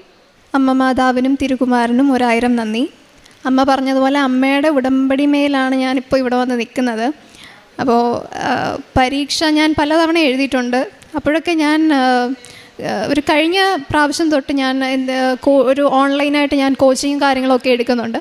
അപ്പം കഴിഞ്ഞ പ്രാവശ്യം ഞാൻ ഭയങ്കര കോൺഫിഡൻ്റ് ആയിരുന്നു, എനിക്ക് കിട്ടും, ഞാൻ അത്ര നന്നായിട്ട് ചെയ്തിട്ടുണ്ട്, ഞാൻ അത്രയും കോൺഫിഡൻ്റ് ആയിട്ട് ഇരിക്കുകയായിരുന്നു. പക്ഷേ റിസൾട്ട് വന്നപ്പം എനിക്ക് PhD ക്വാളിഫിക്കേഷൻ മാത്രമേ കിട്ടിയിട്ടുള്ളൂ. അതിന് അഡ്മിഷൻ എടുക്കാനുള്ള ക്വാളിഫിക്കേഷൻ മാത്രമേ കിട്ടിയുള്ളൂ. അപ്പം അമ്മ എന്നോടിങ്ങനെ പറയുന്നുണ്ട്. അപ്പം അമ്മ ഇവിടെ വരുന്നുണ്ട്, തൈലമൊക്കെ വന്ന് എന്നും പ്രാർത്ഥിച്ച് ഞാൻ പഠിച്ചുകൊണ്ടിരിക്കുമ്പോൾ വന്ന് എൻ്റെ നെറ്റിയിൽ പുരട്ടിത്തരും, വായിൽ തേനൊഴിച്ച് തരും, അതേപോലെ ഉപ്പിട്ട് തരും. പിന്നെ കുറേ നാൾ കഴിഞ്ഞപ്പോഴത്തേക്ക് എനിക്കങ്ങ് വല്ലാതായി. ഞാൻ ഇടയ്ക്ക് അമ്മ കൊണ്ട് തലയിൽ നെറ്റിയിൽ തൈലമൊക്കെ പുരട്ടുമ്പോൾ ഞാൻ കൈ കൊണ്ട് തട്ടിയൊക്കെ മാറ്റിയിട്ടുണ്ട്. അപ്പോൾ ഞാൻ എങ്ങനെയും പഠിക്കട്ടെ. അപ്പോൾ അമ്മ പറയും നീ ആ പ്രാർത്ഥന പഠിക്കുക. ഞാൻ പറയും ഞാൻ എൻ്റെ പഠിക്കണോ അതോ പ്രാർത്ഥന പഠിക്കണോ എന്ന് പറഞ്ഞിട്ട് ഞാൻ ഒരുപാട് അമ്മയോട് ഞാൻ വഴക്കിടും. പക്ഷേ അമ്മ ഇവിടെ വരുന്നതിലോടൊന്നും എനിക്ക് വലിയ എതിർപ്പൊന്നുമില്ലായിരുന്നു. കാരണം അമ്മ ഇവിടെ വന്നതിന് ശേഷം ഒരുപാട് മാറ്റങ്ങൾ അമ്മയ്ക്ക് വന്നത് ഞാൻ നേരിട്ട് കണ്ടിട്ടുണ്ട്. അമ്മ ഒരുപാട് കാലിന് വയ്യാന്നൊക്കെ പറഞ്ഞ് രാവിലെ ബഹളം തുടങ്ങും വീട്ടിൽ. എഴുന്നേക്കടി, അത് ചെയ്യടി, എന്നെ വന്നൊന്ന് സഹായിക്കടി, നിനക്ക് എന്താടി കണ്ണി ചോരയില്ല ഇവിടെ ഉള്ളവർക്ക് ആർക്കും എന്നൊക്കെ പറഞ്ഞിട്ട് അമ്മ കുറേ പറയുമായിരുന്നു. പക്ഷേ ഇവിടെ വന്നതിന് ശേഷം അമ്മയ്ക്ക് ഒരുപാട് മാറ്റം, പോസിറ്റീവായിട്ടുള്ള രാവിലെ എഴുന്നേറ്റ് അമ്മ കുളിച്ചിട്ടാണ് മുട്ടുമേൽ നിന്ന് പ്രാർത്ഥിക്കുന്നത്. അപ്പോൾ അതൊക്കെ കാണുമ്പം ഒരു ബെറ്ററായിട്ടുള്ള ലൈഫ് സ്റ്റൈലിലോട്ട് അമ്മ ചേഞ്ച് ആയല്ലോ എന്നൊക്കെ ഓർത്തിട്ട് ഞാൻ പിന്നീടൊന്നും പറഞ്ഞിട്ടില്ല. അമ്മ ഓക്കെ പോകുന്നെങ്കിൽ പൊക്കോ, പക്ഷേ നമ്മളെ നിർബന്ധിക്കരുതെന്നുള്ള രീതിയായിരുന്നു. അങ്ങനെ ഇരിക്കുമ്പോഴാണ് പരീക്ഷയ്ക്ക് 1 മാസം മുന്നേ ആയിട്ട് ഇതേപോലെ അമ്മ എന്നെയും കൊണ്ട് ഇവിടെ വന്ന് അമ്മ പറഞ്ഞു നീ ഒന്ന് വാ. അപ്പം ഞാൻ വിചാരിച്ചു എന്തെങ്കിലും ആട്ടെ, ഇപ്പം ഞാൻ പഠിച്ചിട്ടിപ്പോൾ എനിക്കൊന്നും കിട്ടാൻ പോകുന്നില്ല, എന്നാൽ പിന്നെ ഇതെങ്കിലും ആട്ടെന്നും പറഞ്ഞ് ഞാനങ്ങ് വന്നതാണ്, ഒന്ന് പരീക്ഷണാർത്ഥം വന്നതാണ്. അപ്പോൾ ഇവിടെ വന്ന സമയത്ത് ഇവിടെ സിസ്റ്റർ ഇങ്ങനെ ഓരോ കാര്യങ്ങളൊക്കെ പറയുകയാണ്. അപ്പം മാതാവിൻ്റെ സാന്നിധ്യം, നമുക്ക് മുല്ലപ്പൂ അഭിഷേകമായിട്ട് വരാം, അല്ലെങ്കിൽ നമുക്ക് മഴവില്ല് കാണാം. അപ്പം ഞാൻ ഇതിൽ നിന്ന് ഇറങ്ങിയ പിന്നെ എപ്പോഴും ആകാശത്ത് നോക്കും, മഴവില്ലുണ്ടോ അല്ലെങ്കിൽ എന്തെങ്കിലും രൂപങ്ങളായിട്ടൊക്കെ നമുക്ക് കാണാം എന്നൊക്കെ ഇങ്ങനെ പറഞ്ഞിട്ടുണ്ടായിരുന്നു. അപ്പോൾ അതൊക്കെ എൻ്റെ മനസ്സിലുണ്ട്. അമ്മ ഇങ്ങനെ നമ്മളിരുന്ന് ഞങ്ങളെ തന്നാലും ആ സാക്ഷ്യങ്ങളൊന്നും ഇരുന്ന് ഞാൻ കേൾക്കത്തില്ല. അപ്പോൾ അമ്മ ഞങ്ങൾ ഇരിക്കുന്നതിൻ്റെ അടുത്ത് അമ്മ സൈഡിൽ വന്നിങ്ങനെ ഇരിക്കും, ഞങ്ങളും കൂടെ കേൾക്കാൻ വേണ്ടിയിട്ട്. അപ്പം ഞാൻ നോക്കാതെ ഞാൻ പിന്നെ ശ്രദ്ധിക്കാൻ തുടങ്ങി എന്താണ് ഓരോരുത്തരും പറയുന്നത്. പ്രത്യേകിച്ച് പരീക്ഷയെക്കുറിച്ചുള്ള സാക്ഷ്യങ്ങളൊക്കെ വരുമ്പോൾ അമ്മ ഇങ്ങനെ എൻ്റെ അടുത്ത് വന്നിരിക്കുന്നത് ഞാൻ ശ്രദ്ധിക്കുന്നുണ്ട്. അപ്പം ഞാൻ ഡയറക്റ്റ് അതിലോട്ട് നോക്കുന്നില്ലെങ്കിലും ഞാൻ സൈഡിൽ കൂടെ അതിരുന്ന് ഇങ്ങനെ ശ്രദ്ധിക്കുമായിരുന്നു. അങ്ങനെ ഇരിക്കുമ്പോൾ ഞാൻ ഈ പറഞ്ഞ പോലെ ഏറ്റവും അടുത്ത് തന്നെ കിട്ടാൻ വേണ്ടി അവിടെ സെൻറ്റർ വെച്ചു. പക്ഷെ ഞങ്ങൾക്ക് കിട്ടിയത് രാമനാഥപുരമാണ്, തമിഴ്നാട്ടിൽ. അപ്പം ഞങ്ങൾ അവിടെ ചെന്ന് ട്രെയിനിൽ പോകുന്ന വഴിക്ക് അമ്മ ഇങ്ങനെ ഒരാൾക്ക് പത്രം കൊടുക്കുന്ന വഴി പുള്ളി പറയുന്നുണ്ട് കൃപാസനം പോലൊരു പള്ളി ഇവിടെ ഉണ്ട്, മാതാവിൻ്റെ വലിയൊരു പള്ളിയാണെന്നൊക്കെ ഞങ്ങളിങ്ങനെ പറഞ്ഞു. മാതാവിൻ്റെ ഇതേപോലെ ഒരു പള്ളി, വലിയ മാതാവിൻ്റെ ഒരു പള്ളി ഉണ്ടെന്നൊക്കെ ഇങ്ങനെ പറഞ്ഞു. അപ്പം ഞങ്ങൾ ശരി അവിടെയൊക്കെ പോകുന്നുണ്ടോ എന്ന് ചോദിച്ചു. അപ്പോൾ പറഞ്ഞു ഞങ്ങൾക്ക് ഇവിടെ സ്ഥലമൊന്നും അറിയത്തില്ല, ഞങ്ങൾക്ക് അറിയില്ല, ഞങ്ങൾക്ക് എവിടെയാണ് സെൻറ്റർന്ന് പോലും അറിയത്തില്ല, ചെന്നിട്ട് വേണം കണ്ടുപിടിക്കാൻ അങ്ങനെയൊക്കെ പറഞ്ഞു. ഇങ്ങനെ നമ്മളവിടെ ചെന്നു. ഈ പറയുന്ന പോലെ നമ്മളെ കൊണ്ടുപോകുന്ന പോലെ നമ്മളെ കൈ പിടിച്ചാണ് ആ മനുഷ്യന്, വാ ഞാൻ റൂം എടുത്തു തരാം, നിങ്ങൾ ഒറ്റയ്ക്ക് പോയി കഴിഞ്ഞാൽ അവർ നിങ്ങളെ പറ്റിക്കും, കൂടുതൽ പൈസ വാങ്ങിക്കും, ഞാൻ റൂം എടുത്തു തരാൻ സാരമില്ല എന്നൊക്കെ പറഞ്ഞ് ഞങ്ങളുടെ കൂടെ വന്ന് എല്ലാം സെറ്റ് ചെയ്ത് വന്ന് അങ്ങനെ ഞങ്ങൾ പരീക്ഷയ്ക്ക് ചെന്നു. അവിടെ ഞങ്ങൾ തലേന്ന് പോയി സെൻറ്ററൊക്കെ നോക്കിയപ്പോഴത്തേക്കും അവിടെ മറിയം കോംപ്ലക്സ് എന്നാണ് എഴുതിയിരിക്കുന്നത്. അപ്പോഴേ അമ്മ പറഞ്ഞു ഇത് മാതാവ് നമ്മുടെ കൂടെ ഉണ്ട്, സഞ്ചാരി മാതാവാണ് നമ്മുടെ കൂടെ വന്നിട്ടുണ്ടെന്നൊക്കെ പറഞ്ഞു. അങ്ങനെ ഞങ്ങൾ മേളിൽ ആ സെൻറ്ററിൽ ചെന്ന് നോക്കുമ്പോൾ അവിടുത്തെ ഇൻവിജിലേറ്റർ അവിടെ നിൽക്കുകയാണ്. അപ്പം അമ്മ പറഞ്ഞു ഇതേപോലെ അമ്മ ഓർത്തു ഇതേപോലെ ചാരനിറം അതേപോലെ നീല നിറത്തിലുള്ള ഉടുപ്പൊക്കെ ഇട്ട് ആരെങ്കിലും അവിടെ നിൽക്കുന്നുണ്ടെങ്കിൽ അത് ഒരു പോസിറ്റീവായിട്ടുള്ളൊരു സൈനാണ്. അപ്പോൾ കറക്റ്റ് ആ പുള്ളി അത് രണ്ടും ഇട്ടുകൊണ്ടായിരുന്നു അവിടെ നിന്ന് ഞങ്ങൾക്ക് ഇറങ്ങി വരുന്നതും ഒക്കെ. അപ്പോൾ അതൊക്കെ കണ്ടപ്പോഴത്തേക്ക് എനിക്കും പിന്നെ കുറേ അന്ന് പിന്നെ പരീക്ഷ ഞങ്ങൾക്ക് ഉച്ചയ്ക്കായിരുന്നു. അന്ന് രാവിലെ അമ്മ പ്രാർത്ഥിച്ച സമയത്ത് എന്നോടും പപ്പയോടും പറഞ്ഞു നിങ്ങൾ വന്ന് മുട്ടിലിരുന്ന് പ്രാർത്ഥിക്കാൻ പറഞ്ഞു. ഞാൻ ശരിയെന്ന് പറഞ്ഞ് ഞങ്ങൾ വന്ന് ആദ്യമായിട്ട് മുട്ടുമേയിരുന്ന് പ്രാർത്ഥിച്ചു. അങ്ങനെ പരീക്ഷയ്ക്ക് പോകാൻ നേരത്ത് ഞാൻ കാശുരൂപ അമ്മ എനിക്ക് ഇവിടെ തയ്ച്ചു വെച്ചാന്ന് ഞാൻ അതേ പിടിച്ചോണ്ടാണ്. എനിക്ക് ഭയങ്കര പേടിയായിരുന്നു ഇവർ പോകുന്ന സമയത്ത് കയറ്റുന്ന സമയത്ത് ആ ഫ്രിസ്കിംഗ് ഒക്കെ ചെയ്യുന്ന സമയത്ത് എങ്ങാനും പിടിച്ചു കഴിഞ്ഞാൽ പിന്നെ നാണക്കേടാണ്, കേരളത്തിൽ നിന്ന് വന്ന് ആകെ മോശമാകുമെന്നൊക്കെ വിചാരിച്ച് ഞാൻ ഭയങ്കര ടെൻഷനായിട്ട് നിന്ന്. പക്ഷേ ഒന്നും ഇതില്ലായിരുന്നു. അവർ കയറിപ്പോക്കാളം പറഞ്ഞു ഏറ്റവും ആദ്യം എന്നെയാണ് കയറ്റി വിട്ടത്. അപ്പം ഞാൻ അവിടെ പോയി എൻ്റെ സീറ്റിൽ ചെന്നിരുന്നു. അങ്ങനെ സീറ്റിൽ ഇരിക്കുമ്പം എനിക്ക് അവിടെ ഒരു ജനാലയുണ്ട്, ജനാലയിൽ കൂടെ എനിക്ക് ആകാശം കാണാം. അപ്പം ഞാൻ വിചാരിച്ചു ദൈവമേ എനിക്ക് ഇവിടെ എന്തെങ്കിലും ഒരു രൂപം കാണിച്ചു തരണം, എനിക്ക് എളുപ്പമാണെങ്കിൽ അല്ലെങ്കിൽ എനിക്കിത് കിട്ടുമെന്നുണ്ടെങ്കിൽ എനിക്കൊരു രൂപം കാണിച്ചു. അപ്പം ഞാൻ കുറേയൊക്കെ നോക്കിയിട്ട് ഒന്നുമില്ല, കുറേ കാക്കയൊക്കെ പറന്നു പോകുന്നല്ലാതെ വേറെ ഒന്നുമില്ല. അപ്പം കുറച്ച് കഴിഞ്ഞപ്പോഴത്തേക്കും ഒരു മുട്ടിൽ കുത്തി നിൽക്കുന്ന ഒരു രൂപം പോലെ എനിക്കിങ്ങനെ ആകാശത്ത് ഇങ്ങനെ കണ്ടു. അപ്പോഴത്തേക്കും എനിക്ക് ചെറിയൊരു സന്തോഷമൊക്കെ വന്നു. അപ്പം ഞാൻ വെച്ചാൽ ഞാൻ ഈ പരീക്ഷ ഞാൻ പൊളിക്കും, എനിക്കെല്ലാം അറിയാവുന്നതായിരിക്കും വരുന്നതെന്ന്. ക്വസ്റ്റ്യൻ വന്നപ്പോഴത്തേക്കും ഞാൻ ഇതുവരെ കണ്ടിട്ട് ഞാൻ ഇത്രയും ഒരു 4ാമത്തെ 5ാമത്തെ അറ്റംപ്റ്റാണ്, പക്ഷേ ഇതുവരെ കണ്ടിട്ടില്ലാത്ത രീതിയിലുള്ള ക്വസ്റ്റ്യൻസ്. മാത്സ് ഒക്കെ ആണെങ്കിൽ എനിക്ക് ഭയങ്കര പാടാണ്. ഇപ്പം ഫൈനൽ ആൻസർ കീ വന്നപ്പോഴും ഞാൻ ഒരു ക്വസ്റ്റ്യൻ ചെയ്തുകൊണ്ടിരുന്നാണ് എനിക്ക് അത്രയും സമയം പോയത്. എനിക്കൊരു 5 ക്വസ്റ്റ്യൻ ഞാൻ അറ്റൻഡ് പോലും ചെയ്തിട്ടില്ല. പക്ഷേ ഇന്നലെ റിസൾട്ട് വന്നപ്പോൾ ഞാൻ പാസ്സായി എന്നുള്ളതാണ്. അപ്പം എനിക്കറിയില്ല എത്രമാത്രം നന്ദി പറഞ്ഞാൽ മതിയാവും എന്നുള്ളത്. പിന്നെ ഞാൻ അന്നേ എഗ്രിമെൻ്റ് എടുത്തിരുന്നു. ഇവിടെ നിന്ന് പോയതിൻ്റെ അന്നേ ഞാനൊരു എഗ്രിമെൻ്റ് ഓൾറെഡി പറഞ്ഞിട്ടാണ് പോയത്. എനിക്ക് കിട്ടുവാണെങ്കിൽ എനിക്ക് അത്രയ്ക്ക് ഉറപ്പായിരുന്നു എനിക്ക് കിട്ടത്തില്ല എന്നുള്ളത്. അപ്പം ഞാൻ കിട്ടുവാണെങ്കിൽ ഞാൻ വന്ന് ഉടമ്പടി അടിക്കാം. കാരണം രാവിലെ എഴുന്നേക്ക് മുട്ടുമ്മയിൽ നിന്ന് പ്രാർത്ഥിക്കാമെന്നൊക്കെ പറയുന്നത് എന്നെക്കൊണ്ട് പറ്റുന്ന കാര്യമല്ല. അപ്പം ഞാൻ എന്നാൽ കിട്ടുവാണെങ്കിൽ വന്നേക്ക് ഉടമ്പടി എടുത്തേക്കാം. അമ്മ അന്ന് ചോദിച്ചു ഉടമ്പടി എടുക്കുന്നു, ഞാൻ പറഞ്ഞില്ല, കിട്ടുവാണെങ്കിൽ എടുത്തേക്കാമെന്ന് പറഞ്ഞു. അങ്ങനെ ഇന്ന് ഞാൻ വന്നു ഉടമ്പടി എടുത്തു. മാതാവിനെ ഏറിയാണ് ഞാൻ ആ ഒരു പ്രദക്ഷിണം വന്നത്. അപ്പം ഒരുപാട് നന്ദി. ഞാൻ ഇനിയും എൻ്റെ സാക്ഷ്യം പറയാനായിട്ട് ആയിരിക്കും ഇവിടെ വരുന്നത്. മാതാവിനും തിരുകുമാരനും 1000 നന്ദി. അതുപോലെ ഒരു കാര്യം കൂടെ പറഞ്ഞോട്ടെ. എക്സാമിൻ്റെ റിസൾട്ട് ഇന്ന് വരുമെന്നാണ് പറഞ്ഞത്. ഇന്നലെ വൈകിട്ട് ഞാൻ ജോലിയൊക്കെ കഴിഞ്ഞ് വന്ന് 5 മണിയായപ്പോൾ ഞാൻ ചോദിച്ചു എടി നാളെ റിസൾട്ട് വരുമോ, 5 മണിയാകുമ്പോഴത്തേ വരുമോ? അന്നേരം പറഞ്ഞു വരുമായിരിക്കുമെന്ന് പറഞ്ഞു. അപ്പം ഞാൻ അവിടെയൊക്കെ ചായയൊക്കെ ഇട്ട് കുടിച്ചിട്ട് ഞാനും ദിവാനിൽ അവിടെ കിടന്നുകൊണ്ട് ഞാൻ കുറേ സാക്ഷ്യങ്ങൾ ഇങ്ങനെ കേട്ടുകൊണ്ടിരിക്കും. അതും പിള്ളേരുടെ വിദ്യാഭ്യാസപരമായിട്ടുള്ള കാര്യങ്ങളൊക്കെ കേട്ടുകൊണ്ടിരിക്കുന്ന സമയത്ത് ഒരു 7 മണി ആവാറായി കാണുമായിരിക്കും. ഇവൾ ലാപ്ടോപ്പ് എടുത്ത് പിന്നെ മൊബൈലും എടുത്തുകൊണ്ട് അങ്ങോട്ട് പോയി. അപ്പോൾ ഞാൻ ഓർത്ത് ഇന്നാളൊരു ഇൻ്റർവ്യൂവിൻ്റെ കാര്യം ഇനി അത് നോക്കുവാണോ അതോ ഇനി വല്ല റിസൾട്ട് വന്നുവല്ലോ അതിനും പറഞ്ഞിട്ടാണോ എന്ന് ഞാൻ വിചാരിച്ചു. പിന്നെ ഞാൻ അറിയുന്നത് ആൻസർ കീ നോക്കാനായിട്ട് അവൾ എടുത്തതെന്ന്. പക്ഷേ പെട്ടെന്ന് എൻ്റെ മനസ്സിൽ തോന്നി പെട്ടെന്ന് പ്രാർത്ഥിക്കണമെന്ന്. ഞാൻ പെട്ടെന്ന് പോയി വെഴുതിരി കത്തിച്ച് ഞാൻ പ്രാർത്ഥിച്ചു. ഇപ്പോൾ ഉടമ്പടി തൈലവും ഉപ്പും ഒക്കെ എല്ലാം കൊടുത്ത് എല്ലാം കഴിഞ്ഞ് അപ്പുറത്തെ റൂമിലോട്ട് പോയപ്പം ഇവൾ പറഞ്ഞു അമ്മേ ദാണ്ട് മെസ്സേജ് വന്നേക്കുന്നു, റിസൾട്ട് വന്നെന്ന് പറഞ്ഞു. ഇവൾ നോക്കിയപ്പോൾ തന്നെ അവൾക്ക് കിട്ടുകയും ചെയ്തു, അവൾ പാസ്സായെന്നും പറഞ്ഞു. അതൊരു ഭയങ്കര ഒരു അനുഗ്രഹമായിരുന്നു. അതിനുശേഷം അവിടെ കൂട്ടുകാരെ അവർ പലരും വിളിച്ചു. അവർക്ക് രാത്രി 10 മണിക്കാണ് പിന്നെ അവർ റിസൾട്ട് അറിയാൻ പറ്റിയത്. അത് പൂർണ്ണമായിട്ട് ഞാൻ വിശ്വസിക്കുന്നു അമ്മയുടെ ഒരു സാന്നിധ്യവും അനുഗ്രഹവുമാണെന്ന് ഞാൻ കോടാനുകോടി നന്ദി പറയുന്നു അമ്മയോടും തിരുകുമാരനോടും.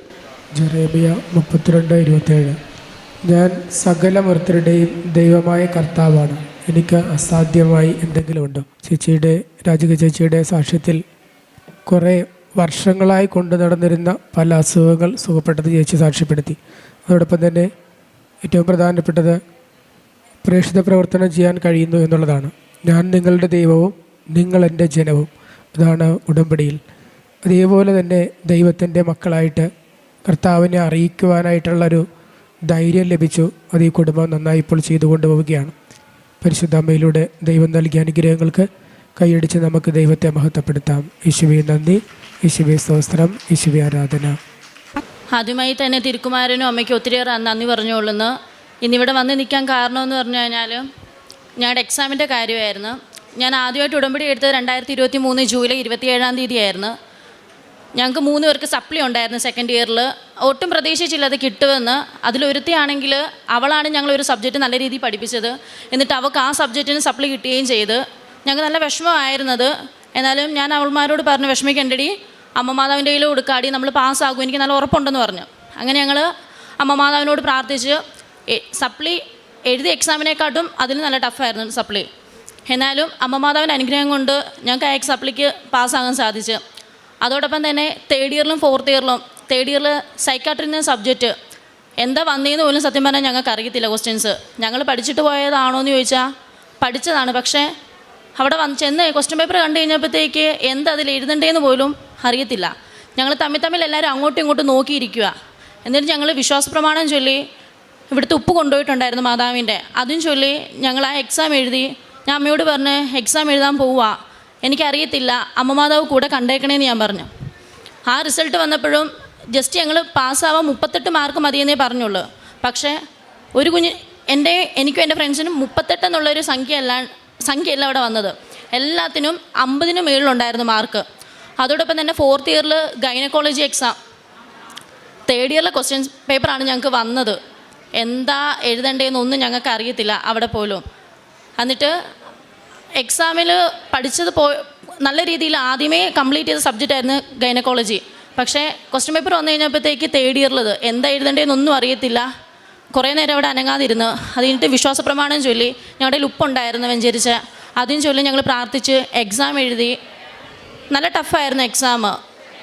അത് കഴിഞ്ഞ് ഞങ്ങൾ തിരിച്ചു വന്ന് ഞങ്ങളെല്ലാം എക്സാം കഴിയുമ്പോഴത്തേക്ക് എക്സാമിന് അവിടെ നിൻ്റെ ദൈവമായ കർത്താവ്, ക്വസ്റ്റ്യൻ പേപ്പറിൽ നിൻ്റെ ദൈവമായ കർത്താവ് വിജയം നൽകുന്ന യോദ്ധാവ് നിൻ്റെ മധ്യമുണ്ട്, സെഫാനിയ 3:17 എന്ന വാക്യം ഞങ്ങൾ എഴുതുമായിരുന്നു. എന്നിട്ടാണ് ഞങ്ങൾ ഹോളിൽ നിന്ന് പുറത്തിറങ്ങിയത്. തിരിച്ച് ആ ക്വസ്റ്റ്യൻ പേപ്പർ കൊണ്ട് ഞങ്ങൾ പ്രാർത്ഥിക്കുമായിരുന്നു. റിസൾട്ട് വന്ന് 38 മാർക്ക് വേണേന്ന് ഞങ്ങൾ പ്രാർത്ഥിച്ചുള്ളൂ. പക്ഷേ 38 അല്ല, അതിലും കൂടിയ നല്ല മാർക്ക് 50-ന് മേളിലും 60-ന് മേളിലും ഞങ്ങൾക്ക് മാർക്ക് തന്ന അമ്മ മാതാവ് ഞങ്ങൾ അനുഗ്രഹിച്ച്.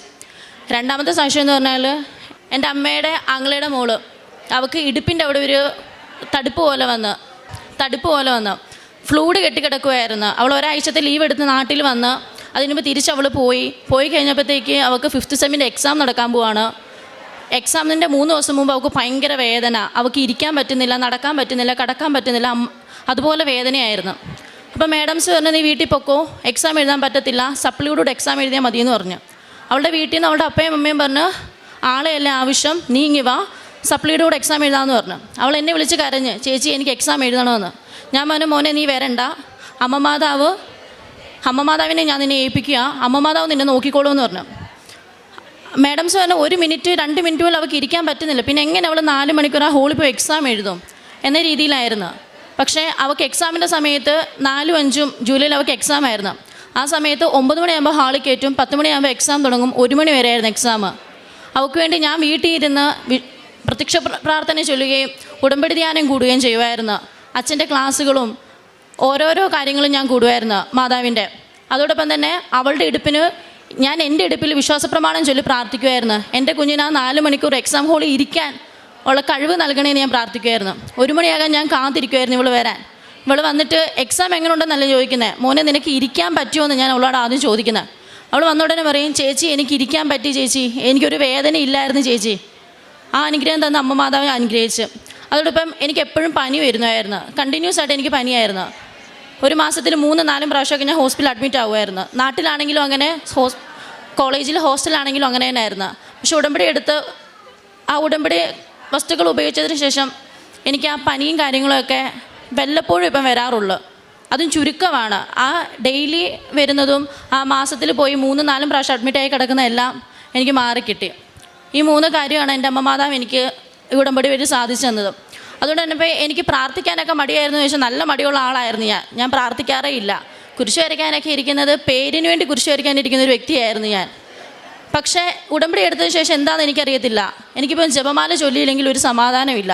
ഞാനിപ്പോൾ എത്ര തിരക്കാണെങ്കിലും ഏത് സാഹചര്യത്തിൽ നിൽക്കുകയെന്ന് പറഞ്ഞാലും എത്ര ടെൻഷൻ അടിച്ച് നിൽക്കുകയെന്ന് പറഞ്ഞാലും എനിക്ക് ആ ജപമാല അന്ന് ദിവസം ഞാൻ കിടക്കുന്നതിന് മുമ്പ് ഞാനിത് ചൊല്ലിയില്ലെങ്കിൽ എനിക്കൊരു സമാധാനം വരാത്ത സിറ്റുവേഷനായി. ഇപ്പം എനിക്കതില്ലാണ്ട് ഒരിക്കലും ഇപ്പം പറ്റാത്ത അവസ്ഥയാണ്. അതുപോലെ തന്നെ ജോസഫ് അച്ഛൻ്റെ ഡെയിലി ബ്ലെസ്സിങ് എന്നും കൂടുകയും എൻ്റെ ഫ്രണ്ട്സിന് കൊടുക്കുകയും വാട്സപ്പിലും സ്റ്റാറ്റസ് ഇടുകയും എൻ്റെ ഫ്രണ്ട്സിന് അതെല്ലാം ഷെയർ ചെയ്യുകയും ചെയ്യുമായിരുന്നു. അപ്പോൾ ഒത്തിരി പേര് എന്നെ കളിയാക്കിയിട്ടുണ്ട്, നീ എന്തിനാണ് ഇത് ചെയ്യുന്നത്, നിനക്ക് എന്താ കിട്ടാനുള്ളത്, അപ്പുറത്ത് മാതാവിൻ്റെ രൂപക്കൂട്ട് നിന്നെയും കയറ്റി നിർത്താമെന്നൊക്കെ ഇങ്ങനെ പറയുമായിരുന്നു. ഞാൻ കളിയാക്കുന്നവരോടൊക്കെ എനിക്കിതേ ഇന്ന് എൻ്റെ ദൈവമാതാവ് എന്നെ ഇവിടം വരെ കൊണ്ട് നിർത്തി. ഒത്തിരിയേറെ അനുഗ്രഹങ്ങൾ നൽകി എൻ്റെ ദൈവമാതാവ് എന്നെ ഇവിടം വരെ നിർത്തിയിട്ടുണ്ട്. ഞാൻ ഇവിടുന്ന് പത്രം മേടിച്ച്, ഞാൻ ആന്ധ്രയിലാണ് പഠിച്ചുകൊണ്ടിരുന്നത്, തെലുങ്ക് പത്രമായിരുന്നു മേടിച്ചുകൊണ്ടിരുന്നത്. ഞാൻ തെലുങ്ക് പത്രം മേടിച്ച് അവിടെ ഹോസ്പിറ്റലിലും അവിടെയുള്ള തെലുങ്ക് സ്റ്റുഡൻസിനൊക്കെ കൊടുക്കുമായിരുന്നു. ആദ്യമൊക്കെ എനിക്ക് ഭയങ്കര മടിയായിരുന്നു പത്രം കൊടുക്കാൻ, ഞാൻ കൊടുക്കില്ലായിരുന്നു. മേടിച്ച പത്രം വെറുതെ വീട്ടിൽ കൊണ്ട് വെക്കുമായിരുന്നു. പിന്നെ എനിക്ക് തന്നെ എന്തോ എന്നോട് തന്നെ ഒരു ഇത് തോന്നി, എന്താണെന്ന് നീ കാണിക്കുന്നതെന്നുള്ളൊരു ഒരു ഇത്. പക്ഷെ പിന്നെ എനിക്ക് ആ ഒരു മടിയൊക്കെ എന്നിൽ നിന്ന് മാറ്റി, ആരെന്ത് വിചാരിച്ചോട്ടെ എനിക്കതിലൊന്നും ഒരു കുഴപ്പമില്ല എന്നുള്ള രീതിയിൽ ഞാൻ പത്രമൊക്കെ മേടിക്കുകയും അതുകൊണ്ട് കോളേജിലെ തെലുങ്ക് സ്റ്റുഡൻസിനും അവിടെയുള്ള ഹോസ്പിറ്റലിലെ എല്ലാ രോഗികൾക്കും ഞാൻ കൊണ്ട് കൊടുക്കുമായിരുന്നു. ഞാൻ എന്നിട്ട് നോക്കുമായിരുന്നു അവർ ഈ പത്രം വായിക്കുമോ, എന്ത് ചെയ്യുമെന്ന് ഞാൻ ശ്രദ്ധിക്കുമായിരുന്നു. ഞാൻ കൊടുത്തതിൽ ഞാൻ പ്രാർത്ഥിച്ച് കൊടുക്കുമായിരുന്നു. അപ്പം കുറേ പേരൊക്കെ എൻ്റെ മുമ്പിലിരുന്ന് തന്നെ ആ തെലുങ്ക് പത്രം വായിച്ച് തീർന്നിട്ടുണ്ട്. ഞാൻ ഡ്യൂട്ടി കഴിഞ്ഞ് ഇറങ്ങുന്നതിന് മുമ്പ് തന്നെ അവരെ പത്രമൊക്കെ വായിക്കുമായിരുന്നു. പിന്നെ കാരുണ്യപ്രവർത്തനം എന്ന് പറഞ്ഞു കഴിഞ്ഞാൽ എനിക്ക് ആദ്യം ഭയങ്കര ദേഷ്യവും കാര്യങ്ങളൊക്കെ ആയിരുന്നു. പേഷ്യൻസിനോടാണെങ്കിലും ഞാൻ നല്ല രീതിയിലൊന്നും സംസാരിക്കില്ലായിരുന്നു. എനിക്ക് ഭയങ്കര ദേഷ്യമുള്ള ആളായിരുന്നു. പക്ഷേ ഉടമ്പടി എടുത്തതിന് ശേഷം ഞാൻ കുറേ അങ്ങ് സൈലൻ്റ് ആയിപ്പോയി. കുറേ നല്ല രീതിയിൽ ഞാൻ സൈലൻ്റ് ആയിപ്പോയി. ഹോസ്പിറ്റലിൽ ചെന്നാലും പേഷ്യൻസിനോടൊക്കെ നല്ല കാര്യവും അവർക്ക് വേണ്ട കാര്യങ്ങളൊക്കെ ഞാൻ ചെയ്തു കൊടുക്കുമായിരുന്നു. എഫേസോസ് 3:20 നമ്മിൽ പ്രവർത്തിക്കുന്ന ശക്തിയാൽ നാം ചോദിക്കുന്നതിലും ആഗ്രഹിക്കുന്നതിലും വളരെ കൂടുതൽ ചെയ്തു തരാൻ കഴിയുന്നു. യേശുവിൽ പ്രിയമുള്ളവരെ, ജോമോളും കൂട്ടുകാരുമായി ചേർന്ന് വന്ന് പരിശുദ്ധമ്മ ഒരുമിച്ചവരെ സന്തോഷിപ്പിച്ചു. ഒരുമിച്ചവർ അമ്മ മാതാവിൻ്റെ അടുത്ത് വന്ന് നന്ദി പറയുകയാണ്. വളരെയധികം സന്തോഷമുണ്ട്. അമ്മ മാതാവിന് ഇതേപോലെ നിങ്ങൾ സന്തോഷിക്കുന്ന പോലെ തന്നെ അമ്മ മാതാവിനും നിങ്ങളെക്കുറിച്ച് സന്തോഷമുണ്ട്. കാരണം അവർക്കൊരുമിച്ച് ചോദിച്ചു, ഒരുമിച്ച് കൊടുത്തു. സെഹേനൂട്ട് ശാലയിൽ അമ്മ ഒരുമിച്ച് പ്രാർത്ഥിച്ചപ്പോൾ അവർക്ക് പരിശുദ്ധാത്മാവിനെ നൽകിയതുപോലെ ആ മക്കൾക്ക് ഒരുമിച്ച് വന്ന് സാക്ഷ്യം പറയുവാൻ സാധിച്ചത് വളരെയധികം വലിയ കാര്യമാണ്. അമ്മയോട് ഇതുപോലെ നന്ദി പറയാൻ തയ്യാറായി എല്ലാവരും വരണം. ആ മോൾക്ക് ഭയങ്കര പേടിയായിരുന്നു പരീക്ഷ എഴുതാൻ പറ്റുമോ എന്ന്. 1 മണിക്കൂർ ഇരിക്കാൻ സാധിക്കാത്ത മകളെ 5 മണിക്കൂർ 9 മണിക്കൂറൊക്കെ ഇരുത്തിയെന്ന് 2 സമയം ഇരുത്തിയെന്ന് അവർ നമ്മളോട് പറയുകയുണ്ടായി. അത് പരിശുദ്ധ അമ്മ തന്നെയാണ്. ആ വിശ്വാസമാണ് അവരിവിടെ വെളിപ്പെടുത്തുന്നത്. അവരൊരുമിച്ച് വന്നത്, ഒരുമിച്ച് വന്ന് പ്രാർത്ഥിച്ചു, ഒരുമിച്ച് വന്ന് സാക്ഷ്യം പറയുന്നു, ഒരുമിച്ച് ജയിച്ചു. അത് വലിയ സാക്ഷ്യമാണ് അമ്മ കൊടുത്തത്. ഈ അമ്മ ഇവർക്ക് കൊടുക്കുന്ന ഓരോ നിമിഷവും ചെയ്യുന്ന ഓരോ അനുഗ്രഹത്തിനും പരിശുദ്ധമ്മയ്ക്ക് എത്ര നന്ദി പറഞ്ഞാലും പോരാ, എന്ത് കൊടുത്താലും പോരാ. പ്രിയമുള്ളവരെ, ജപമാല ചൊല്ലാൻ മടിയായിട്ടിരുന്ന ആ മോൾക്ക് ഇപ്പോൾ ജപമാല ചൊല്ലിയില്ലെങ്കിൽ എന്തോ കുറവ് പോലെയാണ്. നേരത്തെ അതെല്ലാം മടിയായിട്ടിരുന്നെന്നാണ് അവർ പറയുകയുണ്ടായത്. ഇപ്പോൾ അതിൽ വലിയ സന്തോഷമുണ്ട്. പരിശുദ്ധമ്മ ജപമാലയുടെ മധ്യസ്ഥയാണ്. ജപമാല ചൊല്ലിയാണ് അമ്മ ഇത്രയും വരെ എത്തിയെന്ന് അമ്മ നമ്മളോട് കാണിച്ചു തന്നിട്ടുണ്ട്. അതുകൊണ്ട് ആ മോളും ജപമാല ഭക്തി വർദ്ധിപ്പിച്ചു. കാരുണ്യപ്രവൃത്തിയും പ്രേക്ഷിത പ്രവർത്തനവും ചെയ്തു. ആ മോള് ദൈവത്തെ മഹത്വപ്പെടുത്തിയെന്ന് നമ്മളോട് പറയുകയുണ്ടായി. ദൈവത്തെ മഹത്വപ്പെടുത്തുമ്പോൾ ദൈവം അവർക്ക് നിത്യജീവനിലേക്ക് ഇതെല്ലാം മാറ്റുകയും അവർക്ക് ഭൂമിയിൽ ജീവിക്കുമ്പോൾ തന്നെ അനുഗ്രഹം കൊണ്ടവരെ ഒഴുക്കി കൃപയാൽ നിറയ്ക്കുകയും ചെയ്യുന്നതായിട്ട് നമുക്ക് കാണാൻ അവർ വഴി നമുക്ക് സാധിച്ചു. പരിശുദ്ധമ്മേ, അമ്മ തൻ്റെ പുത്രനോട് ഇവർക്ക് വേണ്ടി നിരന്തരം പ്രാർത്ഥിച്ച് നന്ദി പറയാൻ ഇവർ കടന്നു വന്നതിനെ ഓർത്ത് നമ്മൾക്ക് ഈശോയ്ക്ക് നന്ദി പറയാം. അതോടൊപ്പം കരങ്ങളടിച്ച് നമുക്ക് ഇവർക്ക് നന്ദി പറഞ്ഞു.